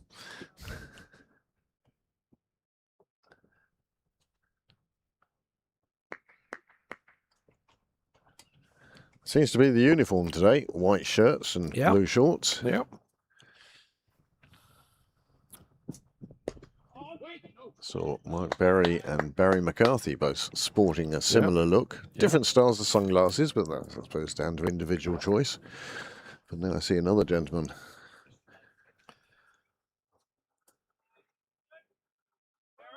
So I went with the linen shirt today, the cotton linen sort of. Well, I'm a long sleeve shirt man in this weather. I find it just lovely and cool. Don't go down the build route of wife beater. Nice shot, but it's down to the fielder, and the fielder has taken a super catch. That is an extraordinary catch. That is a brilliant catch. He almost seemed to run down the wrong line to it, and it suddenly swerved to his left. It was like a free kick taken by Roberto Carlos, and it was swerving that much. But that was a super catch. And that is the second wicket down for Malahide, 31 on the board. And it's Robbie Fawkes, I think, who departs. And he was looking to be very positive early on and took that one on.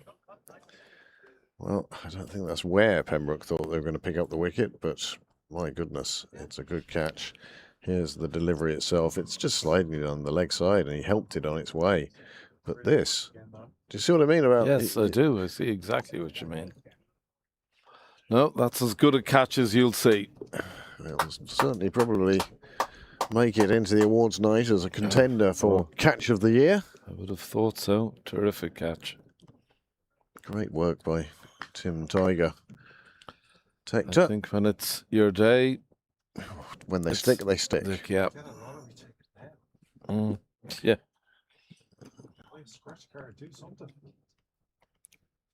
Now, I know Tim plays a lot of representative and higher cricket and everything, but if I'd taken that catch, I'd still be doing my lap of honour. Craig, for the record, catch a couple of seasons ago there was one better. Over the back, diving backwards, catch much better. There you go now, Craig. That was on camera as well. Oh, brilliant. Yeah. Given how decrepit you are, it was so much better. Yeah, I'll tell you the truth about that catch one day, Graham. Not here and not on air. Yeah, so Sheriff picks up his first wicket and the second wicket for Pembroke.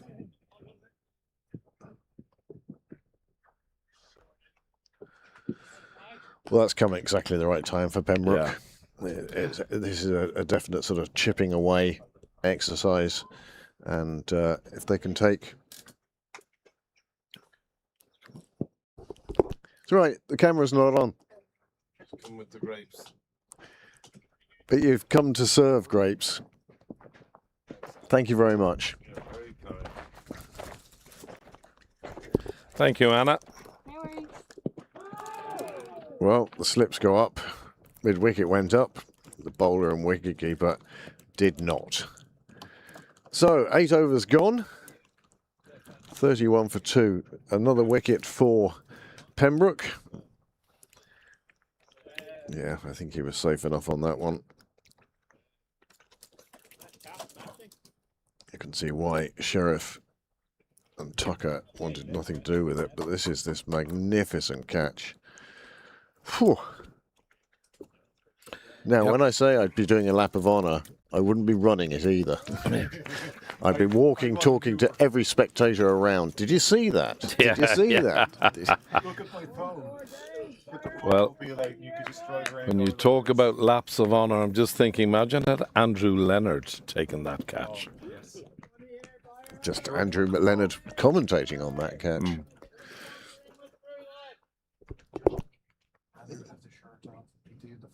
That's all.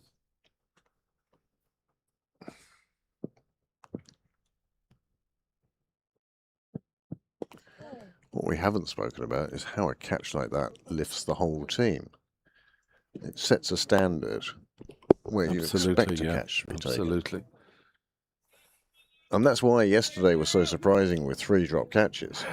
You know, none of them were particularly easy ones. Graham might disagree with me actually on a couple of them. But, you know, there were catches that you, because of the standards that they have set, whereas if the fifth had those catches, you'd say, okay, that's why. That's why I would say they were difficult. It's because of their standards. You know, so disappointment only comes from expectation. If you have no expectation, you can't be disappointed. But we have such high expectations of these guys now. Good to see Charlie today. Oh, yeah. Baseball Charlie down. Yeah, he was at the lunch yesterday. Yeah, he was. That's a lovely shot. That's an enormous shot. He's picked that up and dumped it in the gardens. That's a cracking shot. There'll be no fetching that one back. It might, it's a sunny day, it might come back. So there might be somebody in the garden who says, oh, here we go. Joe was telling me, so they used 2 balls, 2 third, 4th versions, and then they picked 1. I didn't know that. That's interesting.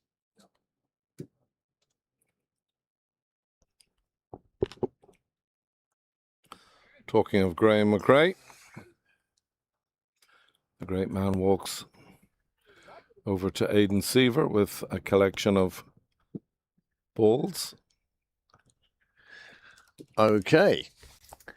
Here's some news you'd like to hear while they're sorting that out. There's a short break in play. Decker Curry scored 384 runs in the Irish Senior Cup in 1997. Okay. John Anderson scored 372 in the Irish Senior Cup in 2013. They were the only ones over 350.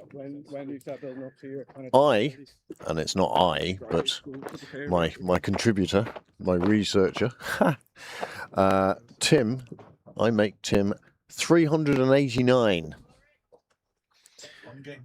152, 22, 46 and 169.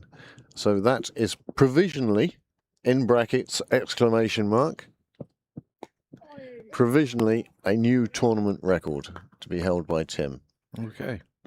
So how many is it? Decker Curry, you said, was the 384. And Tim is 389. Okay.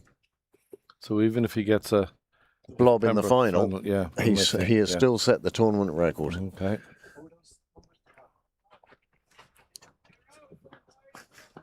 And it's Joe Siggins, so I have no reason to doubt his numbers at all. Thank you, Ger. No better man to... he's been great, absolutely brilliant in providing information and what I would call verified information. There ain't no one like Siggo. Graham, ready? I'm only doing this once. 152 22 46 169. Sorry, you wanted a phone number, didn't you?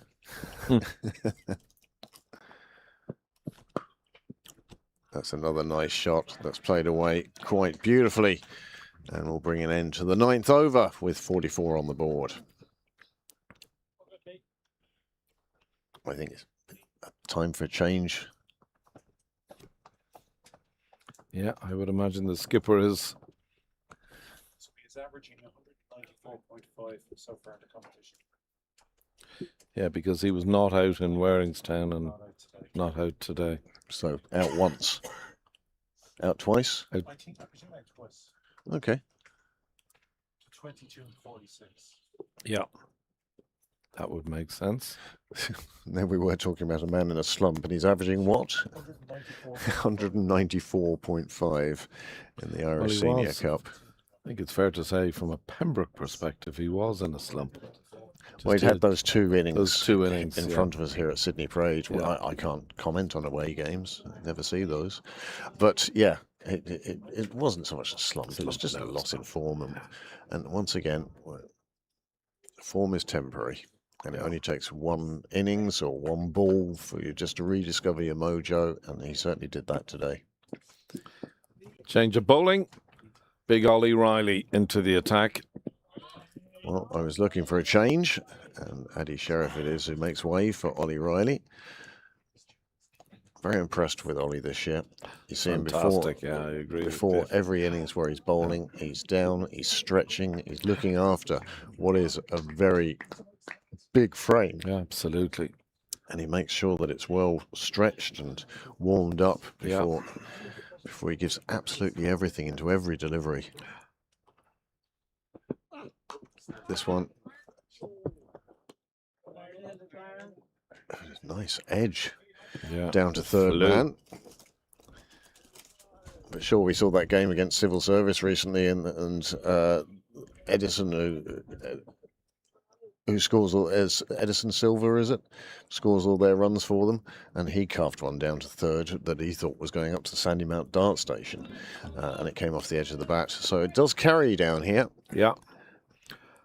Well, that's all thanks to GM by choice and Dale for the great work he and they do on this square.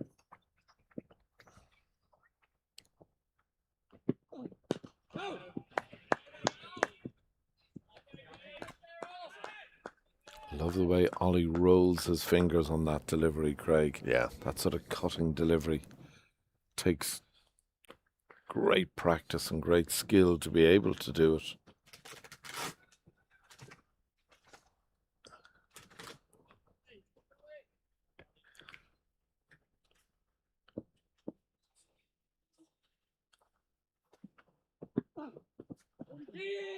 Oh, no. Here. Well, he's got the batsman. Yeah. Great work again on the part of Riley. You know, as you say, he's a very big man with a big frame. So to get to the ball, to gather it so quickly, you'll see it here. Oh, it wasn't far off being on target there. Tell you. Batsman may have done himself a favour by taking the bruise in the morning rather than the wicket tonight.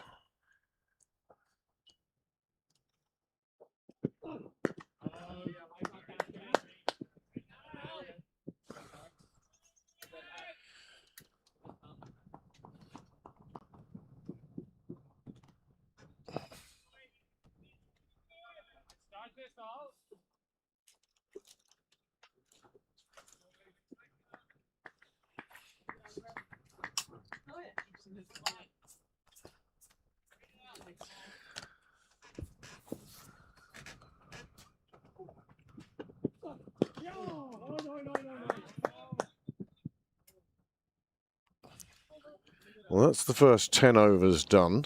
We've seen 3 bowlers. The score is 45 for 2. They're going along at 4.5. But they have lost 2 wickets as they come out of the power play. The required rate at the beginning was just a tinsy bit over 7. It's now 7 3/4.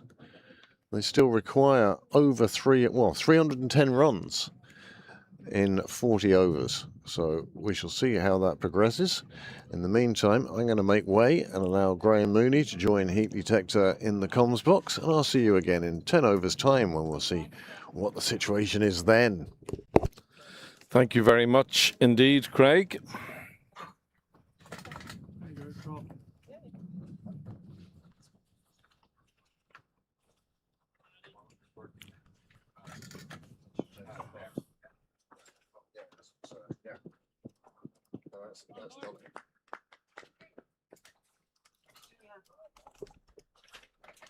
And it's hello and good afternoon now to Graham Mooney. Hello, Graham. Afternoon, Heatley. Well, we spoke earlier in the first innings about what constitutes a win in the power play. You'd have to say Pembroke have won that. 2 wickets, just 45 runs. Yeah. like normally 45 runs isn't a bad start in the power play, but when you're chasing 350, I think you need a little bit more. Well, here's a chance. No. Change of ends for Sheriff. Yeah. Again, I would have loved to have seen a bit of spin already, even in the power play, just with Malahide chasing runs. Yeah. But when you have a seam attack of McDonough, Riley and Sheriff, you can understand why the skipper sticks. And I think Addison, may have intimated that he fancied to crack this end. Yeah. So that's a lovely good shot. Yeah, very good shot. One bounce over the rope, 4 runs to Martins, who's had a wonderful season. Yeah. He has been fantastic. Here he is, just playing inside the line and just over the mid-off, who's still in the ring. No huge change in the field setting despite being outside the power play. Yeah.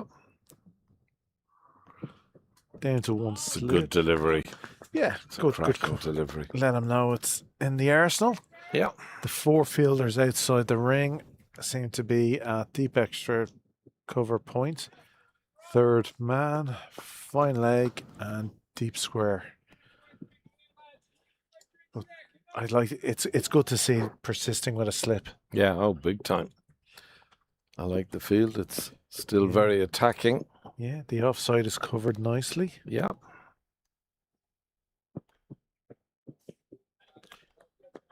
Again, 4 and over. We always talk about it. If you do get 4 early, following it up with a few 1s and 2s, but it's dot ball here, and that's what can build the pressure more on Malahide than anything else.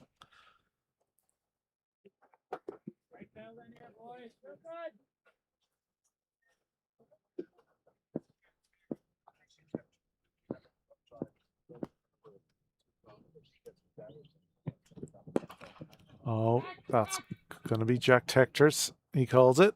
He catches it.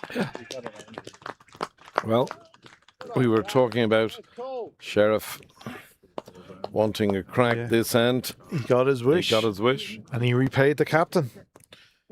And that is Doyle. Adam Doyle, who can be a dangerous batsman. 18 from 26, 2 4s and a 6 this afternoon. But again, when you're chasing 300 plus, you need your top 4. You need at least 2 of them to kick on. And at the moment, Malahide, that is not happening. So the 3rd wicket falls. That is the end of 11 overs. Score on 49 for 3 now. Sheriff with 2 wickets. 2 for 16 from 5. It's a good catch by Tector. I thought at the last minute. No, he watched it right under his eye line. Reverse cup. So you would think now, Graham, that a huge amount rests on Martins. Well, it's weight of the world stuff, really. It is, yeah. You're getting into somebody needs to score 200. Yeah, you are. In the sense of like holding an innings and keeping the team together, and that's an extreme amount to ask of anyone. But the question is, how will Pembroke manage their overs now, really? Because McDonough's bowled 5, Sheriff has bowled 5. Riley's about into his second, yeah.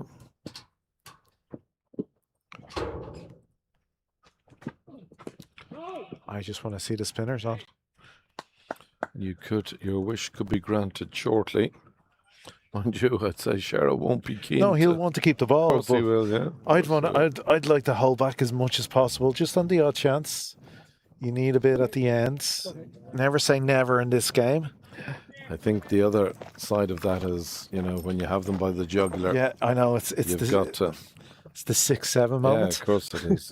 Yeah. It's well bowled.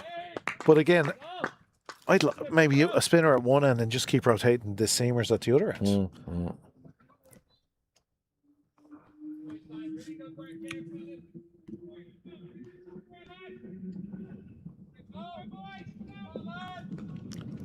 question is, as well as we were speaking in the first innings, how injured will Ford be with that dislocation of a finger? Yeah. And how will it affect his batting? That's nicely played by down to third.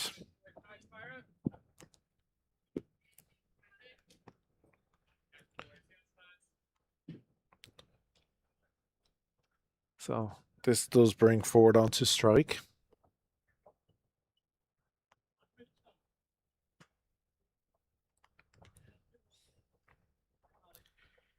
So 306 required off 38.4.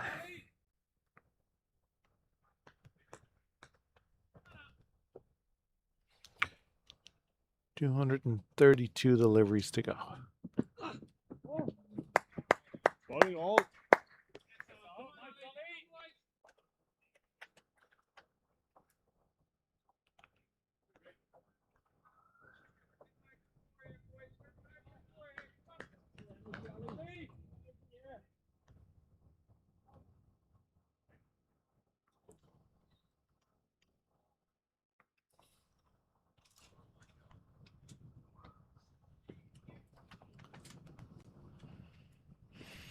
Just looking at the All-Ireland hurling final for our listeners. Limerick in a very strong position, leading 129 to 118. One of the great hurling sides, that current Limerick side.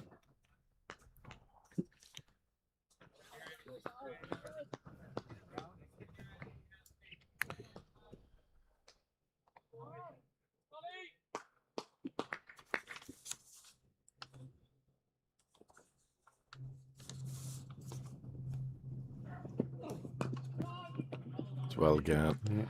Well bowled again. But you know what I love about Ollie, Graham? He puts everything into every delivery. Oh, it's absolutely. He's fantastic. So at the end of 12, Malahide are 50 for 3. Just to give you some impression of, well, you have to say they're behind the 8 ball at the moment, but to give you an impression on the DL, at the end of 12, with 3 wickets down, Malahide would need to be 141 for par. So almost 3 times the score.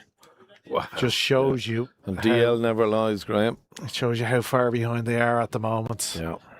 And what a mountain and Everest they have to climb. So Greg Ford is the new man at the wicket.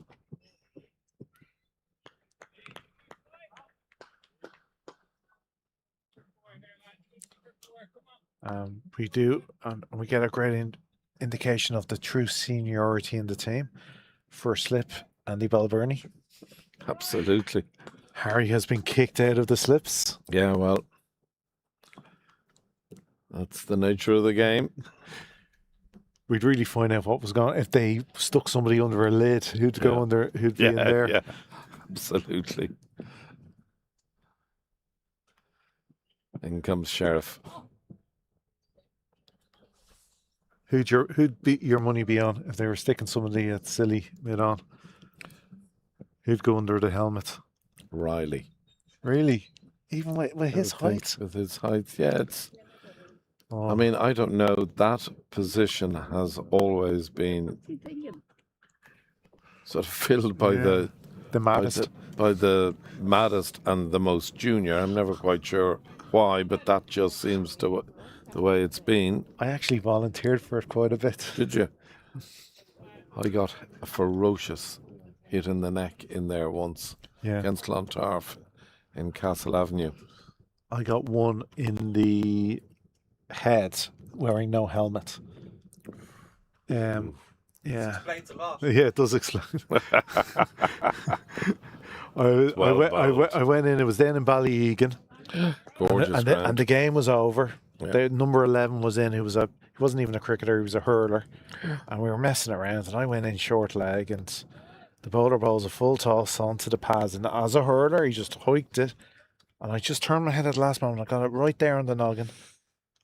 Dangerous. I'm laid out on the ground, my leg is twitching, I'm told.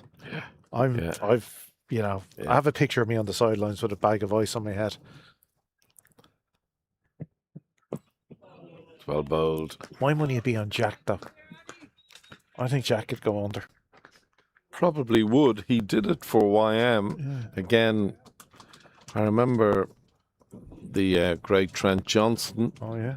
putting JT in there. And out in Malahide. And I would say that is... Jack would have been... That could be 15 years ago. Just a baba. Just a baba. Yeah, he was only starting out in his senior career.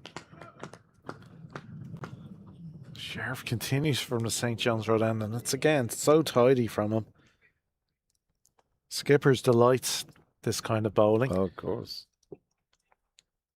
Forward watchful and trying to get himself in. Again. You just feel every dot ball's another nail in the coffin. Mm. Well, you know, the run rate now. Oh, that's nicely played into shot. the leg. Oh, it dissects the dive from Howie. Just They were a gets little beaten. unlucky. Yeah, in between the fielders perfectly, and that's 4 to Ford. So the run rate is up to over 8 and over. Yeah, and it'll just climb. And again, 8 and over for 37 overs is a lot. Especially when you're finding it difficult to get the runs going.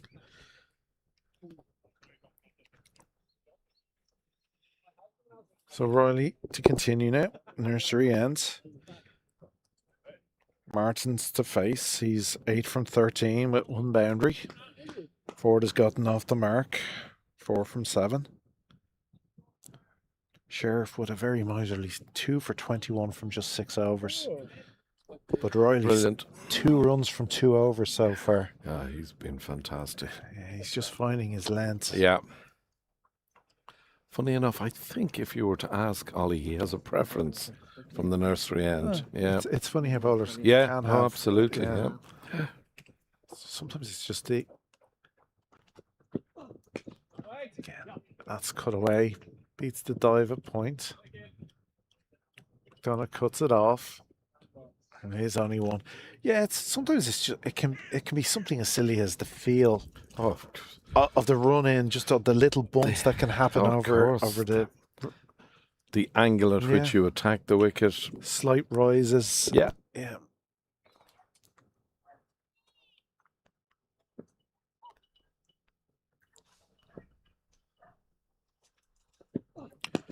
Again, beautiful from Riley. Come on, boys. Come on, lads.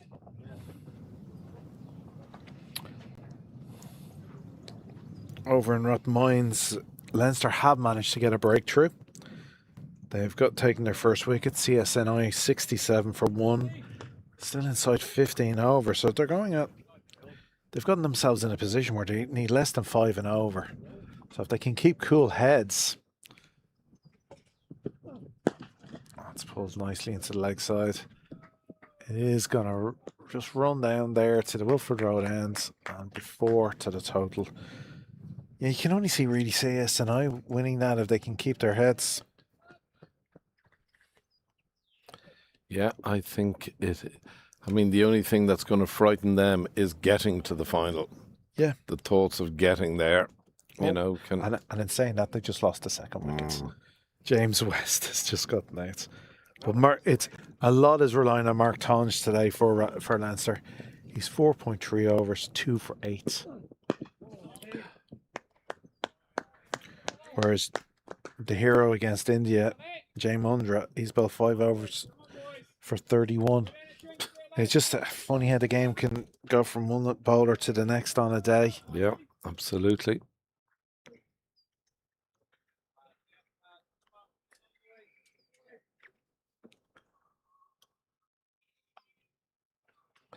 There was no Greg when he's batting, the way he twirls the bat in his hands. Just comes down the track a little to negate that little lift that Riley naturally gets.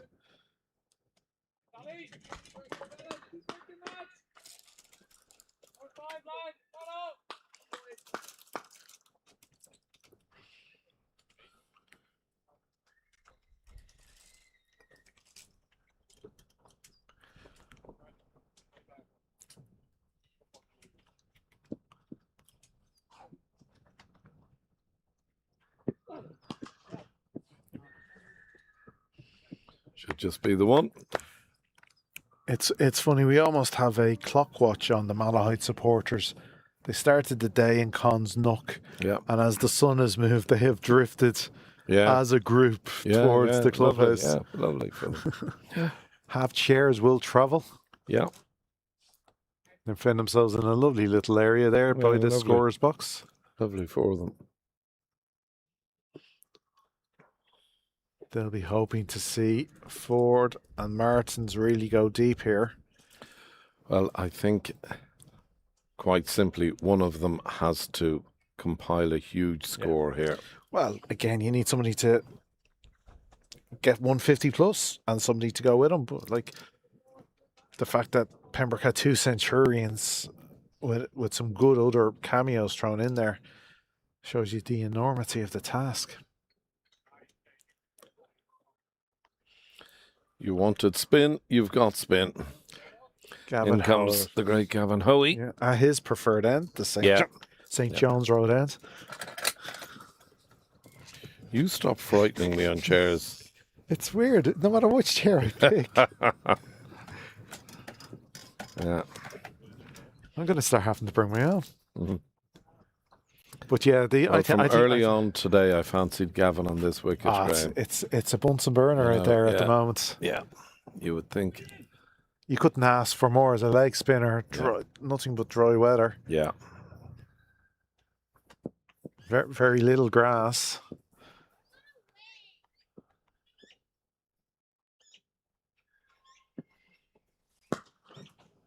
That's a fine opening shot, though. Martin straight on. It's just one that's dragged down a little. Yeah, it was just a... And he punches it beautifully through the covers for 4. Very good start to the over for Malahide. It's funny, though. We often say the sounds around the ground often can tell a story. That was a beautiful shot for 4. And barely a ripple from the Malahide supporters or players. It's a very good point, yeah. Like in the first innings, a shot like that was getting a rouse and cheer and a lot of claps. Yeah. Yeah. It was a beautiful shot, and he's followed it up with an equally impressive shot. Yeah. Out to the butted arm of Tim Tector. And he keeps that to 1.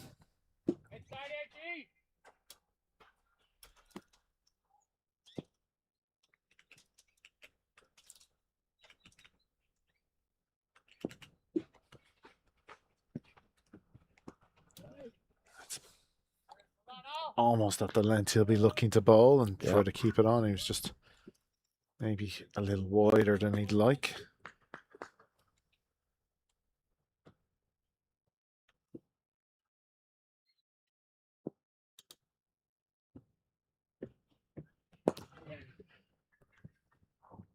That's well ball from Hoey, but tucked away nicely. Martin's just digging it out onto the leg side where there is always a 1. But again, I don't think Pembroke are going to get too flustered by the odd single. Yeah.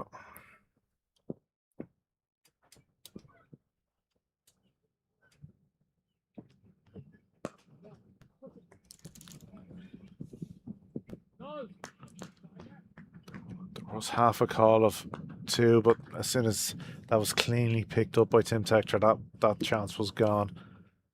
Straight in over the stumps. He has a hard throw. Yeah.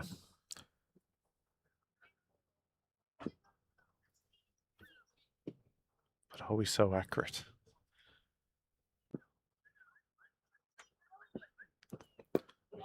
Beautifully bowled. That's well flighted and a little bit of dip. Yeah. That's a good close out to the over. Good over for Malahide, but again, Hoey just getting into a rhythm. So ideally, from a Pembroke point of view, they'll look for him to bowl 9 more in a row. Yeah. Hold, and then like that, let Riley bowl a few down, and then maybe bring back McDonough and then Sheriff, or even bring on Lawson, depending on how the next 5 overs go. Yeah. So 15 overs have been bowled. And I want to say hello to a great Pembroke man who is with us from Sydney. Hello to Kieran Sharp. Wow, that is hit hard. Yeah, Sharpie has been texting me, and I love receiving my texts from Kieran. Good afternoon to you. I'm not sure what time of the day it is with you, but I know you love watching your beloved Pembroke in this, the semi-final of the Bob Kerr Irish Senior Cup. It's great, great competition.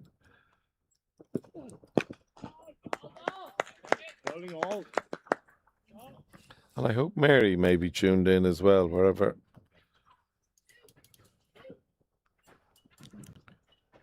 (2:24 a.m. in Sydney, Sharpie. If you're with us, let me know. He's just in the door, probably. Maybe you're doing some magic.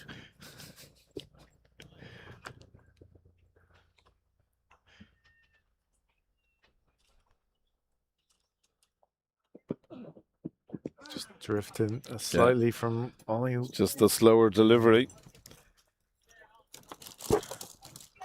Again, there is the little breeze that is here today. It is coming from right to left on your, or well, on the screen now, left to right. So, from the nursery end, it is going to drift to leg if it kind of holds up a little.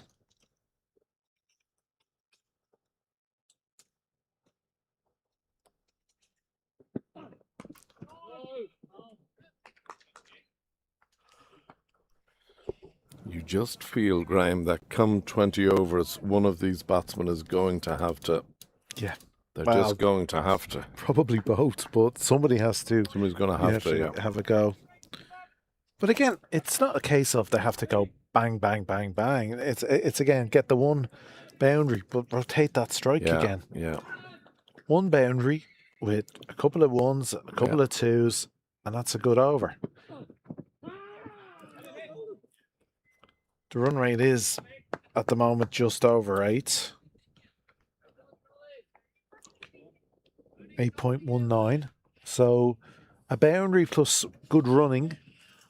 Every over. It is a lot to ask, but that is what's required. Yeah. And whereas relying on 3 or 4 boundaries and over, if you're not, at some point, that's just, you'd seem very unlikely to do that for 10, 15 overs.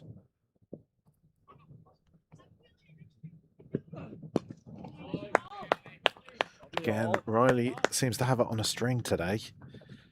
He's just going at 3 and over.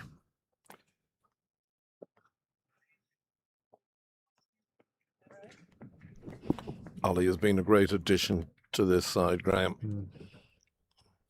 Well, again, as we always say, he's such a big unit. That height he comes down from. Yeah. The one thing I'll say about Ollie, he's so skillful. His slower deliveries, his cutters. That's a fine shot, though.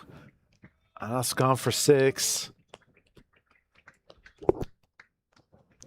Just in the arc, and Martin's happy to go after it.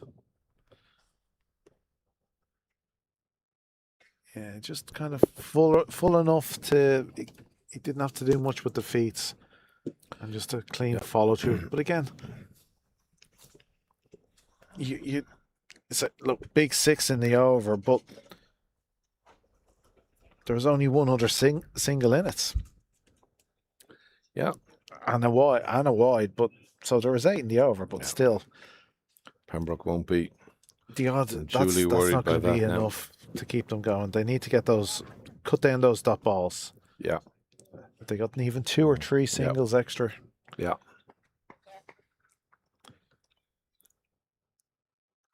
So Hoey to continue from the St. John's Road end.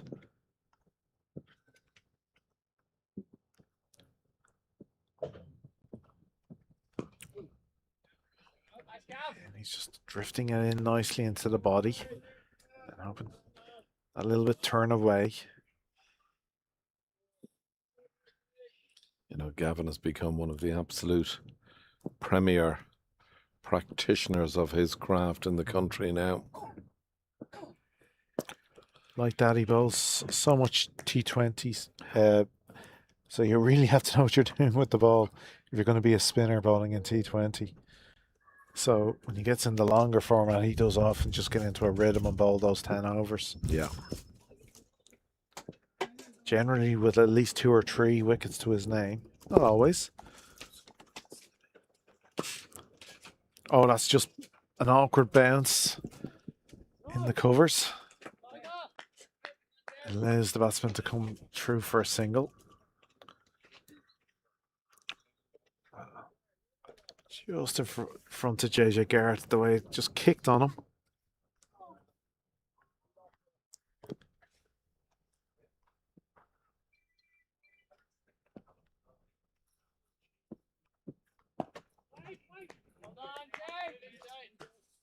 Again, good work here from Hoey. He's bowling at a nice pace here today. He's not trying to do too much with the ball. Happy to just get on their line and length.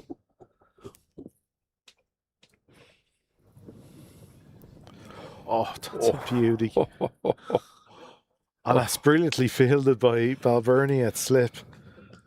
That was an absolute Jaffa. Look at the turn here now. See the ramps. Oh.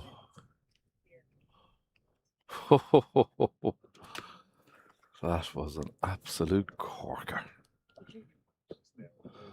That was just a classic leg spinner delivery, wasn't it? Beautiful. Yeah.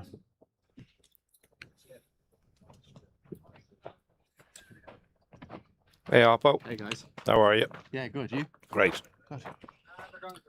So we're gonna have a drinks break. Yeah. 17 overs. So, at 17 overs, Malahide 78 for 3. DL, again, no chance of rain here today, or bad light the way it's going, but it gives you a good indication. At 17 overs, DL would have, with 3 wickets down, Malahide 155 for par. Virtually double scores. Yeah. So, quick little break, just while the players get a drink. So will we. We'll be back in one moment.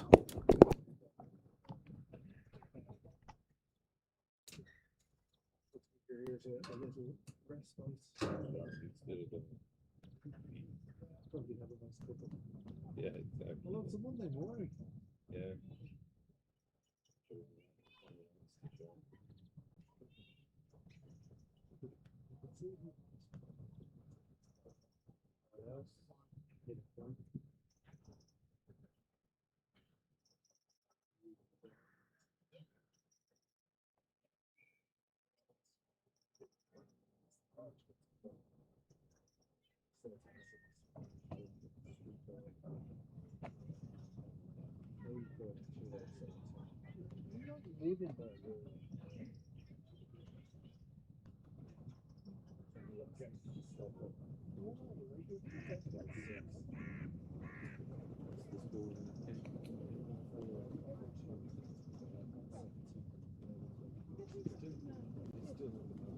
Yeah, no, definitely. Look, if they lose 2 now quickly, lose after Ryan Hunter,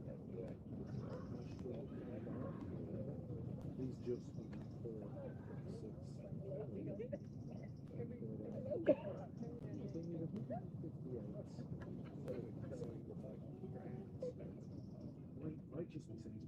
get taken on 2 so they score. 58, that's a T20 score. 13 overs to get it low, what we would do.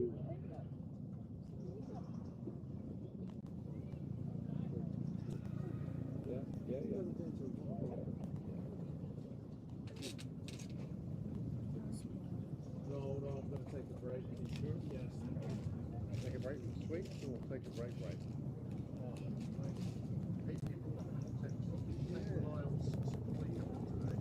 Yeah.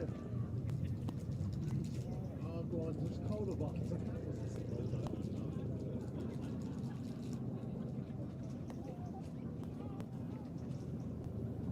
Sure.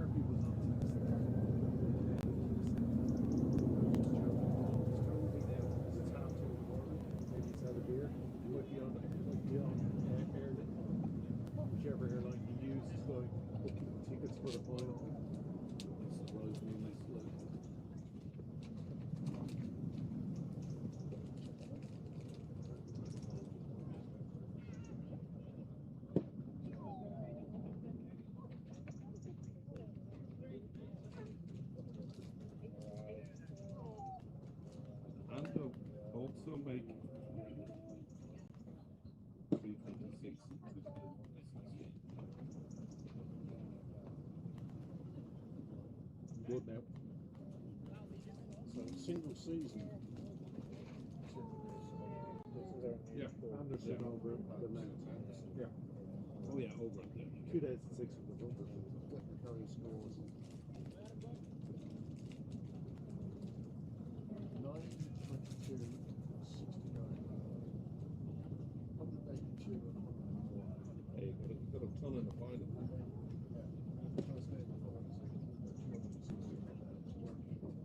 Oh, you were so disruptive. Good orange one. Almost. Okay. Oh. You know which one man to blame for that? Yes. Tariffs.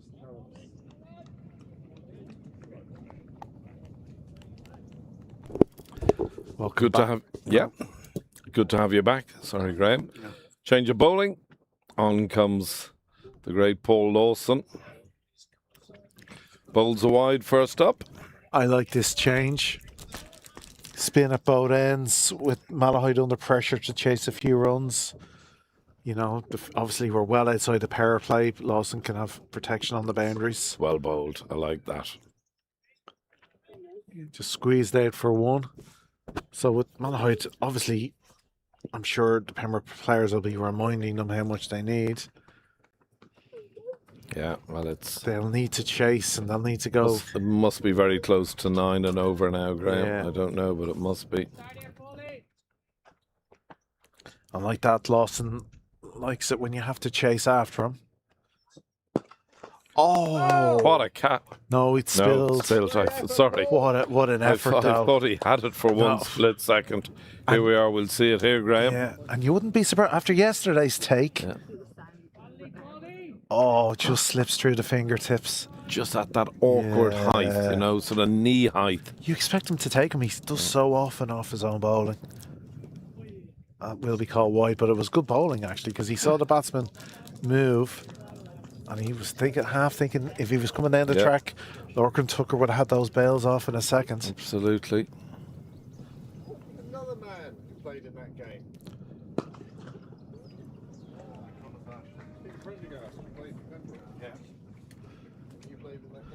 So, Lawson is already causing eruptions here in his first over.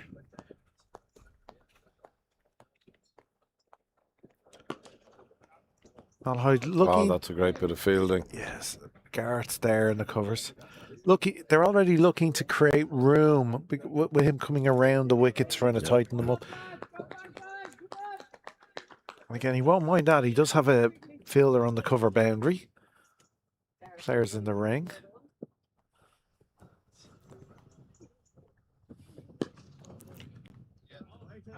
Again. It's good work as a team from Pembroke. Excellent work. Hoey with the dive, putting down in the batsman's eyes, and then Hector around to cover, backing up.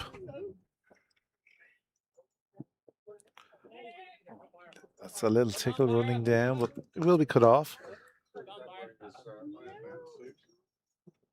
Kept to a single. You'd have to say immediately after drinks now, the tempo has just been upped. You just feel there's a sense of urgency on the part of... Yeah, I think they must have got... We've got to go. We've got to go. Well, one of them has to go. Well, obviously, the introduction of Lawson will have maybe brought that on as well. It's not Riley at that end. But... And he does invite batsmen to come on to him, which is where he gets a lot of wickets. But yeah, I definitely saw kind of an extra little impetus from Malahide in that over.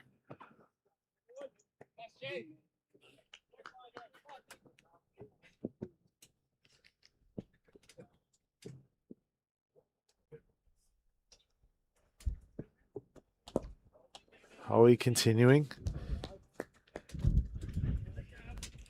into his third over, and again he's just straight onto that spot. With the two spinners now, quickly the overs will. And that also, players can suddenly look up and go, "Oh my absolutely. God, which over are we in?" Yeah, that's a cracking shot.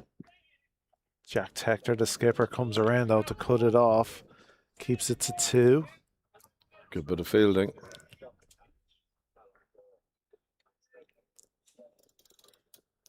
Again, you don't see a weak link in this fielding unit, really, No, do you? There isn't. Quite simply, there isn't. Pick out the worst fielder, and he's a bloody good fielder. Yeah.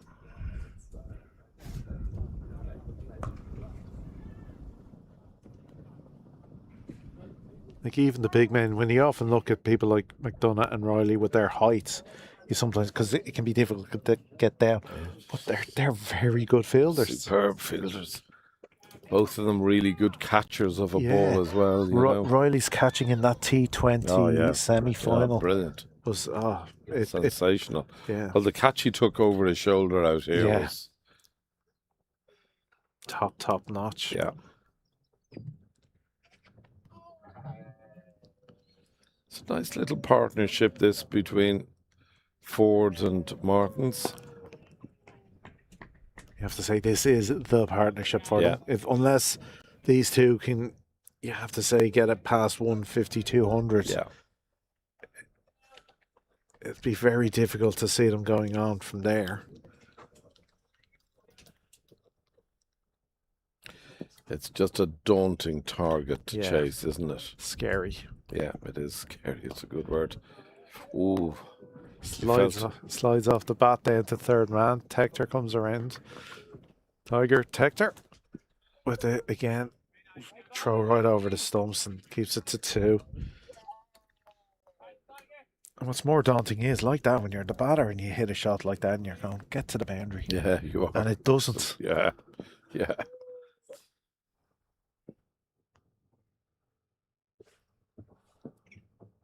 It's well bowled, Gavin. Beautifully bowled. That's a very tidy over from Hoey. Excellent over, yeah. We often say it, an over without a boundary is a win to the fielding side. I think that's 19 overs gone. Yes, 19 gone.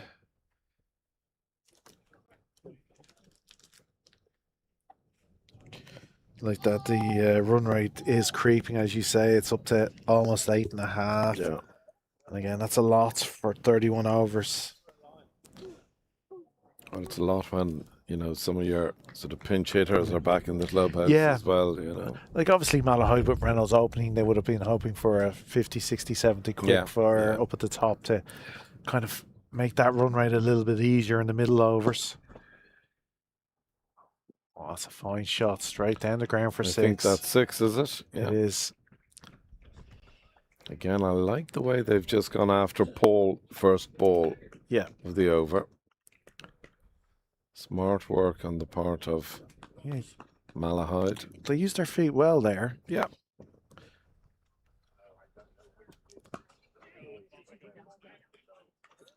But that's better, getting the single straight after the boundary.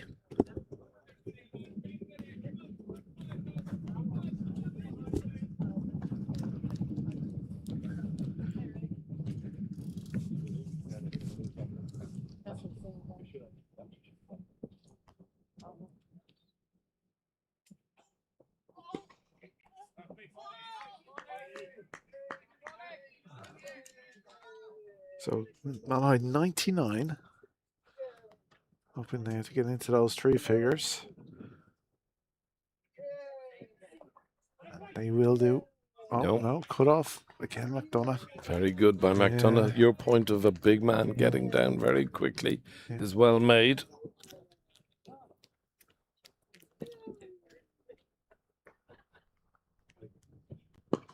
Oh, slightly in the air, but just wide of mid-off, and it will be 4. That brings up to 100 for Malahide. 104 in the 20th over.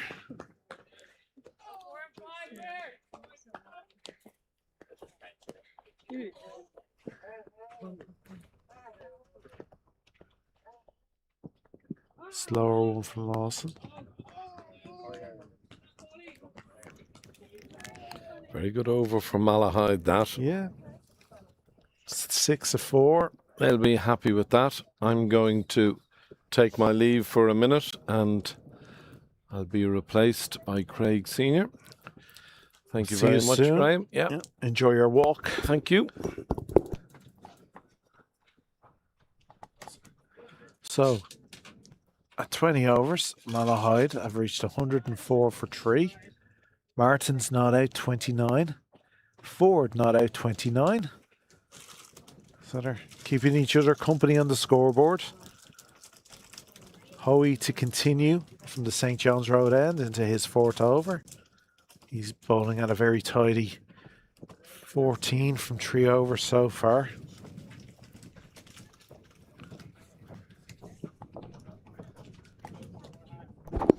Well, Graham, that's been a very good start, hasn't it? Yeah. 3 wickets down.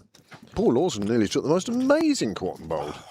Which I would have thought been, he had it. Yeah, no, it just slipped out of his fingers. Like, it's such a difficult chance coming under his body. Well, which would have been better, yesterday's cotton bolt or today's cotton bolt? Well, it would have been a tight run thing. Well, yesterday's wins on the fact that he did catch it. Yeah. But good to see the spin twins in unison, in tandem here. Yeah, no, happy to see them bowling it, and it means you can get to hold back Riley, Sheriff, and McDonough as much as possible. Because again, this could go to the 45th, 46th over. You got to think that way. You've also got Harry Tector as well, Yeah. with off spin as a 6th bowler if required. Quick hands from Tucker. We have the leg spin of Tim Tector. It's his day, why not? Everything seems to be going well for him. I mentioned that to somebody on a lap round, and they said he'd end up taking something like 4 wickets as well. You just whatever he does. Yeah. Somebody else suggested he should buy a lottery ticket. Yeah, I definitely think he should, as long as he lets us get a share. Well, I don't think any of it was down to luck. That was the thing. No, it's pure talent and hard work. The errors put in the nets and in the fielding practice for that catch he took. I don't think you can practice those. My goodness. Yeah. If I was going to practice those, I'd want a gym mat on the ground next to me. But it just shows the hours and hours of training, they put in. But I do remember a few years ago, do you remember Andy coming on the bowl after having a good day with the bat and then just picking up 2 or 3? Yep. No, it's definitely happened. This one in the air, but Captain Jack down in net's corner. I'll just keep it to a easy single. Amazing how a phrase comes up again and again. It's the second time in 2 minutes under totally different meanings of easy single. The other word for somebody's burger? Somebody's baby. Oh. You must have seen the clips on YouTube where you can shut up a crying baby just by throwing an easy single on its head. No, I haven't seen that. Oh, you have a different algorithm to me. Yeah, must do. That's pulled away nicely through square leg. Howie just dropping one short enough for Martins to latch onto, and the line as well, just kind of free hit. Way outside leg. Yeah. The only thing that could have happened there, Martins hit it and skied it really to mid-wicket. But he did well. No skying on that one.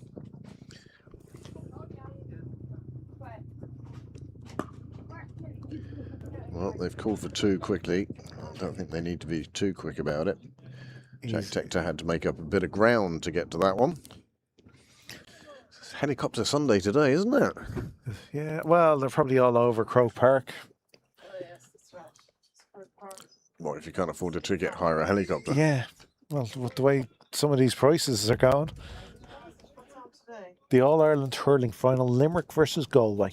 Is it the final, is it? Yeah. Oh, No, no, that changed. They moved them a few years ago. I think that was a dreadful decision. Well, it was apparently for players, so they could break up the season and actually give them time off. Yeah. What, they're acting like it, if you see the training times they put in.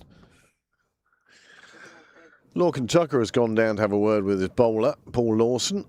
And I think, who else is involved there? Is it Jack? The umpires are saying something. Oh, is it?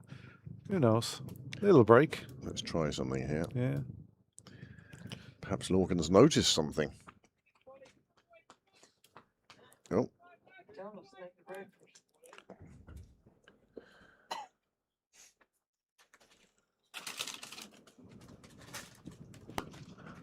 Tossed up outside off. Encouraging the drive. And what does he get? A drive. Again, I like that though. That's where something can happen. Keep them away from the straight hits. Get them stretching.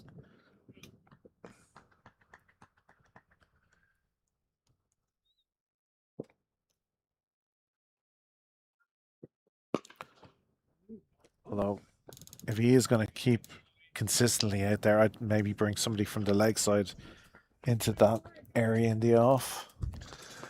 Look, Paul Lawson has set more fields than I've had hot dinners. I'm not going to second guess him if this is the field he thinks he should have. I think Bill Dwyer could probably move a couple of metres up the wire there. Bill Dwyer down in Cow Corner could move closer to the covers. Bill always keen on a bit of crowd fielding. Chance to show off the throw. It's just a couple of wides there now from Lawson. I don't even mind that from Lawson, to be honest. No. I think it's a fine way for him to tempt the batsman into an injudicious shot. Hasn't worked on this occasion. Bit of a breeze coming in from behind us this evening. Yeah. In our new location. Normally it's coming into the face and now it's coming from behind, yeah. It used to swirl around the building. We now have no such protection behind us. We could stick a couple of these hoardings up and stick them to the gazebo. Just put the wall up.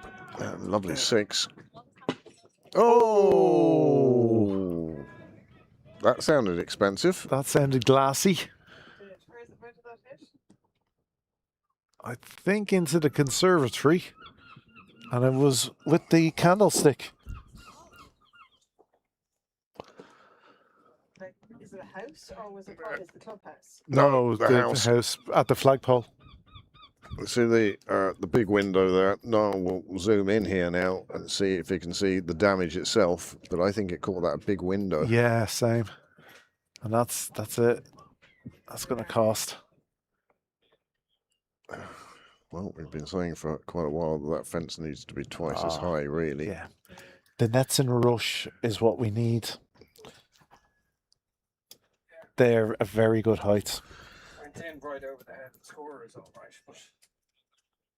Now, with any luck, it smashed a little opening window. Yeah. But I'm surprised Bill just, I think, making sure of his alibi. Okay, right, yes. Staying well away from that area. So, on another note, our under-15 boys are in the cup final this Friday on the 24th of July at 5:30 in Pembroke. Against Phoenix, I think. Now, you have to remember that nobody out there is hearing what she's saying. Okay, so you saying against Phoenix out of the blue means nothing. Okay, so our under-15 boys are in the cup final this Friday, the 24th of July at 5:30 p.m. in Sydney Parade. It would be great to have as many supporters down as possible, and the coverage will be on social media, newsletters, stroke website. But yeah, certainly coming down here on Friday night to help support the Pembroke side in a cup final.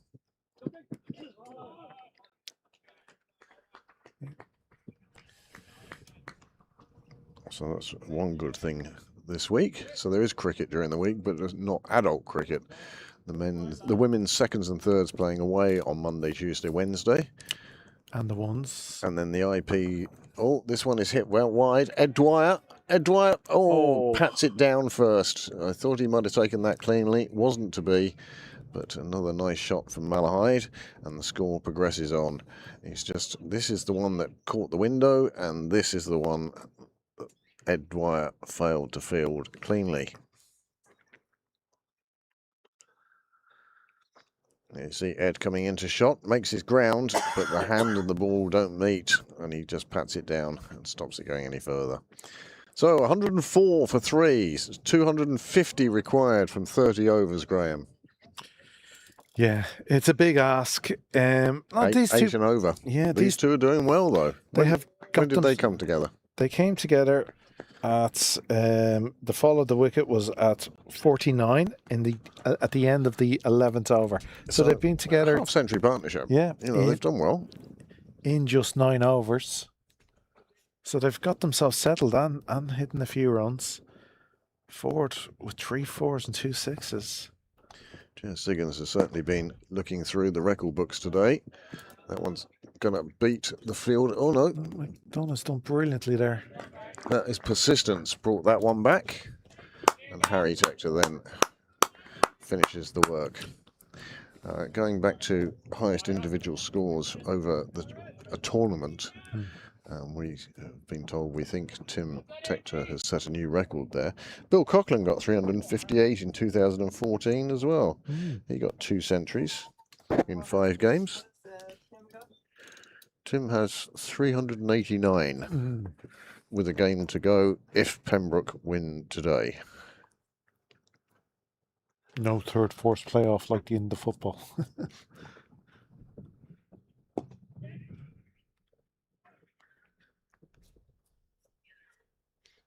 Another single taken.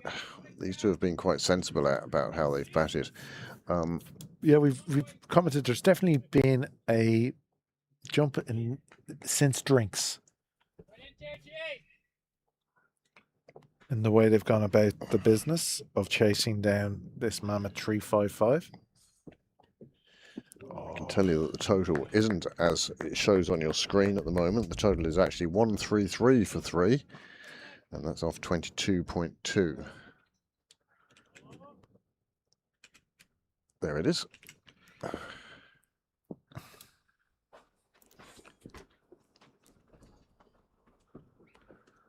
Oh, that just sneaks away.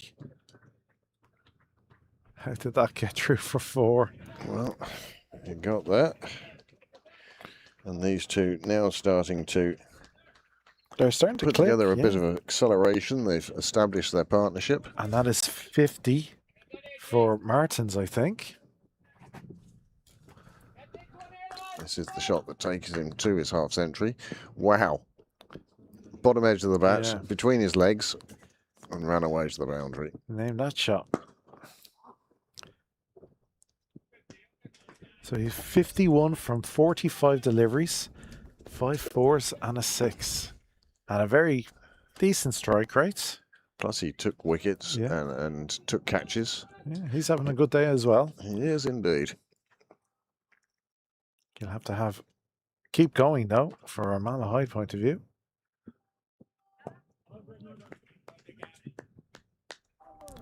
But he's been well aided by Ford at the other end, so it's not like it's just coming from one guy. So at the end of 23, the score is now 138 for 3, as you can see on your screen. And the bells seem a little early in Merrion Church today. Oh, there it is. It didn't go through his legs. He just inside edged it past the keeper. And I have to say, they're in a way, they're catching up on DL here. Yeah. They have been progressing. Like at one stage it was 3 times the score, then it was twice the score. Now they're 40 behind. No, 36 behind. Well, again, the longer they go without losing a wicket, the more DL will come into their favour. The question is, can they go that far without losing a wicket? Pembroke now searching, one would say. Ollie Riley replacing Paul Lawson.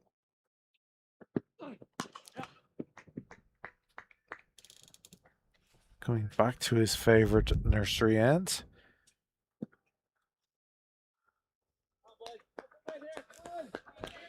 His first spell, 4 overs for just 17.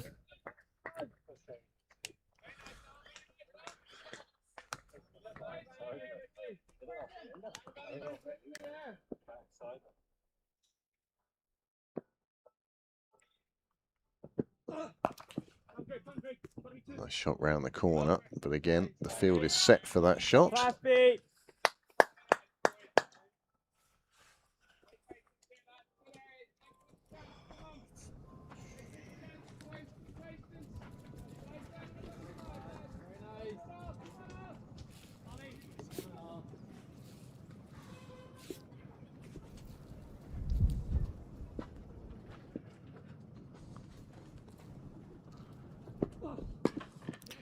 Again, already just dropping it a little short, and Martin's happy just to turn it around the corner for one.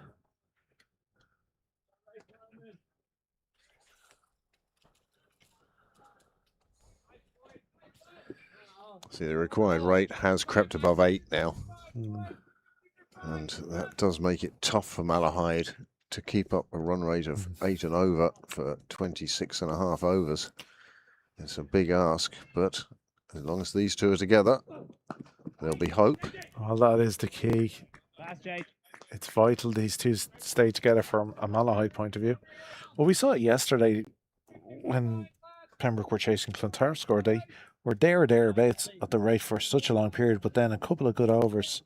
A couple of wickets and it just changed suddenly, everything. Yeah. And that's what I suspect would happen here. A couple of wickets could change everything, and Jack Texture has gone searching for those wickets by asking Ollie Riley to return.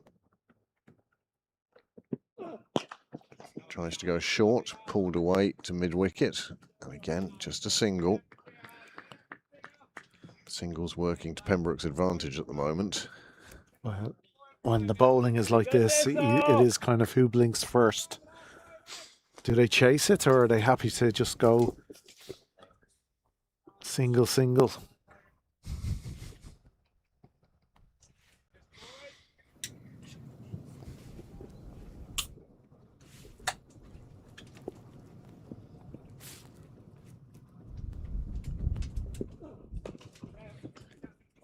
Big swing, bottom edge running out to the covers fielder. Another over slips by. 24 gone now. 142 for 3. 143 for 3.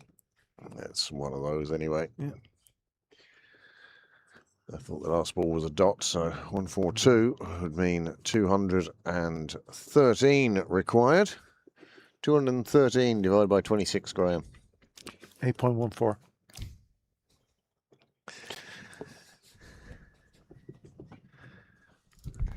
That is the required rate. That is the required rate. 8.14. Well, I'll just double check on MV Play. No, I'll go on to MV Play now, and I'll just see if I'm right. No, I'd say you're spot on. Do you think? Michael Clark would have been proud of you.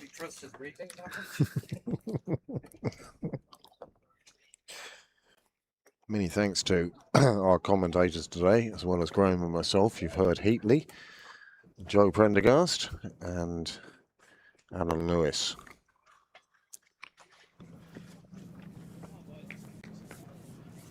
So Howie to continue in his rhythm. Many voices make light work. Oh, it's been a pleasure today.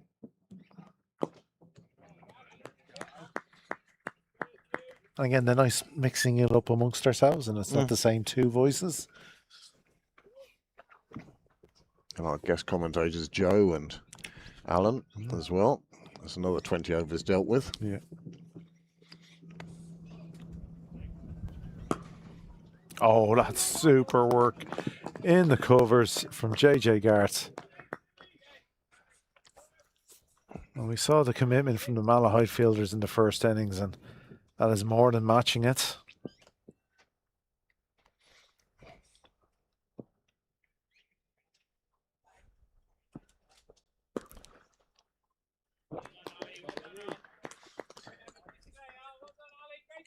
And it always does buoy the bowler when your fielders are backing you up like that. Oh, very much so. Get a That works boost. both ways. Yeah. Still a slip in place for Howie. I think this is very good, keeping the slip in, though. It's just something a little extra for the batsman to worry about. You don't often see it in these middle overs.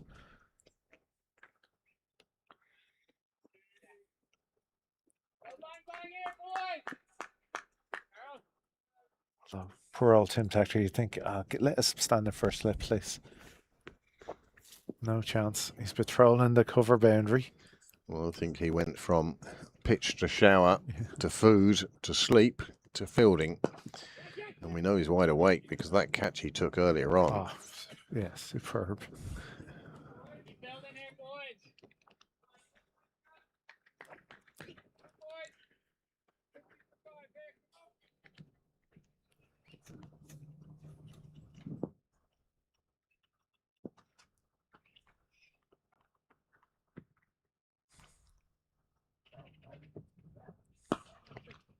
Oh, that's wonderful.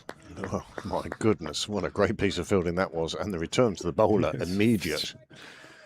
Fabulous stuff. Ah, it's just excellent work from Garrett. Well, 25 overs now.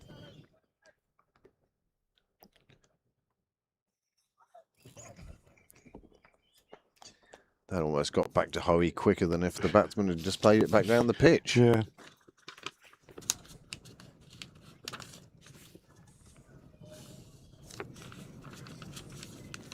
"25 overs gone, we're halfway through. And Malahide still need 210. Now you haven't got your phone in your hand. 8.26. No, it's not jumped that much.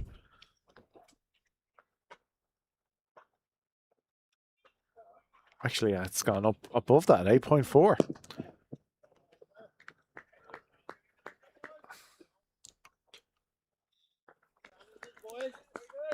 What does your DLS say? At the moment, at the end of 25, Yeah. with 3 wickets down, par would be 182. Ah. Yeah. So that's on NV NV Play Play, as well. yeah. As I say, if it was a bit more accessible and a bit more friendly to graphics, and didn't cost €600 a season, consider using it. I mean, that's why the deal that Cricket Leinster did with cricket clubs, whereby it was an all-in-one package and all the stats are kept on there and everything. It's super system for us, but mainly because of the graphics it allows us to show. I wish more of their buttons worked, but yeah, take what we can. Well, I get the feeling that the dark's heading north side now, bringing people back from Bray Beach or Greystones or Dunleary. They've been out for the day. What a beautiful day it's been.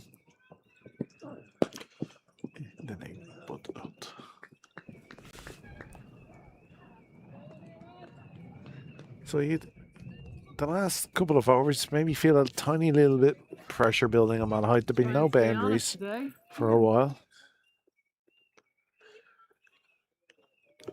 These little mini battles, important to win for a bowler. Quite deliberately dropped down to third, where Paul Lawson will do a clean bit of fielding.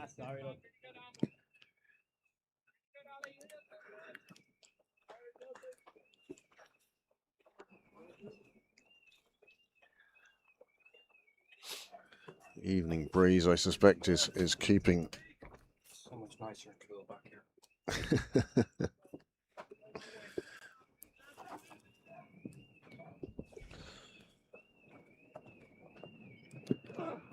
Short, pulled out, and an attempted dive in.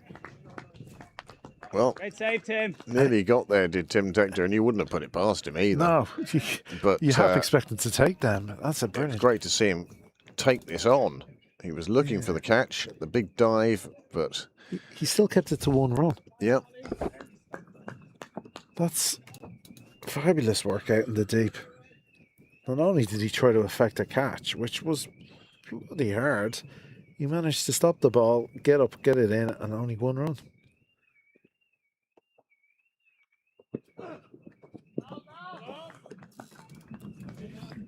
Good delivery from Riley, just showing the batsman this is how short we can go. And wasn't called wide, wasn't called no ball, it was just 1 for the over. Good delivery. Well, like that with his pace, and again, we often say the height he's coming down from when he releases that ball. It's not surprising he can affect a little extra bounce.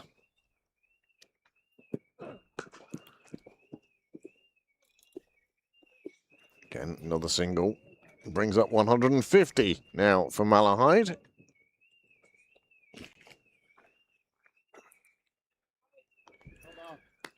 $150 after 26, or 151 after 26 now. 204 from 24.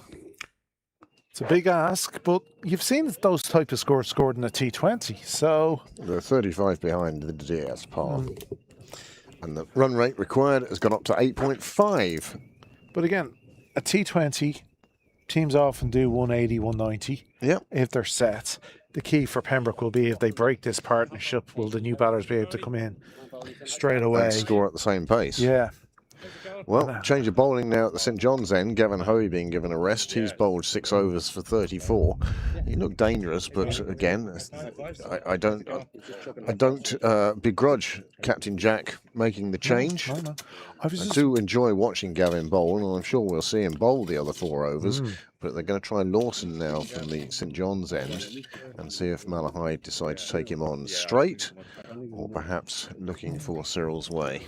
Well, in a way, I'm not surprised. The breeze, as you just said, is coming from behind us. Yep. And it could hold up. As often, what happens, the breeze often comes from the nursery end.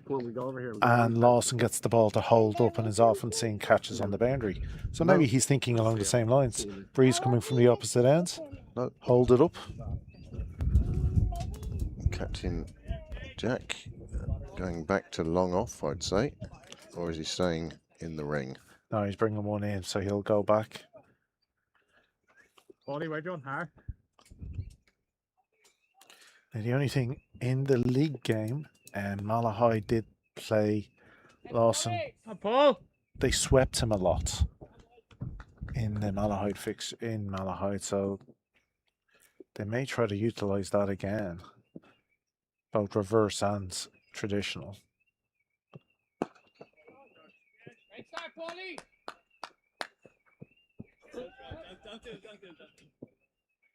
That's good sportsmanship. Nice to see, even at these levels.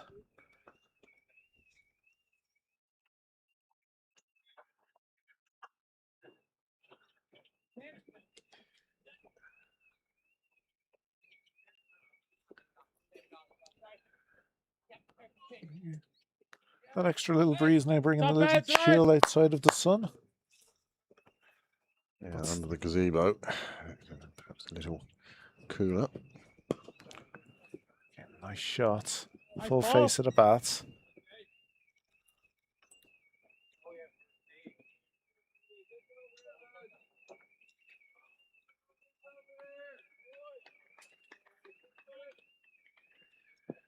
So heartening to see club cricket so well supported. Yeah. On this Bob Kerr Sunday. Hi, Polly. Such a nice man, Bob Kerr. And his wife Hope I've met a couple of times as well. What a lovely lady, and I use the term very advisedly.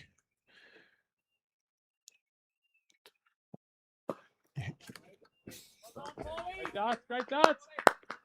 Nice Pete.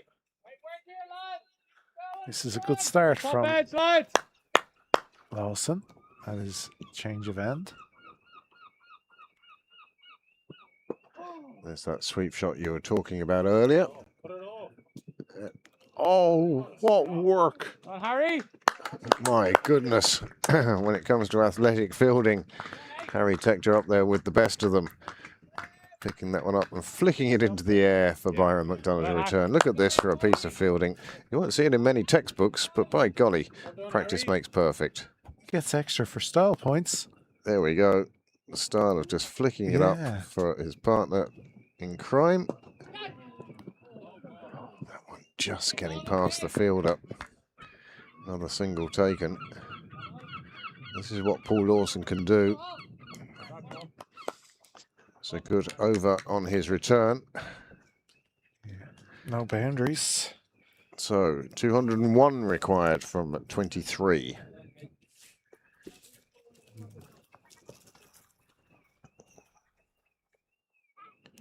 Well, the important thing from a Pembroke point of view is these last 4 overs have yielded no boundaries.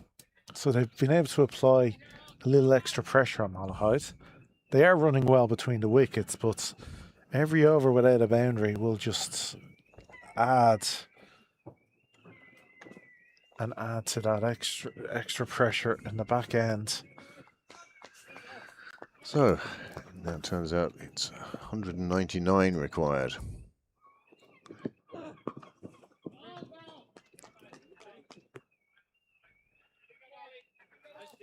Would you expect maybe this the last of Ollie's overs and then a Sheriff or McDonough from the nursery ends? Quite possibly. Just to keep mixing it up. Different action. Again, that's the great thing about having the spin, two working in tandem at one end.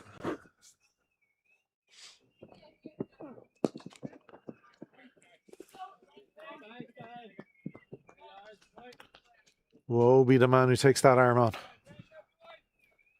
That is, again, great work. The energy levels he must have.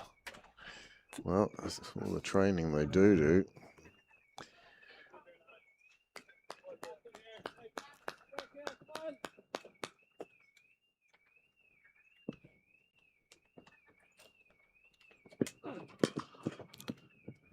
Well bowled again from Riley.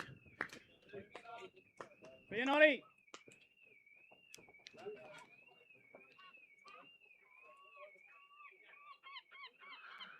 I think the player asking for one of the dressing room windows to be closed. We found that problem yesterday with a blazing sun bouncing off one of the windows.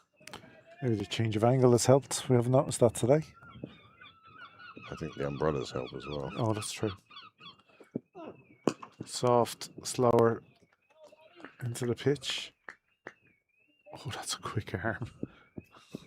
Good work there. Just keeping the batsman. Yeah, honest. Yeah. Well, on his toes, I was going to say. I assumed he was honest anyway. Yeah, plenty of people doing laps today. A few more. At a nice pace as well for the day that's in it. A few more sitting and standing outside the chapel. Short and played out square. Again, one he'll be glad he didn't get hold of as much as he wanted to. If he'd actually got a better connection, I think Tim Tector would have been in the game. In the game, exactly. As it is. Malahide proceeding on.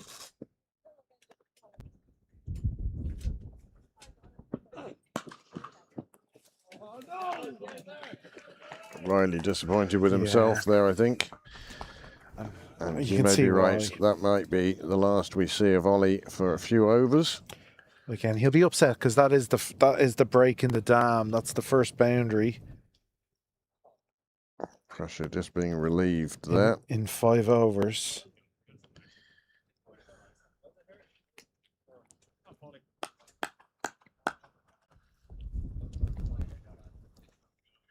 Just the 5 bowlers used by Pembroke so far.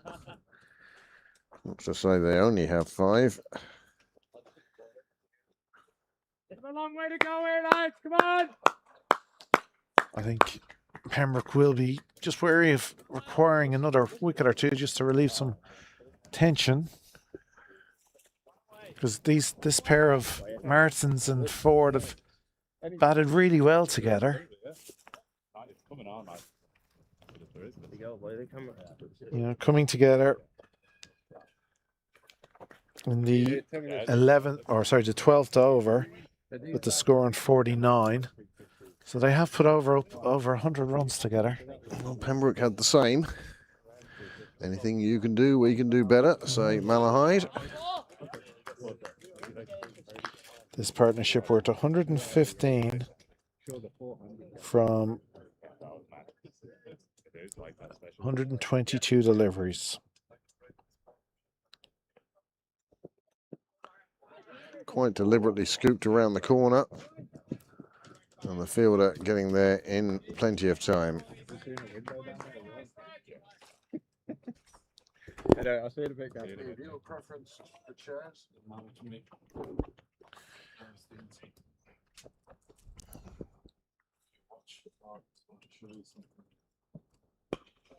Excellent, Paul. So good, lad. Gonna get a chance, lads. See, does it every ball. That's his trigger, is it? Just lifting his leg? Idiosyncrasies of the batsman being discussed. Ollie.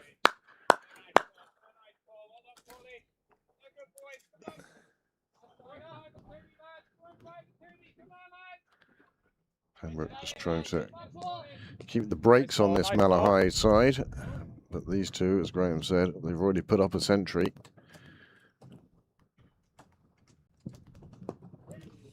Very good, Polly. That brings up 50 for Greg Ford from just 49 deliveries. 4 fours, 2 sixes, and a strike rate just above 100. Pretty perfect for what his team needs at the moment. Well, especially the moment he had to come in. And of course, he's playing with an injury. Not bad for a man who dislocated a finger earlier on. Yeah. They're doing very well. So that is the end of 29 overs. The score has moved on now to 167 for 3. That was a good over from Lawson. Again, just the 3 singles.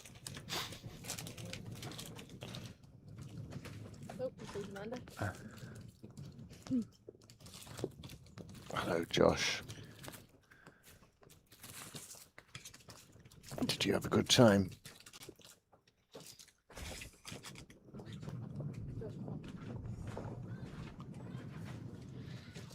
As Charlie says, the only dog in Pembroke without a collar. Yeah. Such a good dog, Josh. Never crosses the boundary rope. Knows exactly how to walk around it. And everyone knows him.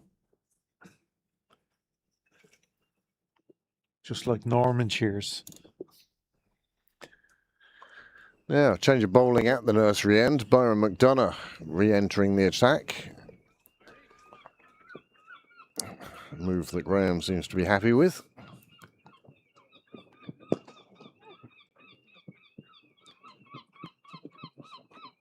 Well, again, when you're defending this, totally kind of as many changes of action and angle as possible. Don't let the batsman get too set. And you are trying to find a wicket here because... But you also don't want to upset your bowler's rhythms either. No, true. Bowling 1 over spells can prove problematic. Well, not 1 over, like 3 max. 3 max 4. We saw it yesterday. David Delaney loves a 3 over spell.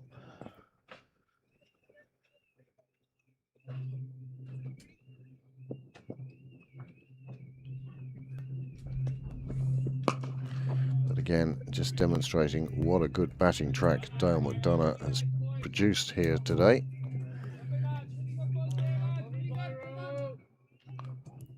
Like that in a 2-day period, up until this point, 3 scores in excess of 300 runs. Oh yeah, I mean... And again, it's not over, so like we're going into the last 20. We're past 1,000 runs for the, yeah. for the weekend. It's amazing, yeah. Oh, it just slipped on a little lower. First little odd bounce we've seen today. Once again, we big up the pitch and it does that.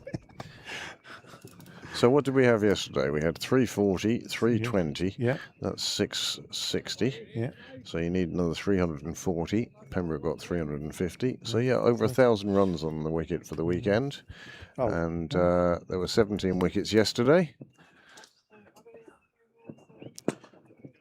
Oh, we're past 1,100 for the weekend with Malahide's 21, innings. and only 24 wickets. Yeah. Fast, Tiger. No, if you get in, you're going to get the benefit. And that's what these 2 batters are doing brilliantly. They've got themselves in. Like, Martin's on 70, Ford on 51.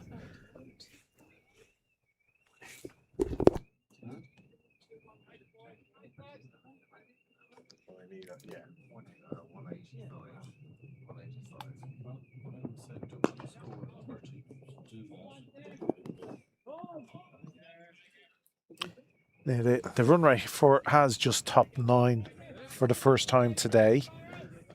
But again, runs required per over.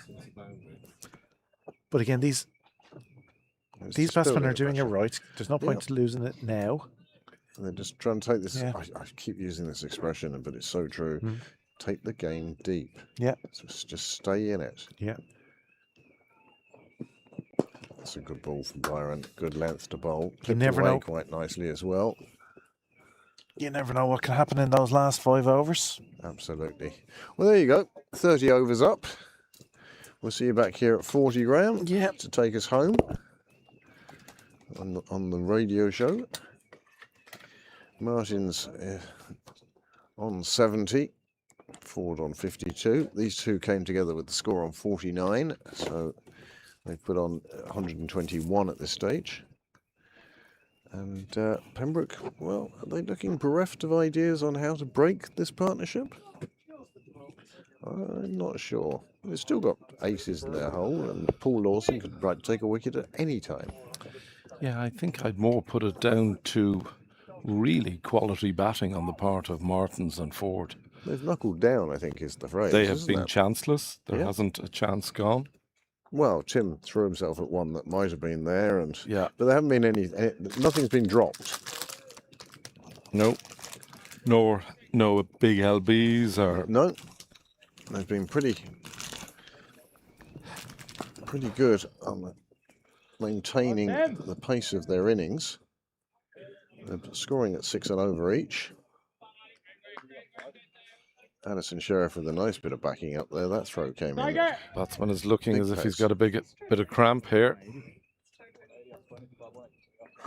Trying to loosen out the lower back of it. Yeah, I think you're right. I think he felt something as he was running. Yeah.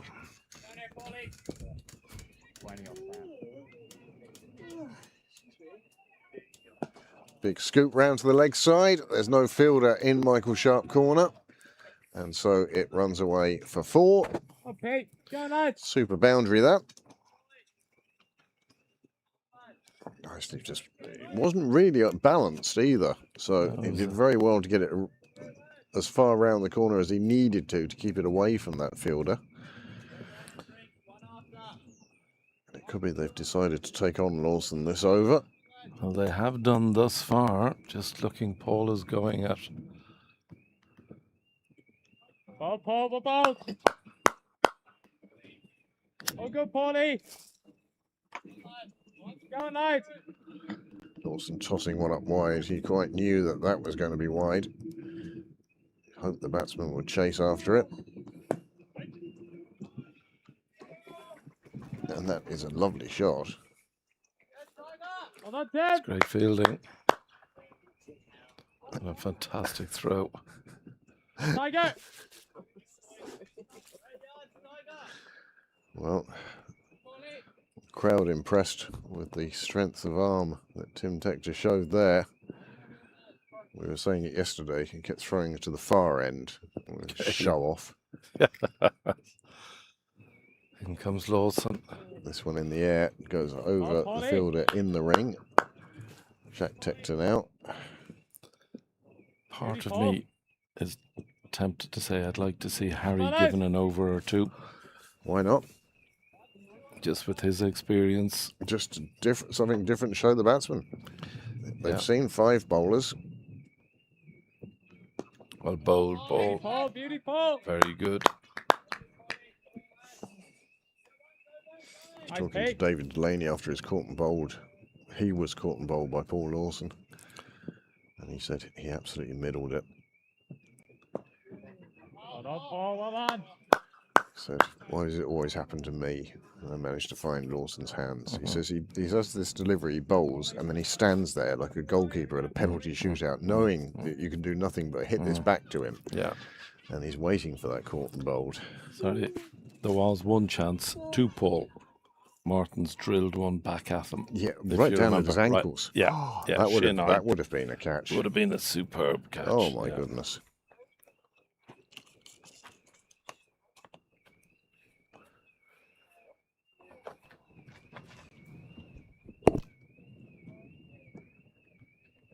McDonough to continue from the nursery end, spearheading this Pembroke attack today.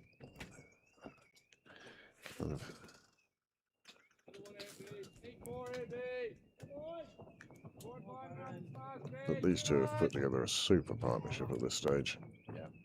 They've kept Malahide in this game. And eminently sensible, may I add. Mm. They've been terrific at the pair of them. Just 3 wickets down. And it's been a while since that third wicket fell.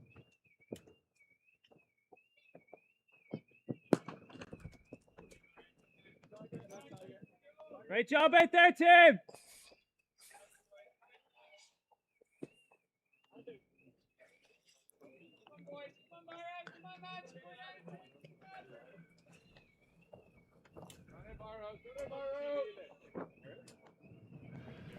You can just sense an unease amongst the Pembroke supporters in the crowd. You know, they're looking for that wicket.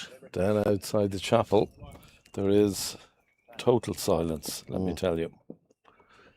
It's funny how the day starts. And that's a lovely shot. Beats the fielder, runs down to what is Malahide corner today. Yeah. I noticed the Malahide crowd in 2 different groups down at the far end. And I was suggesting that perhaps one group doesn't talk to the other. Is that how it is in Malahide?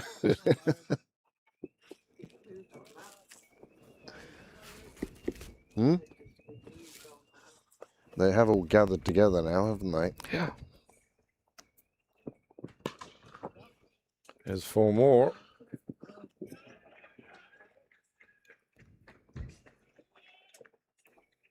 Well, these two working very well together.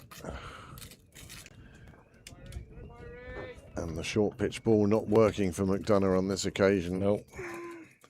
And, well, we saw an athletic dive in that corner earlier, not to be on this occasion.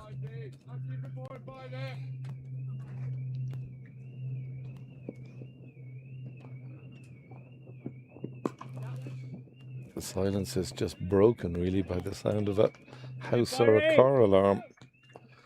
But there is a hush around Sydney Parade. Great cricketing folk here, and they're well aware that this is a game and a half. Malahide are right in this game.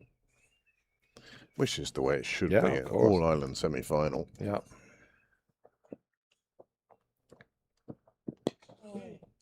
Nicely played and tucked away again.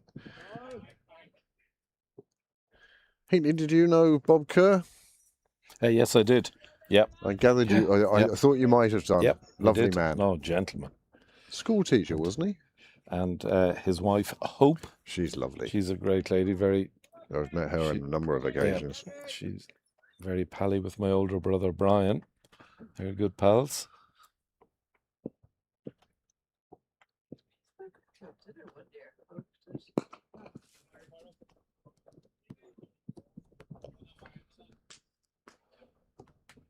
It's a really good over that for Malahide. That was one of the occasions I met her, was the club dinner. Hope spoke here at a club dinner. Great, yeah. Yeah, no, lovely lady. Yeah, to her fingertips. Comedy replay for commentators. Oh, timing, Joe. Timing is everything. There we go. Have a little look. You tell us what happened, because we couldn't see. And there it is, reaching the fence. Well done, Niall, for chucking it behind those two. That can't have been easy.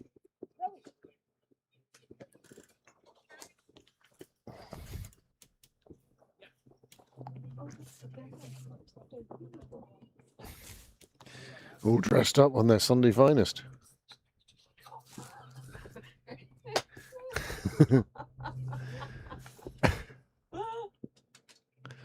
Paul Lawson then from St John's End, looking for this breakthrough.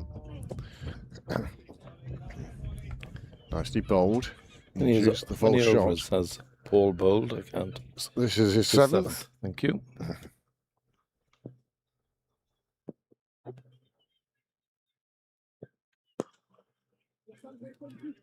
Well done, Jack, go! Well done, Jack! Well, what a fine piece of fielding by the captain. He kept that to a single. That looked like 2 from the word go. Absolutely. But no, it wasn't to be. Okay.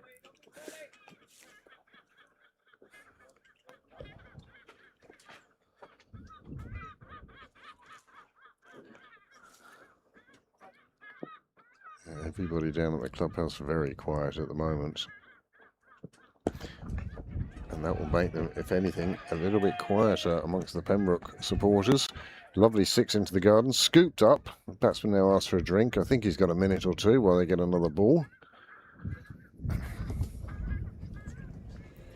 For the first time, I'm going to say, in this match, I think Malahide are on top. They certainly are with these two at the wickets, and it's hard to see where Pembroke are going to get a wicket from. But I tell you one thing, if they do, there'll be a sense of relief. That's a lovely shot off Lawson. Disappears into the garden. It wasn't an orthodox shot per se, but it was played very well.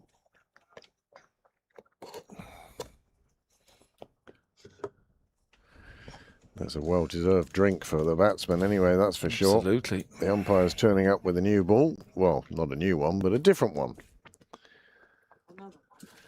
Graham is standing looking.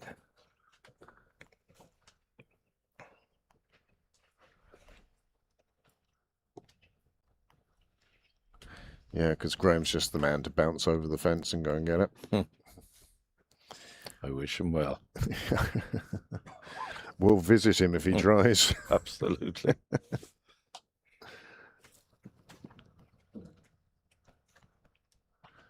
Well, we do hope you are enjoying this streaming of the Bob Kerr All-Ireland Cup semi-final between Malahide and Pembroke. Ah, good. Always good to hear from Ian Thompson. He's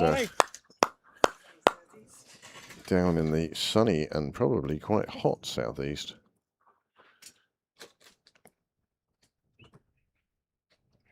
All right. Up, Polly. Gonna happen quickly, lads.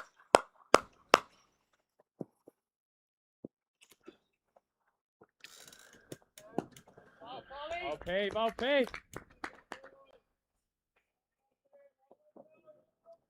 Keep building here, lads. Very good. This chance.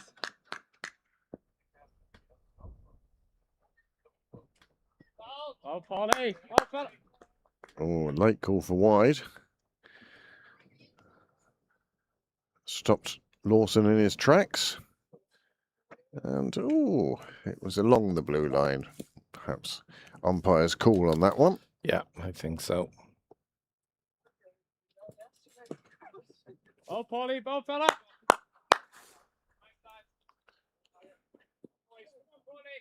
Keep working here, lads. Very good. Take this chance, lads.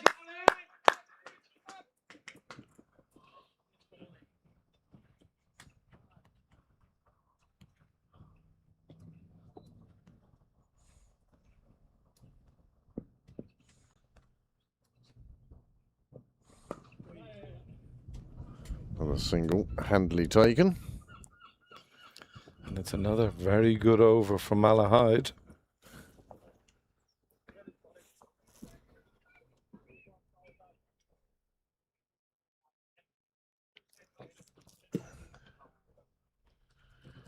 Well, they came together at the first ball of the 12th over. They've been together for 20. Oh, live scoring seems to have slipped back a bit. 21 overs. And they've put on nearly 150 now. Yeah, they've been absolutely fantastic. They've batted, I would say they've batted within themselves. They've seen no rash shots, no bad flashes of the bat. They've done really well. I mean, it would have been very easily to see the run rate creep over 10s. Yep. But they have kept it to 8 and a bit and over now for... Well, Heatley, you asked. Oh. Your son has replied, and he's brought the other son on to bowl. The suggestion around the ground was, why not give Tim a couple of overs? He's done everything else today. He'll probably drive the team breaths home as well. That's the sort of day he's been having. Oh, that's why I asked if you wanted this seat. No. Now, this is an important spell.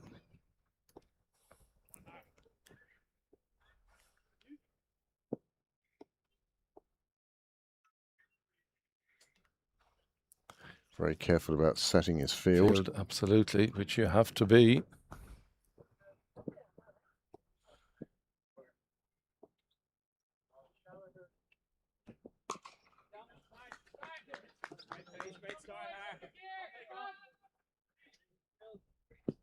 Harry, come on, boy! Everything, Kerr!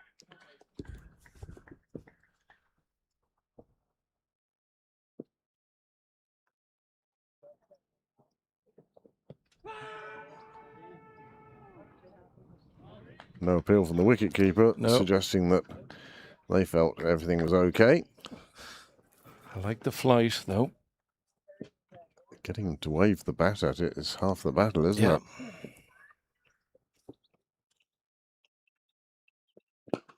He sliced that one away. Chance? No. It's a good shot. Really got underneath that shot. and just sliced it through extra yeah. cover. It was always running away from the fielder. You can see just how much. Part of it was because it wasn't anywhere near the pitch of the ball, but he was able to free his arms.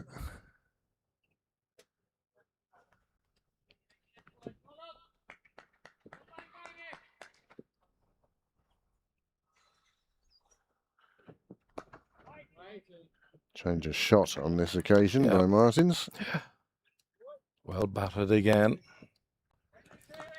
Pulled out of the shot that he had in mind at the last minute. Just played it to sort of backward point. Another manufactured cross-bat shot. Gets it out of the ring. Through for a single. Here's the big ball. This is where Malahide had been very good, Craig. First and last ball.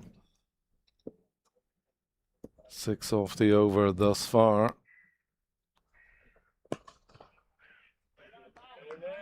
Nice bit of fielding. Remains at 6. Good over. Well, the live scoring is going to have to go back a bit because they have Paul Lawson bowling this over, and we both know it isn't. So they'll go back for a bit, and that will give them a time to do it now as drinks are brought out by Connor Mullen, and he'll no doubt have a few words to say to his players at the same time. Heatley, we'll take a short break, shall we? And come back at the end of drinks. Talk to you shortly, Craig.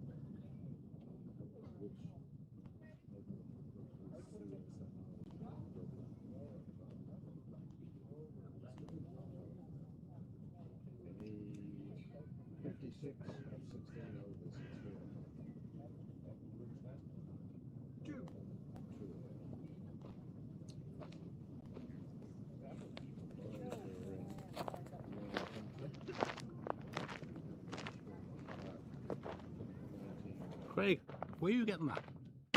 Where are you getting that from?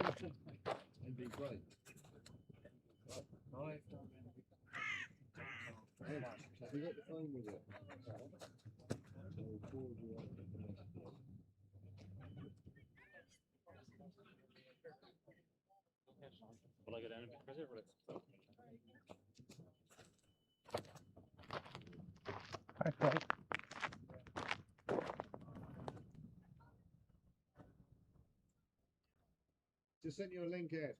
Thanks, William. It's gonna go a good decent distance anyway.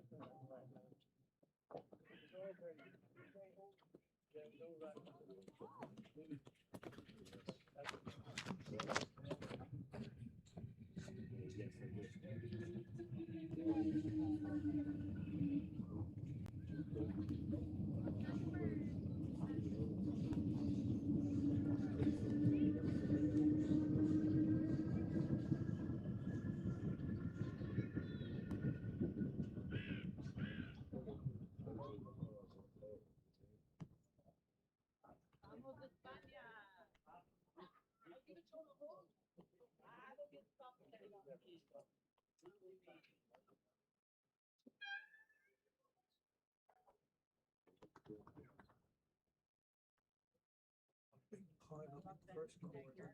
Verstappen took everyone else out on the restart. And Ballyspellin won the National Cup to beat the Hills. That's the same kind of goal. Yeah.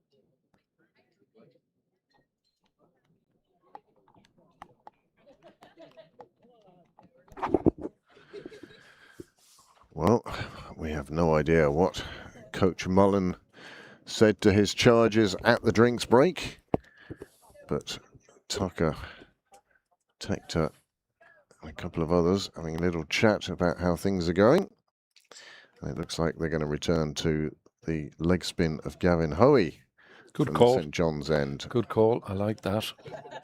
Just after a drinks break, especially. I like it. Make the batsman hit you rather than the other way around. I like it. Many overs has Hoey bowled, I wonder? I think he's bowled 6. Okay.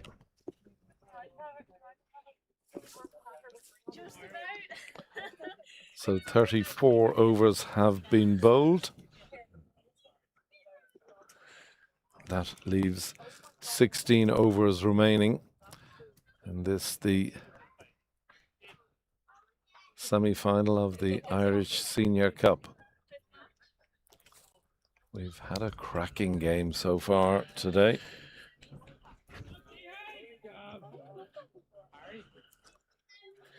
The required rate has hit 9. Yeah.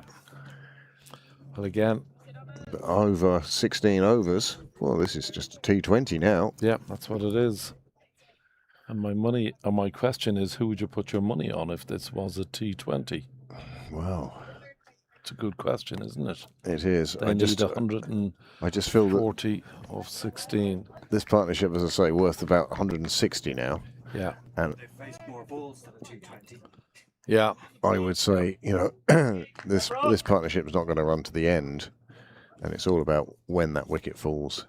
Yeah. The other thing to take into consideration, Craig, the next man in has been waiting and waiting and waiting, and that's never easy. And then suddenly the adrenaline pumps as the wicket falls. Absolutely. Another good ball from Hoey. Yeah, still a tight one, this. Very. It's turned into a very close game.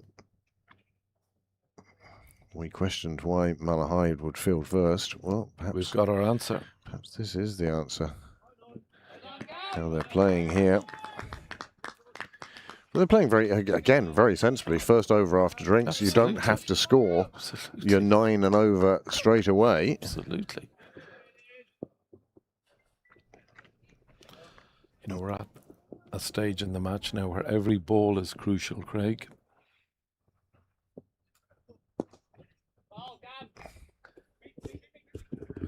Just the single taken into that vacant leg side. All the fielders on the leg side, like a T20, are on the fence. Yeah. The field on the offside, a bit more, shall we say, in the ring.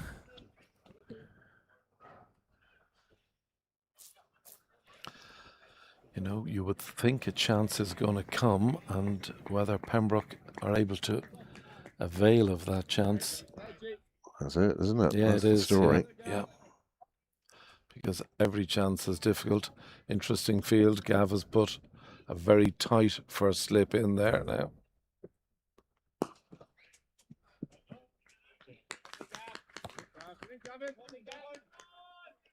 Again, if you want fielders in the ring, JJ Garth, certainly leading candidate. Absolutely.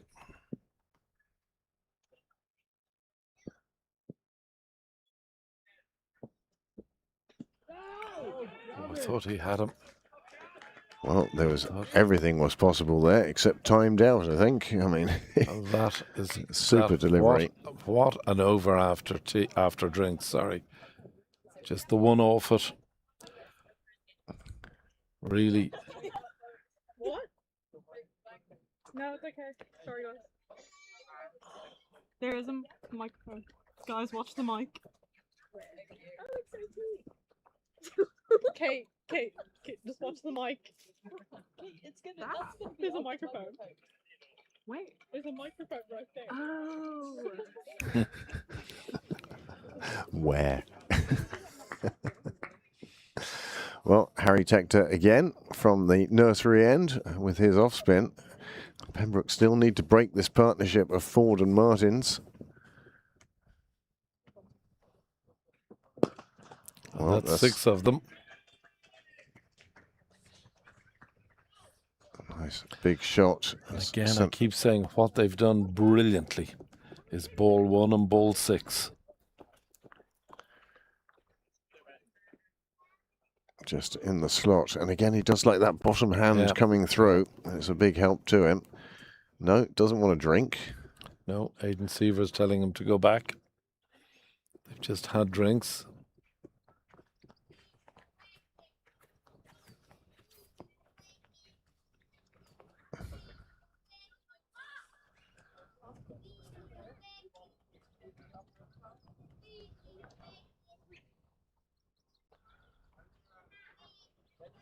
Lorcan Tucker just checking with the umpire. The ball that's been brought out.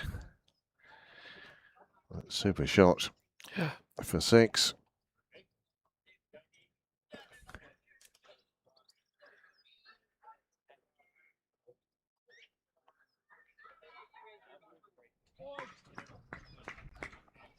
Well, it's certainly a different Malahide side to that played yesterday.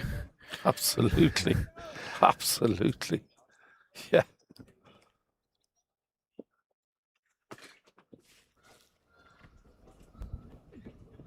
Another big shot this down. Another big 6. To the Willfield Road gate, almost reaching into the gate itself. 2 6s and 2 balls certainly puts a bit of pressure on the bowler here. But again, they're going for their shots, and I think you'd rather see that than them playing well within themselves. He's looking for the boundary now. And that's where the tiredness might come in. Paul Lawson could be in business here at third, short third. Yeah, it's a good call.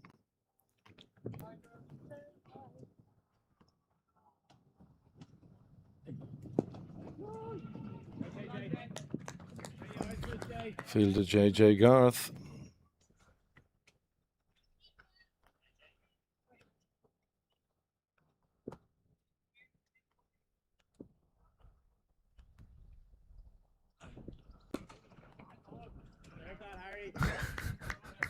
One that was dropped in way too short, and on this occasion the batsman couldn't take advantage of it. He's got it on the top of the bat, I think. Sometimes it's the bad ball that gets you the wicket.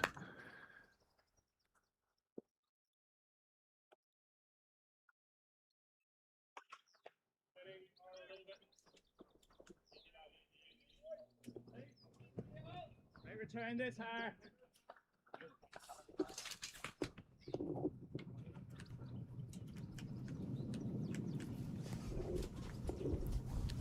No, that didn't do it. I obviously pressed the wrong buttons.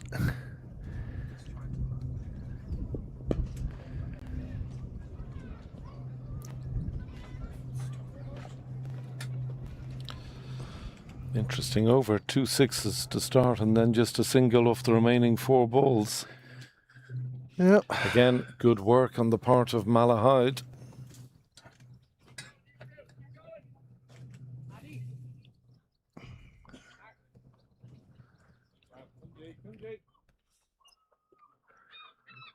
"14 overs remain.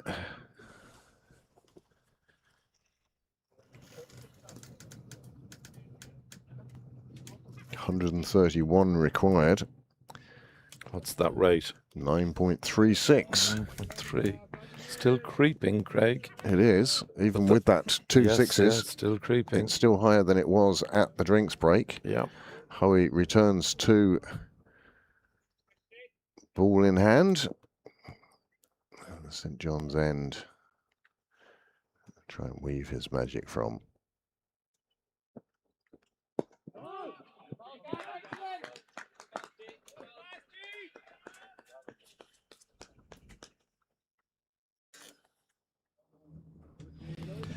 Gavin Hoey in his 8th over.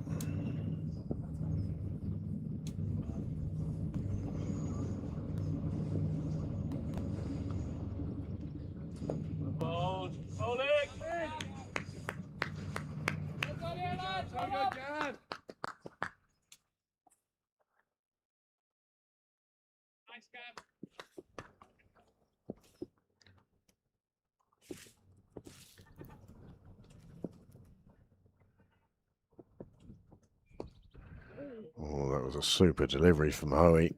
It does squirt away. But two runs. Great chase by Byron McDonough for a big man. Great bit of fielding. Another good over from Hoey here. Superb. Halfway through his over.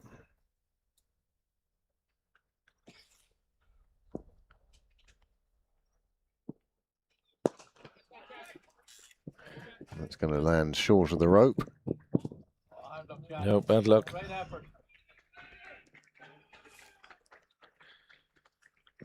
Down the ground to Hoey, but it's in the air. Yeah. So far, the striking has been straight and true. It just takes one to come off the edge of the bat and not travel as you want it to. This one, well, Jack was the wrong side of the rope, passing it back in. Yeah.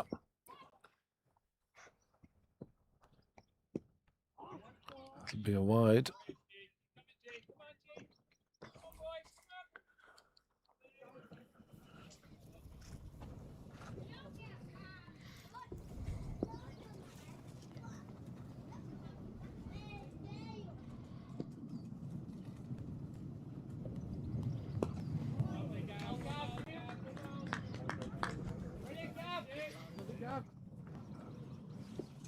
That's the required equation. Thank you. 129 off 13.3 at 9.5 and over. This one comes off the edge of the bat. A nicely taken single. It's a misfield on this occasion. They'll come back for the second. Just a little bit of pressure telling there. Yep.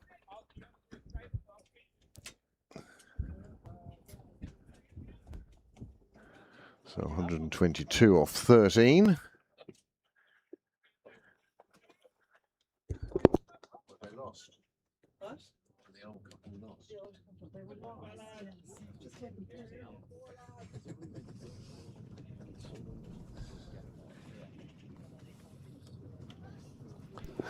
Looks like either Sheriff or McDonough coming back into the attack. I think that's Sheriff. Yeah. McDonough would only have 3 overs left. Sheriff, I think, has 5 or 6. It'd be time to dip into that bag again.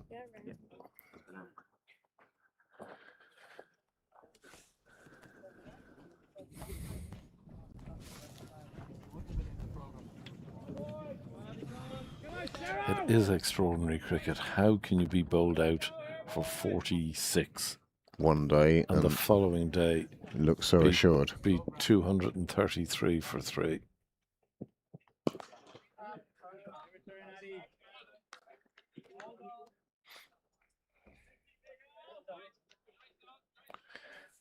The cricketing god, she is funny, isn't she? Sense of humour. Yeah. But you know, something like yesterday will I'm sure galvanised Malahide. Yeah. So they got together and said, "This ain't gonna happen again, boys. Today's the day." Happen. Yep. Very much so. The crowd are still growing here at Sydney Parade. More people making it down. Really does have a bank holiday feel about it, almost. It does, yeah. Just unfortunately not a bank holiday. We'll have to return to the daily grind tomorrow.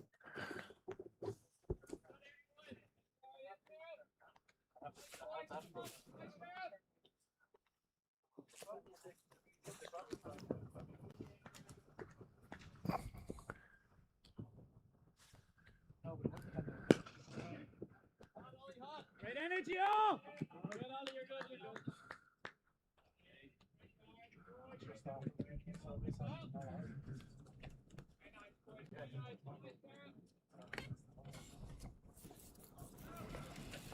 Going to be an interesting dilemma for the skipper here, because Sheriff is Only has 3 at the end of this. Yeah.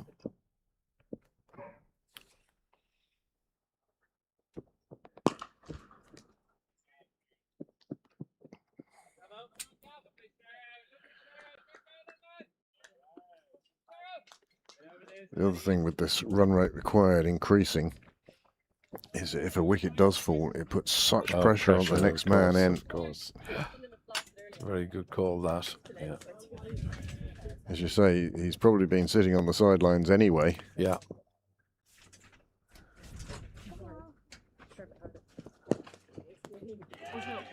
And there we go. Greg Ford with a dislocated finger makes a fabulous century from just 84 deliveries. That is an absolutely fantastic knock. Gets well a good done. Round of applause from his teammates and also from the crowd in front of the chapel, and in fact all around the ground, everyone appreciating just what he's done for Malahide today. Super century. 7 4s, 5 6s. He has been absolutely stupendous. Well battered, Greg Ford.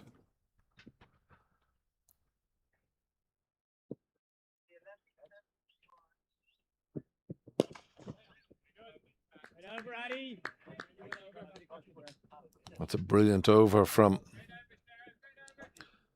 That really is a great over. Well, many congratulations to Greg Ford. Yeah. The pain he was in earlier. He won't be happy until his side are over the line. Well, that's it, isn't it? The personal landmarks, as nice as they are, if you lose the game, they mean nothing. Yeah.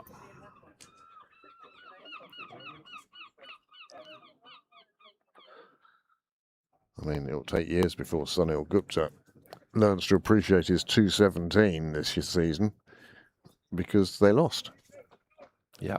I mean, well, why did I bother? Yeah. You go to all that effort. Yeah.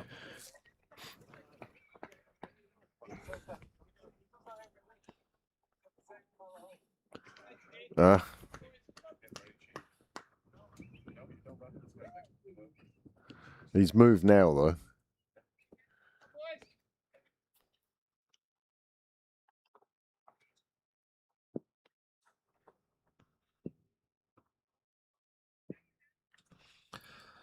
So Gavin Hoey to continue with his spell.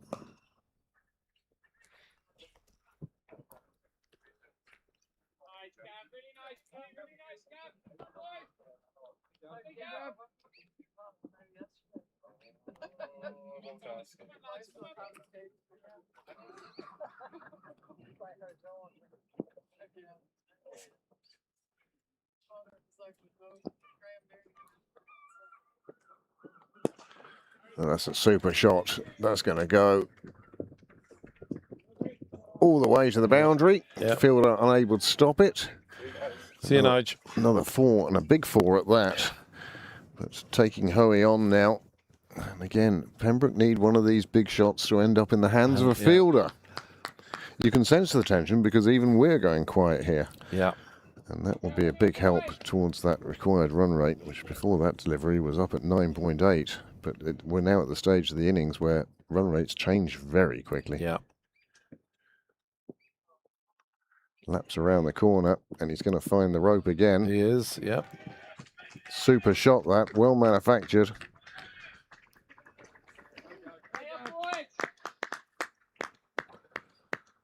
Just 102 runs required now. Is it 102 or 108? I don't know because the score on our screen disappears during replays. That's how you know they're replays. That's the only way I know most of the time. 243 for 3. 110. Well, 112 required. At 9.6. Run and a half a ball. Yeah. It's a big ask, but not beyond these two, that is for sure. Far from it.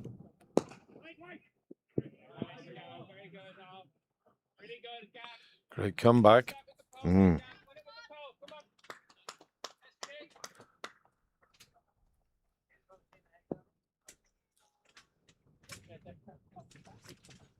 late. Yep. Another big blow, this one down the ground. 6. Nobody's going to catch that. 6.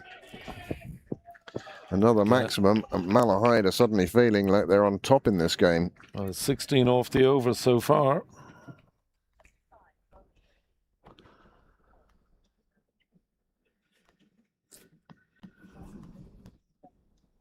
I think the skipper's going to have to go to seam.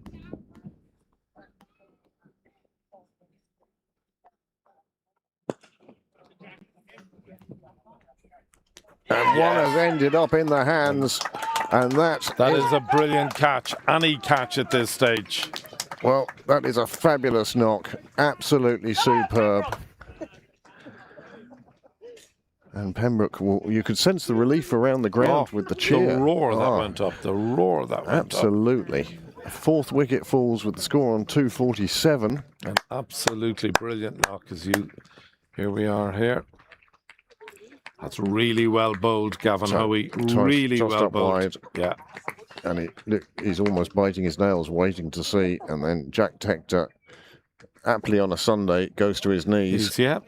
And takes a fabulous catch. Danny Hogan, resplendent all in white, running some drinks out to the Pembroke fielders. And they'll be pleased for that. There will be a drinks interval soon enough, won't there? Or have we've gone past the last one, haven't we? Yep. The last one was at 34. I'll get there in the end. Just keeps everything tidy. But yeah, good catch by Jack, as you said. Yeah. Any catch was a good catch at that stage. Yeah. And that's got rid of one of the big scorers today. Well, this new batsman, as you said, comes in now, goes to the non-striker's end, and suddenly finds himself in a position where he's got to score and score quickly. Yeah. 102 required from the last 11 overs. Yeah. And this is turning into an absolute thriller. It is a thriller. That's a great word, Craig, because that is exactly what it is. The prize on offer, a place at Castle Avenue in the Bob Kerr All-Ireland Cup. Addison Sheriff keen to get on with it. The batsman not quite ready. He's got to reset himself now.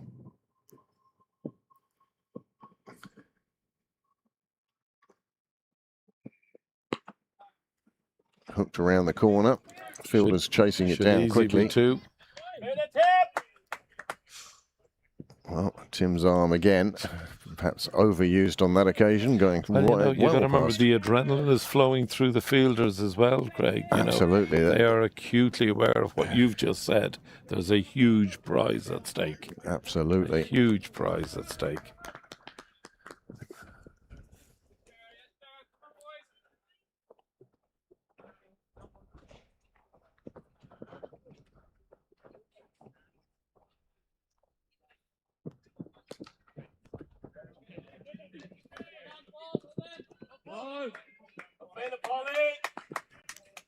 Very good work by Paul Lawson.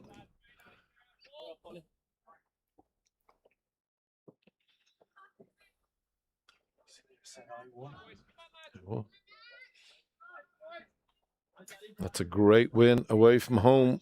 That's a fantastic win for CSNI. Our heartiest congrats to them, and they'll wait to see whether it'll be the men in yellow and black or the men in red and black. Yes, the canary yellow of Malahide really are stretching this game deep. They've done a superb job. If you're looking at the scoreboard, we're a little bit out of sync. Yeah, the three balls behind.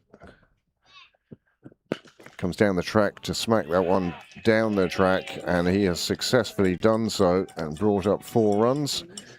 We said that he had to come in and be on it immediately, and that's what he's done.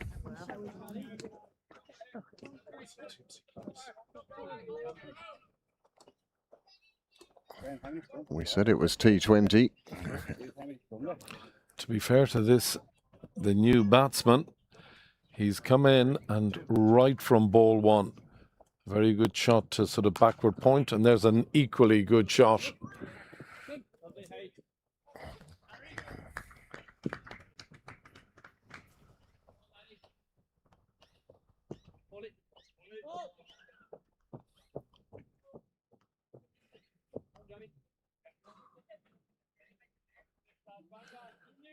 .256 is the score right now.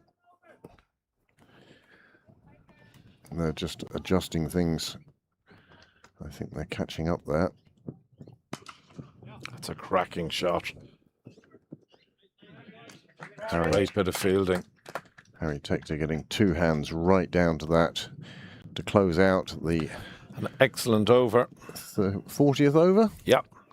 At which point I will bid you farewell. I'll talk to you at the end of the game. Another good stint, and Heatley and Graham Mooney will take you through to the close. Thank you very much, Craig.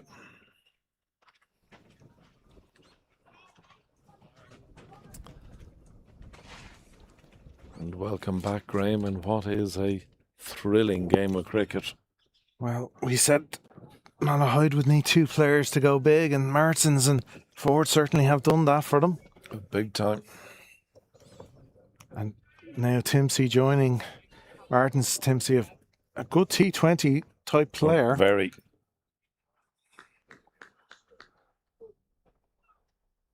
He often bats in the top three. Yeah.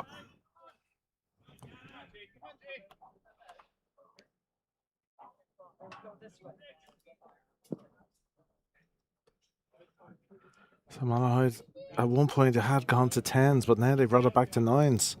Just shows you how much in the ascendancy they are. Yeah, they've been fantastic.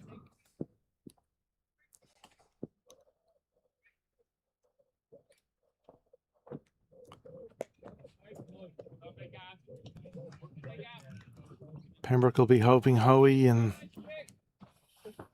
if it's McDonough or Sheriff at the other end, use all their experience here. And I think the man in front of us is going to be called in at some stage.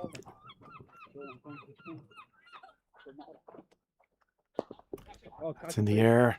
That's a big wicket. That's massive. That is a big wicket. He's kicking the bat. He's not happy.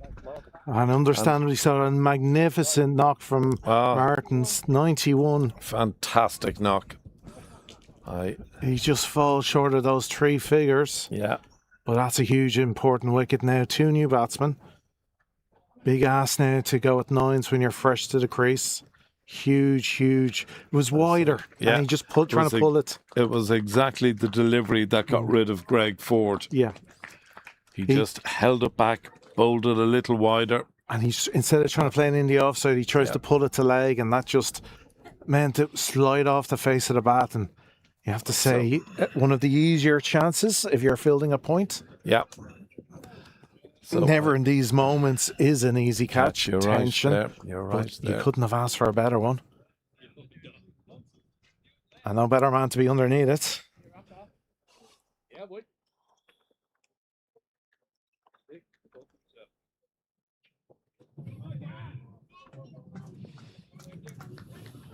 So yes, 91 from 92, 8 4s, 1 6.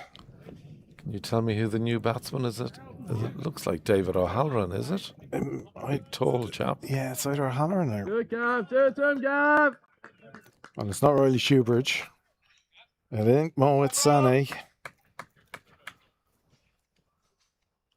It's either Halloran or Newland. Yeah. Oh, that would have been a beautiful moment for Pembroke. That was the slider. 2 and 2. Yeah, it was the slider. Well, it was 2 and 3 for Gavin. Yeah. Of course, Last yes. ball of the previous over. Yeah. Big moments, big man. He is into his 10th over. Yeah. Thank you. How much he'd love to get a third to close out this spell. Absolutely.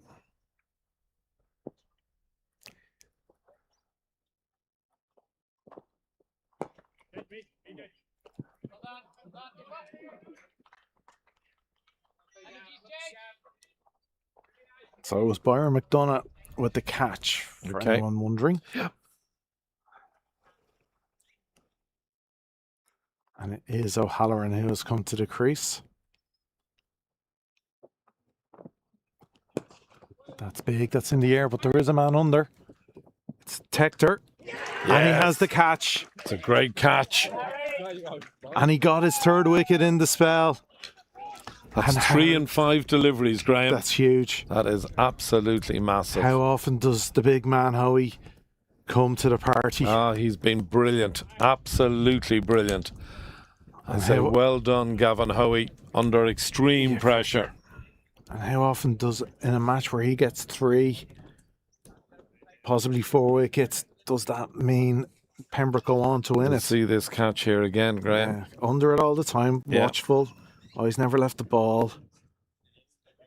I'll be overcritical. He was on the move. He should have got himself set. Yeah.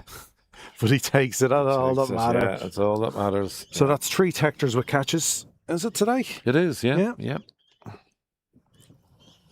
They get their dinner. Yeah. Anita will. No, at the moment, I'm only giving Tim his dinner. The other 2, only if we win. Yeah. So the new batsman. I would say that is Riley Schubert has come to the... Just looking at the stature, or maybe Sané. No, it's not. It's Sané, I think. Yeah. Under the lids. Yeah. Just I knew it wasn't Newland with the height of him. Yeah. So, how are you at 1 ball left in his 10 over spell? Yeah. And it's tucked away straight away, but it's a great over. What an over. Under the most extreme. What a 8 ball spell. Yeah. And his teammates all rush up to him. So he finishes 10 overs, 3 for 62. And again, terrific stuff. For a spinner in these conditions. Terrific. Absolutely terrific. 6 and over is more than it's brilliant. Good enough. Now, is that 42 overs or 41? 41. 41. And the rate is now gone to 9.93.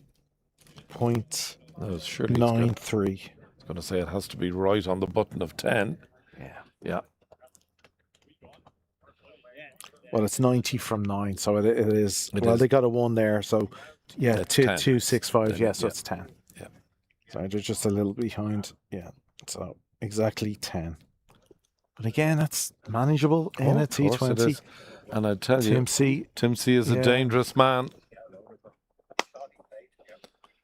He's a dangerous man. So we will see Riley back. Yeah, I thought we would. Riley, who has bowled at some excellent pace today. He's bowled really well. He's bowled 7 overs for 35. Oh, superb. So he could possibly bowl 42, 44, 46. Yeah. That would leave Sheriff to bowl 48 and 50 from that end. Is McDonough bowled out? That's a good shot.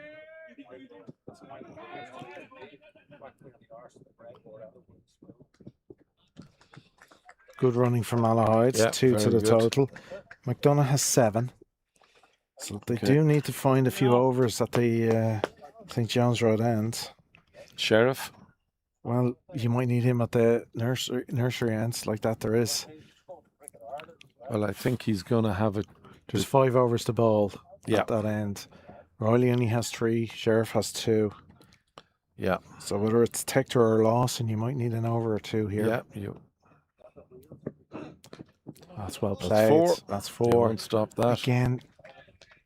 Short ball hasn't worked today. I do not like a short ball in these conditions. Top edges for 4 are more likely. Yeah. And that's what that was. He just put some bat on it and over the top of. That's all you need to do. Yeah.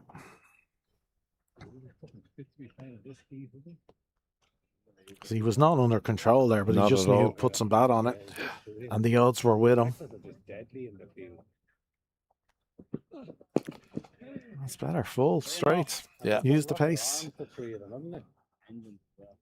That was a great pass. I tell you, Harry made that. Bill, catch, look, Bill. Sorry. Sorry. Okay, later, Paul.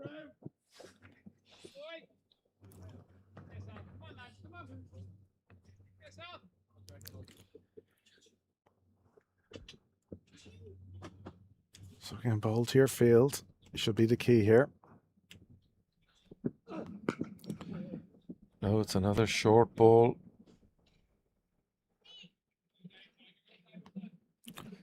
Again, this is where maybe the more experienced should put an arm around and talk. Unless, of course, this is the game plan.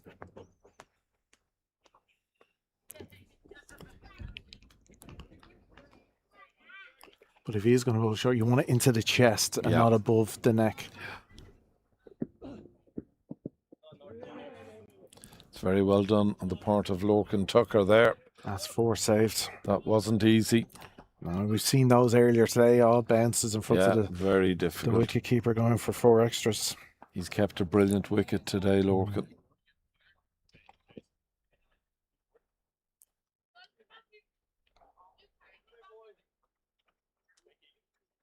So there's 8 so far in the over.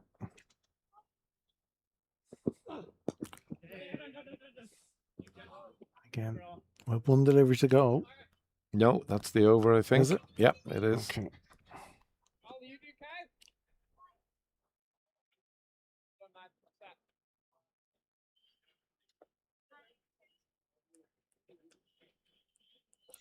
So 9 from the over. You have to say not too much risk taken by the batters. No. And that would be the worrying thing for Pembroke. Yeah, oh, big time.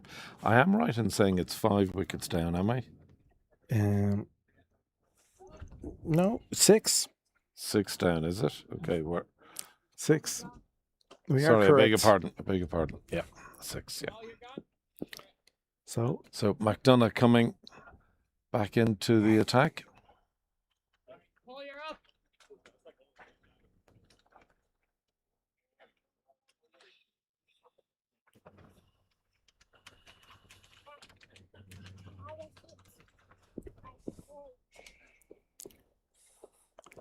Pembroke need a couple of overs here without boundaries just to build that pressure. Right, start fire out. They'll take that. Oh, yeah, absolutely. Again, full fast. Yeah. Up into the legs. Start.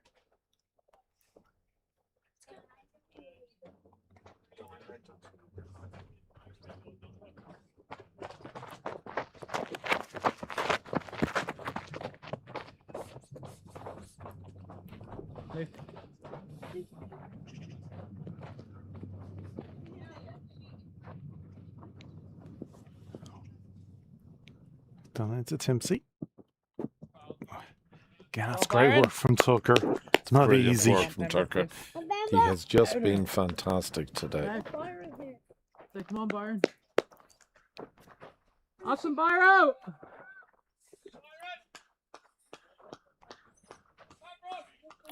We saw this yesterday when Pembroke were batting in a chase.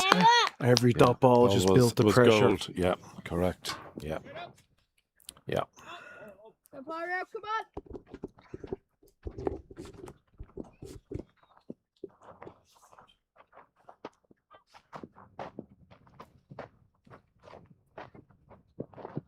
Oh, beautiful. That is the old-fashioned Yorker. Your ball. Love it. Yeah. An absolute cracking delivery. We've seen and 3 or 4 of them from and I McDonough think this that's year. the dangerous Timpsy gone. Yeah. That's Timpsy gone. But again, as I was told from a very young age, that is also a dot ball. Yeah. Not only is it a wicket 7 down, Yeah. it's a dot ball. Yeah. And they're so precious in these moments.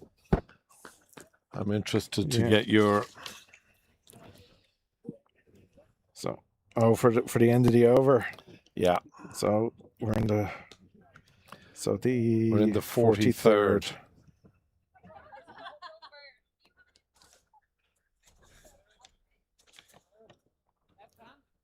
$309 with 7 wickets down. Look how well they've reduced that. Yeah, it's amazing. That innings of Greg Ford and Jeremy Martins. Well, we've just seen 4 wickets in a couple of overs here. Yeah. That's flipped the script. Yeah. Again, Haven't seen too many lefties today. Actually, that's true. Yeah. That would have been something more to worry about as a bowler. Yeah. An introduction of a lefty. So in comes McDonough. Oh, he's edged the first got ball. him first ball. He's Brilliant. got him. That is a fantastic delivery. It's Super. an equally fantastic catch. What wonderful work from McDonough. Yeah. Bring on the big man. Come at the hour. Yeah. He's just been... He follows a peach of a Yorker with a perfect delivery just outside the off to the cutting across him to the left-hander, who's looking obviously to get bat on ball to get runs, but all he can do is tickle it through. Here we see it. Perfect, absolute peach. Lorcan up immediately. You'd hate that, like, you'd hate that if you had your eye in, let alone getting that first ball. Yeah. So we have a hat trick ball delivery We do to have come. a hat trick delivery, yes. Hat trick delivery. The small, big teeth. Yeah, look at that. Not a big great teeth. picture, yeah. I would say Lovely. some of that is relief. Yeah. Because the tension had really... I mentioned it earlier, a few hours ago. Earlier in the day I was mentioning how quiet the Malahide, even with good boundaries coming, how quiet they were. But as the day went on, as Martins and Ford, you heard the noise level rise from the Malahide supporters and their players for those wonderful shots they were playing. Yeah. And now the noise has gone off a cliff and it's moved up to the chapel. It has. Where The chapel are in full voice the now. chapel have started to sing a choir. Yeah. And the rate now will absolutely climb. I'll get you to give me that, Graham. So it's a hat-trick ball. In comes Byron McDonough. Oh, it's a good delivery. It's a very good delivery. It's a dot. Yeah. So that's jumped it to 10.77. Those couple of deliveries. Here we see the hat-trick ball. Yeah, very good. Wasn't going over the top of off. But I'm sure his captain will be happy with the dot ball. Yeah. And of course, the important thing for Pembroke is it's batsmen 8 and 10 at the crease. Yeah, yeah.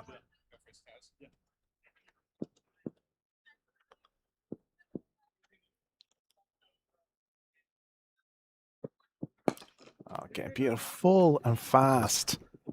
And they're lucky to get one. Yeah, it's a terrific delivery. Again, it's just been a fantastic over. I would love to see a little bit more from that from Riley. Yeah. If we had the old heat map on where his deliveries are being pitched. Now his figures have been very impressive, mind you. No, he did very well in his first spell. But so McDonough, again, he has the run rate's gone to 11 now. Yeah. And McDonough has 8 overs, 3 for 53. What are O'Reilly's figures? 8 overs for 45. Very good. Yeah, but very good. But again, with his pace, again, McDonough shows Yorker, top of off. Yeah. That's where you're getting the wickets. Yeah.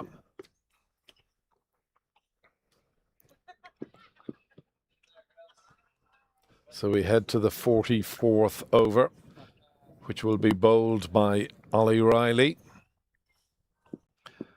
In he comes, right arm over the wicket.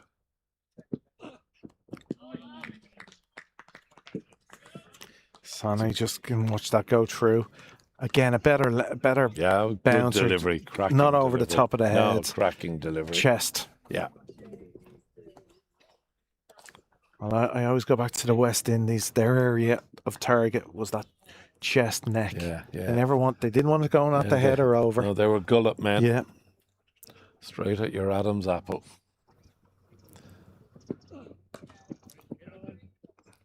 That's a great length now that he's hit. Great length. I would just love to see Lawson come back to the boundary though. Batsmen at this level, they're more likely to edge it, especially off the pace of Riley. With nobody on the boundary. On the outside behind square. They flash.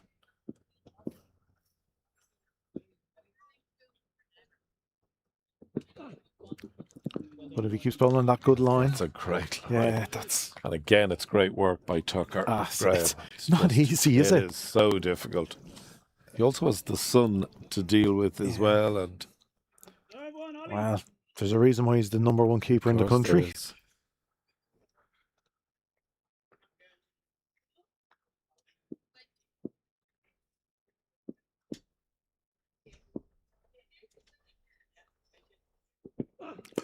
Oh, that's well played. But it's picked up nicely. Harry Tector doing the job out there on the cover boundary. It's been a terrific over thus far. Absolutely. 1 off 4. Again, I much prefer these lengths from Riley. Yeah. He's attacking the stumps. He's bowling at tail enders. He's bowling with pace. His dander is up here. I like the pace at which he's bowling.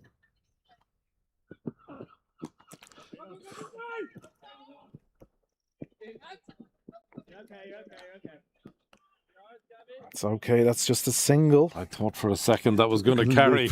Yeah. Had the possibility. Yeah.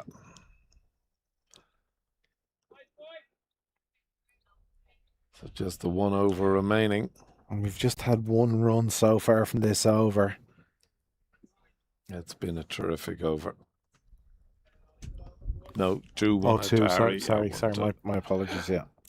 I'm just 1 behind here on MV. Oh, lovely. Gotta love it. The old-fashioned Yorker. Love it. I hope Steve McCarthy's watching. That was toe crunchers. There was no better man. The king of the toe crunchers. And get better soon, Big Mac. We all want you fighting fit in jig time, please. So that is the end of the 44th over. And the rate has climbed to... Yes. The rate has now jumped to 12.3. Yeah.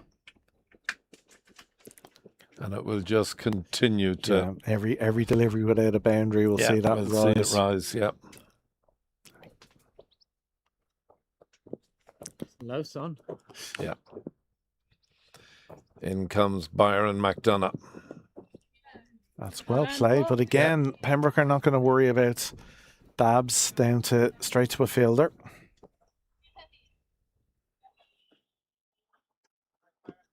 Stay up there, lads. Thanks, Niall. So this is McDonough's 9th over. So they will have to find an over at this end.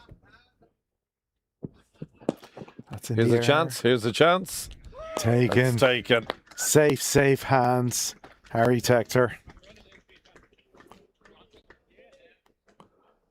Again, just I love he's attacking those stumps, forcing the batsman to play, and then his extra pace. Just, well, again, you're bowling at a tail ender, it's hard enough. Well, this is a Leinster Lightning bowler. Absolutely. Again, You'd have to say the quality of the catching from Pembroke today has been just stupendous, Graham. Well, you flipped the script on yesterday where 3 drops. And there's been no drops today, and it just shows you the difference. There was just a little high on the bat. He tried to just play through the line, which was a good plan, but he just couldn't quite execute it on time. Byron is giving us the 4 signal. Well, he has an over and a half to bowl. There's no reason why he can't get that 5.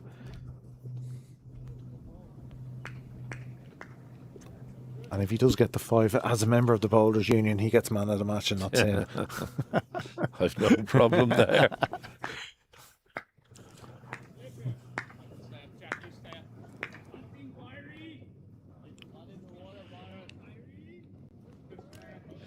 So the last lefty he bowled to, he got him first ball. Yeah, this is Shoebridge. Riley Shoebridge, yeah.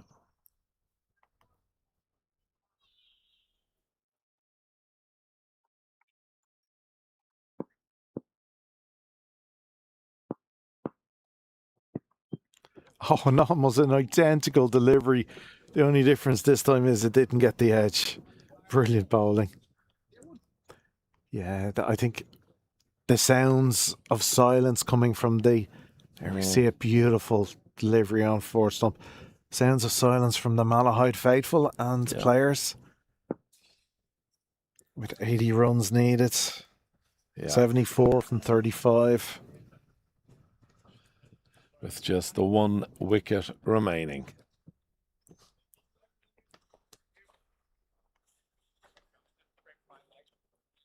It would be a thing of magical beauty if they were to do it, and you'd never have to put your hand in your pocket in the Malahide bar again. Could you imagine?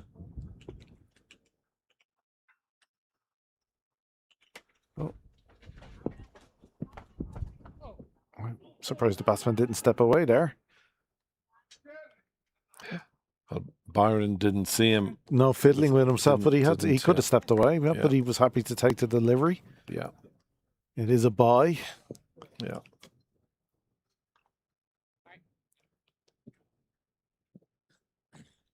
In fact, that is our first bye of the day. Wow. Wow. And like we said, it hasn't been easy, some of those bounces in front of Tucker. It's been fantastic achievement on the part of Lorcan Tucker. Just 1 bye all day. No leg byes so far.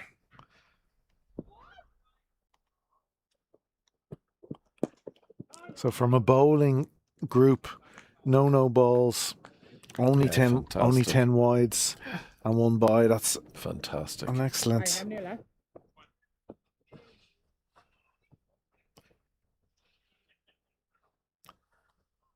And it's great. McDonough is building that rate, so you could afford to bring a spinner on for that last over at this end. Yeah. Because he still has 1 after this. He'll want the fifer to finish the game.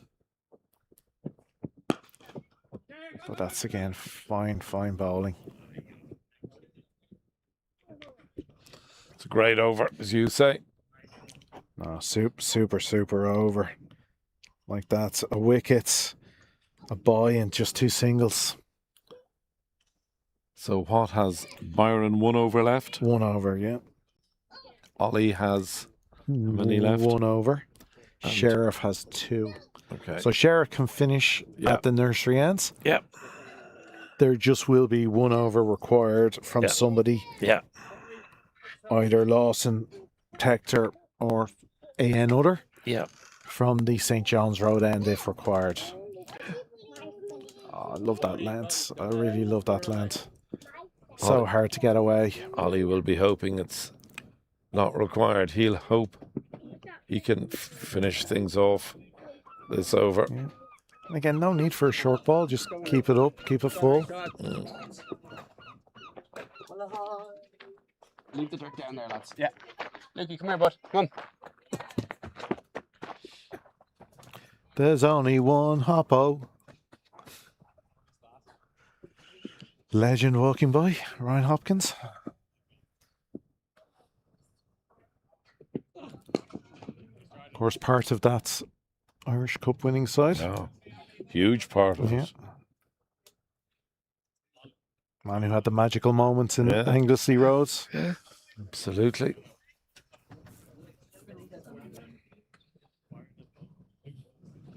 Again, it's a really good length that Riley is bowling here.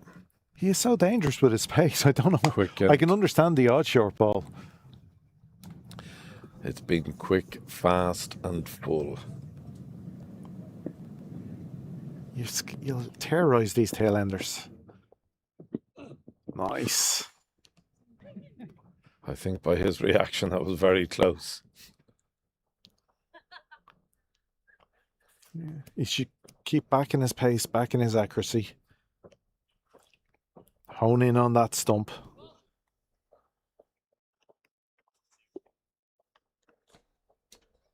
Especially now with the runs to play with that he has. Yeah.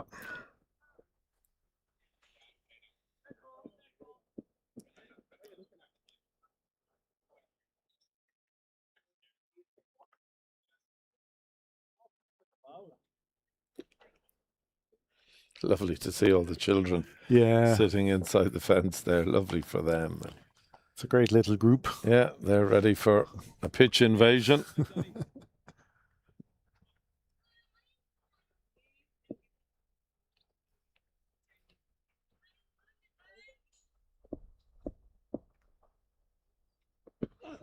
Oh, and he does it. Full and straight. Exactly as we'd asked for. Well bowled, Ollie Riley. Well played, Pembroke Cricket Club. Well played, Malahide Cricket Club. Absolutely. Fantastic what a game of cricket. We have our pitch invasion. Yeah, there we go. Yeah, lovely. Here we see the delivery. Absolutely cracker. Yeah. Schubert's trying to come around and understandably trying to turn it around the corner. There was space there if he gotten bat on it for 4. And they had to go for it, but... Lovely to see Johnny Kennedy shaking hands with the fans. But that's a wonderful moment for Riley and to finish this semi-final. So the drive for 5 continues. Yes. CSNI awaits in the final for Pembroke. Yeah. That final taking place in Clontarf Cricket Club.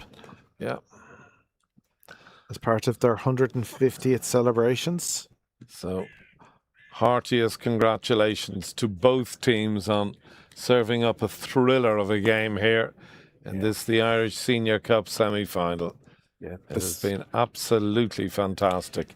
I'm not sure whether the 2-8-1 versus 3-5-4 does the game justice. No, it was just, again, those 4 wickets in 8-9 ball just flipped. I mean, we'll see the batting cards now in a minute. But we won't because we don't. It's not cricket clubs. Of course. But but like that, while Ford and Martins were at the crease, it was tense. They were batting. They were terrific. Batting beautifully, and all you would say is the little difference is Pembroke had 2 centurions. One a very big one, and another centurion with Balbirnie, and unfortunately, from a Malahide perspective, Martins and Ford just didn't match those 2 scores. Yeah, but they certainly kept them in the game. They batted beautifully for 30 overs, went deep, kept the game going, kept the game alive. Yeah, it was. The kids are taking part in the going off the pit, and it's very nice for Malahide, them shaking their hands as well. Isn't that great? Yeah, that is brilliant. Especially given you've just lost a match here. Yeah. It's nice to see that sort of camaraderie and sportsmanship. Absolutely. Well done, Malahide. A wonderful club that they are. Absolutely. Pembroke delighted to be in a final, but they certainly got a game. 354 for 4 on the back of a sublime innings from Tim Tector, 169 from 135 deliveries. Backed up Andy Balbirnie, 101 from 119. Little cameos at the end. Lorcan Tucker, Addison Sheriff, 30 and 15 off not many deliveries saw. Pembroke set a total of 354 for 450 overs. Malahide not getting off to the best of starts. Some early wickets. They were 3 down inside 50 runs, inside 11 overs. But then that brought Ford and Martins together for an absolute tremendous partnership that kept them in the game. 204 run partnership. Yeah, brilliant. Absolutely brilliant. A magnificent piece of cricket from them. But then Ford fell. Him scoring 114 from just. Well, when you think 89 deliveries, and then Martins, then when he fell at 91 to Gavin Hoey, caught by McDonough. That's just when the relief. The bottom 7 wickets fell for nothing. Very few runs. Yeah. Well, like that. Yes. When Ford fell with the score on 253, but when Martins fell at 262, so that's the 5th wicket. So the last 5 wickets fell for 30 or 20 runs. Yeah. Gavin Hoey bowled beautifully. McDonough full, straight, fast. Riley at the end following up. Beautiful. So it's been a great day's play here in Sydney Parade. We Thank you all very much for your company. We congratulate two great clubs on serving up such a thrilling semi-final. Heartiest congratulations to Pembroke, who progressed through to the All-Ireland Senior Cup final. And I also pass on my congratulations to Malahide, who've had a wonderful season. They've reached the semi-final of the biggest trophy in club cricket in Ireland, and they served up a wonderful game of cricket. From everybody here in Pembroke Live, I talk of Niall, Amanda, Craig, Graham, myself. We thank you very much for your company. It's been a pleasure bringing you this great game of cricket, and we very much look forward to serving up what I'm sure will be another thriller this coming Thursday when Leinster Lightning take on the Northwest Warriors in a winner-takes-all competition. But for the time being, from us all here in Pembroke Live, we say good evening, slán leat, and thanks for your company. Thank you all.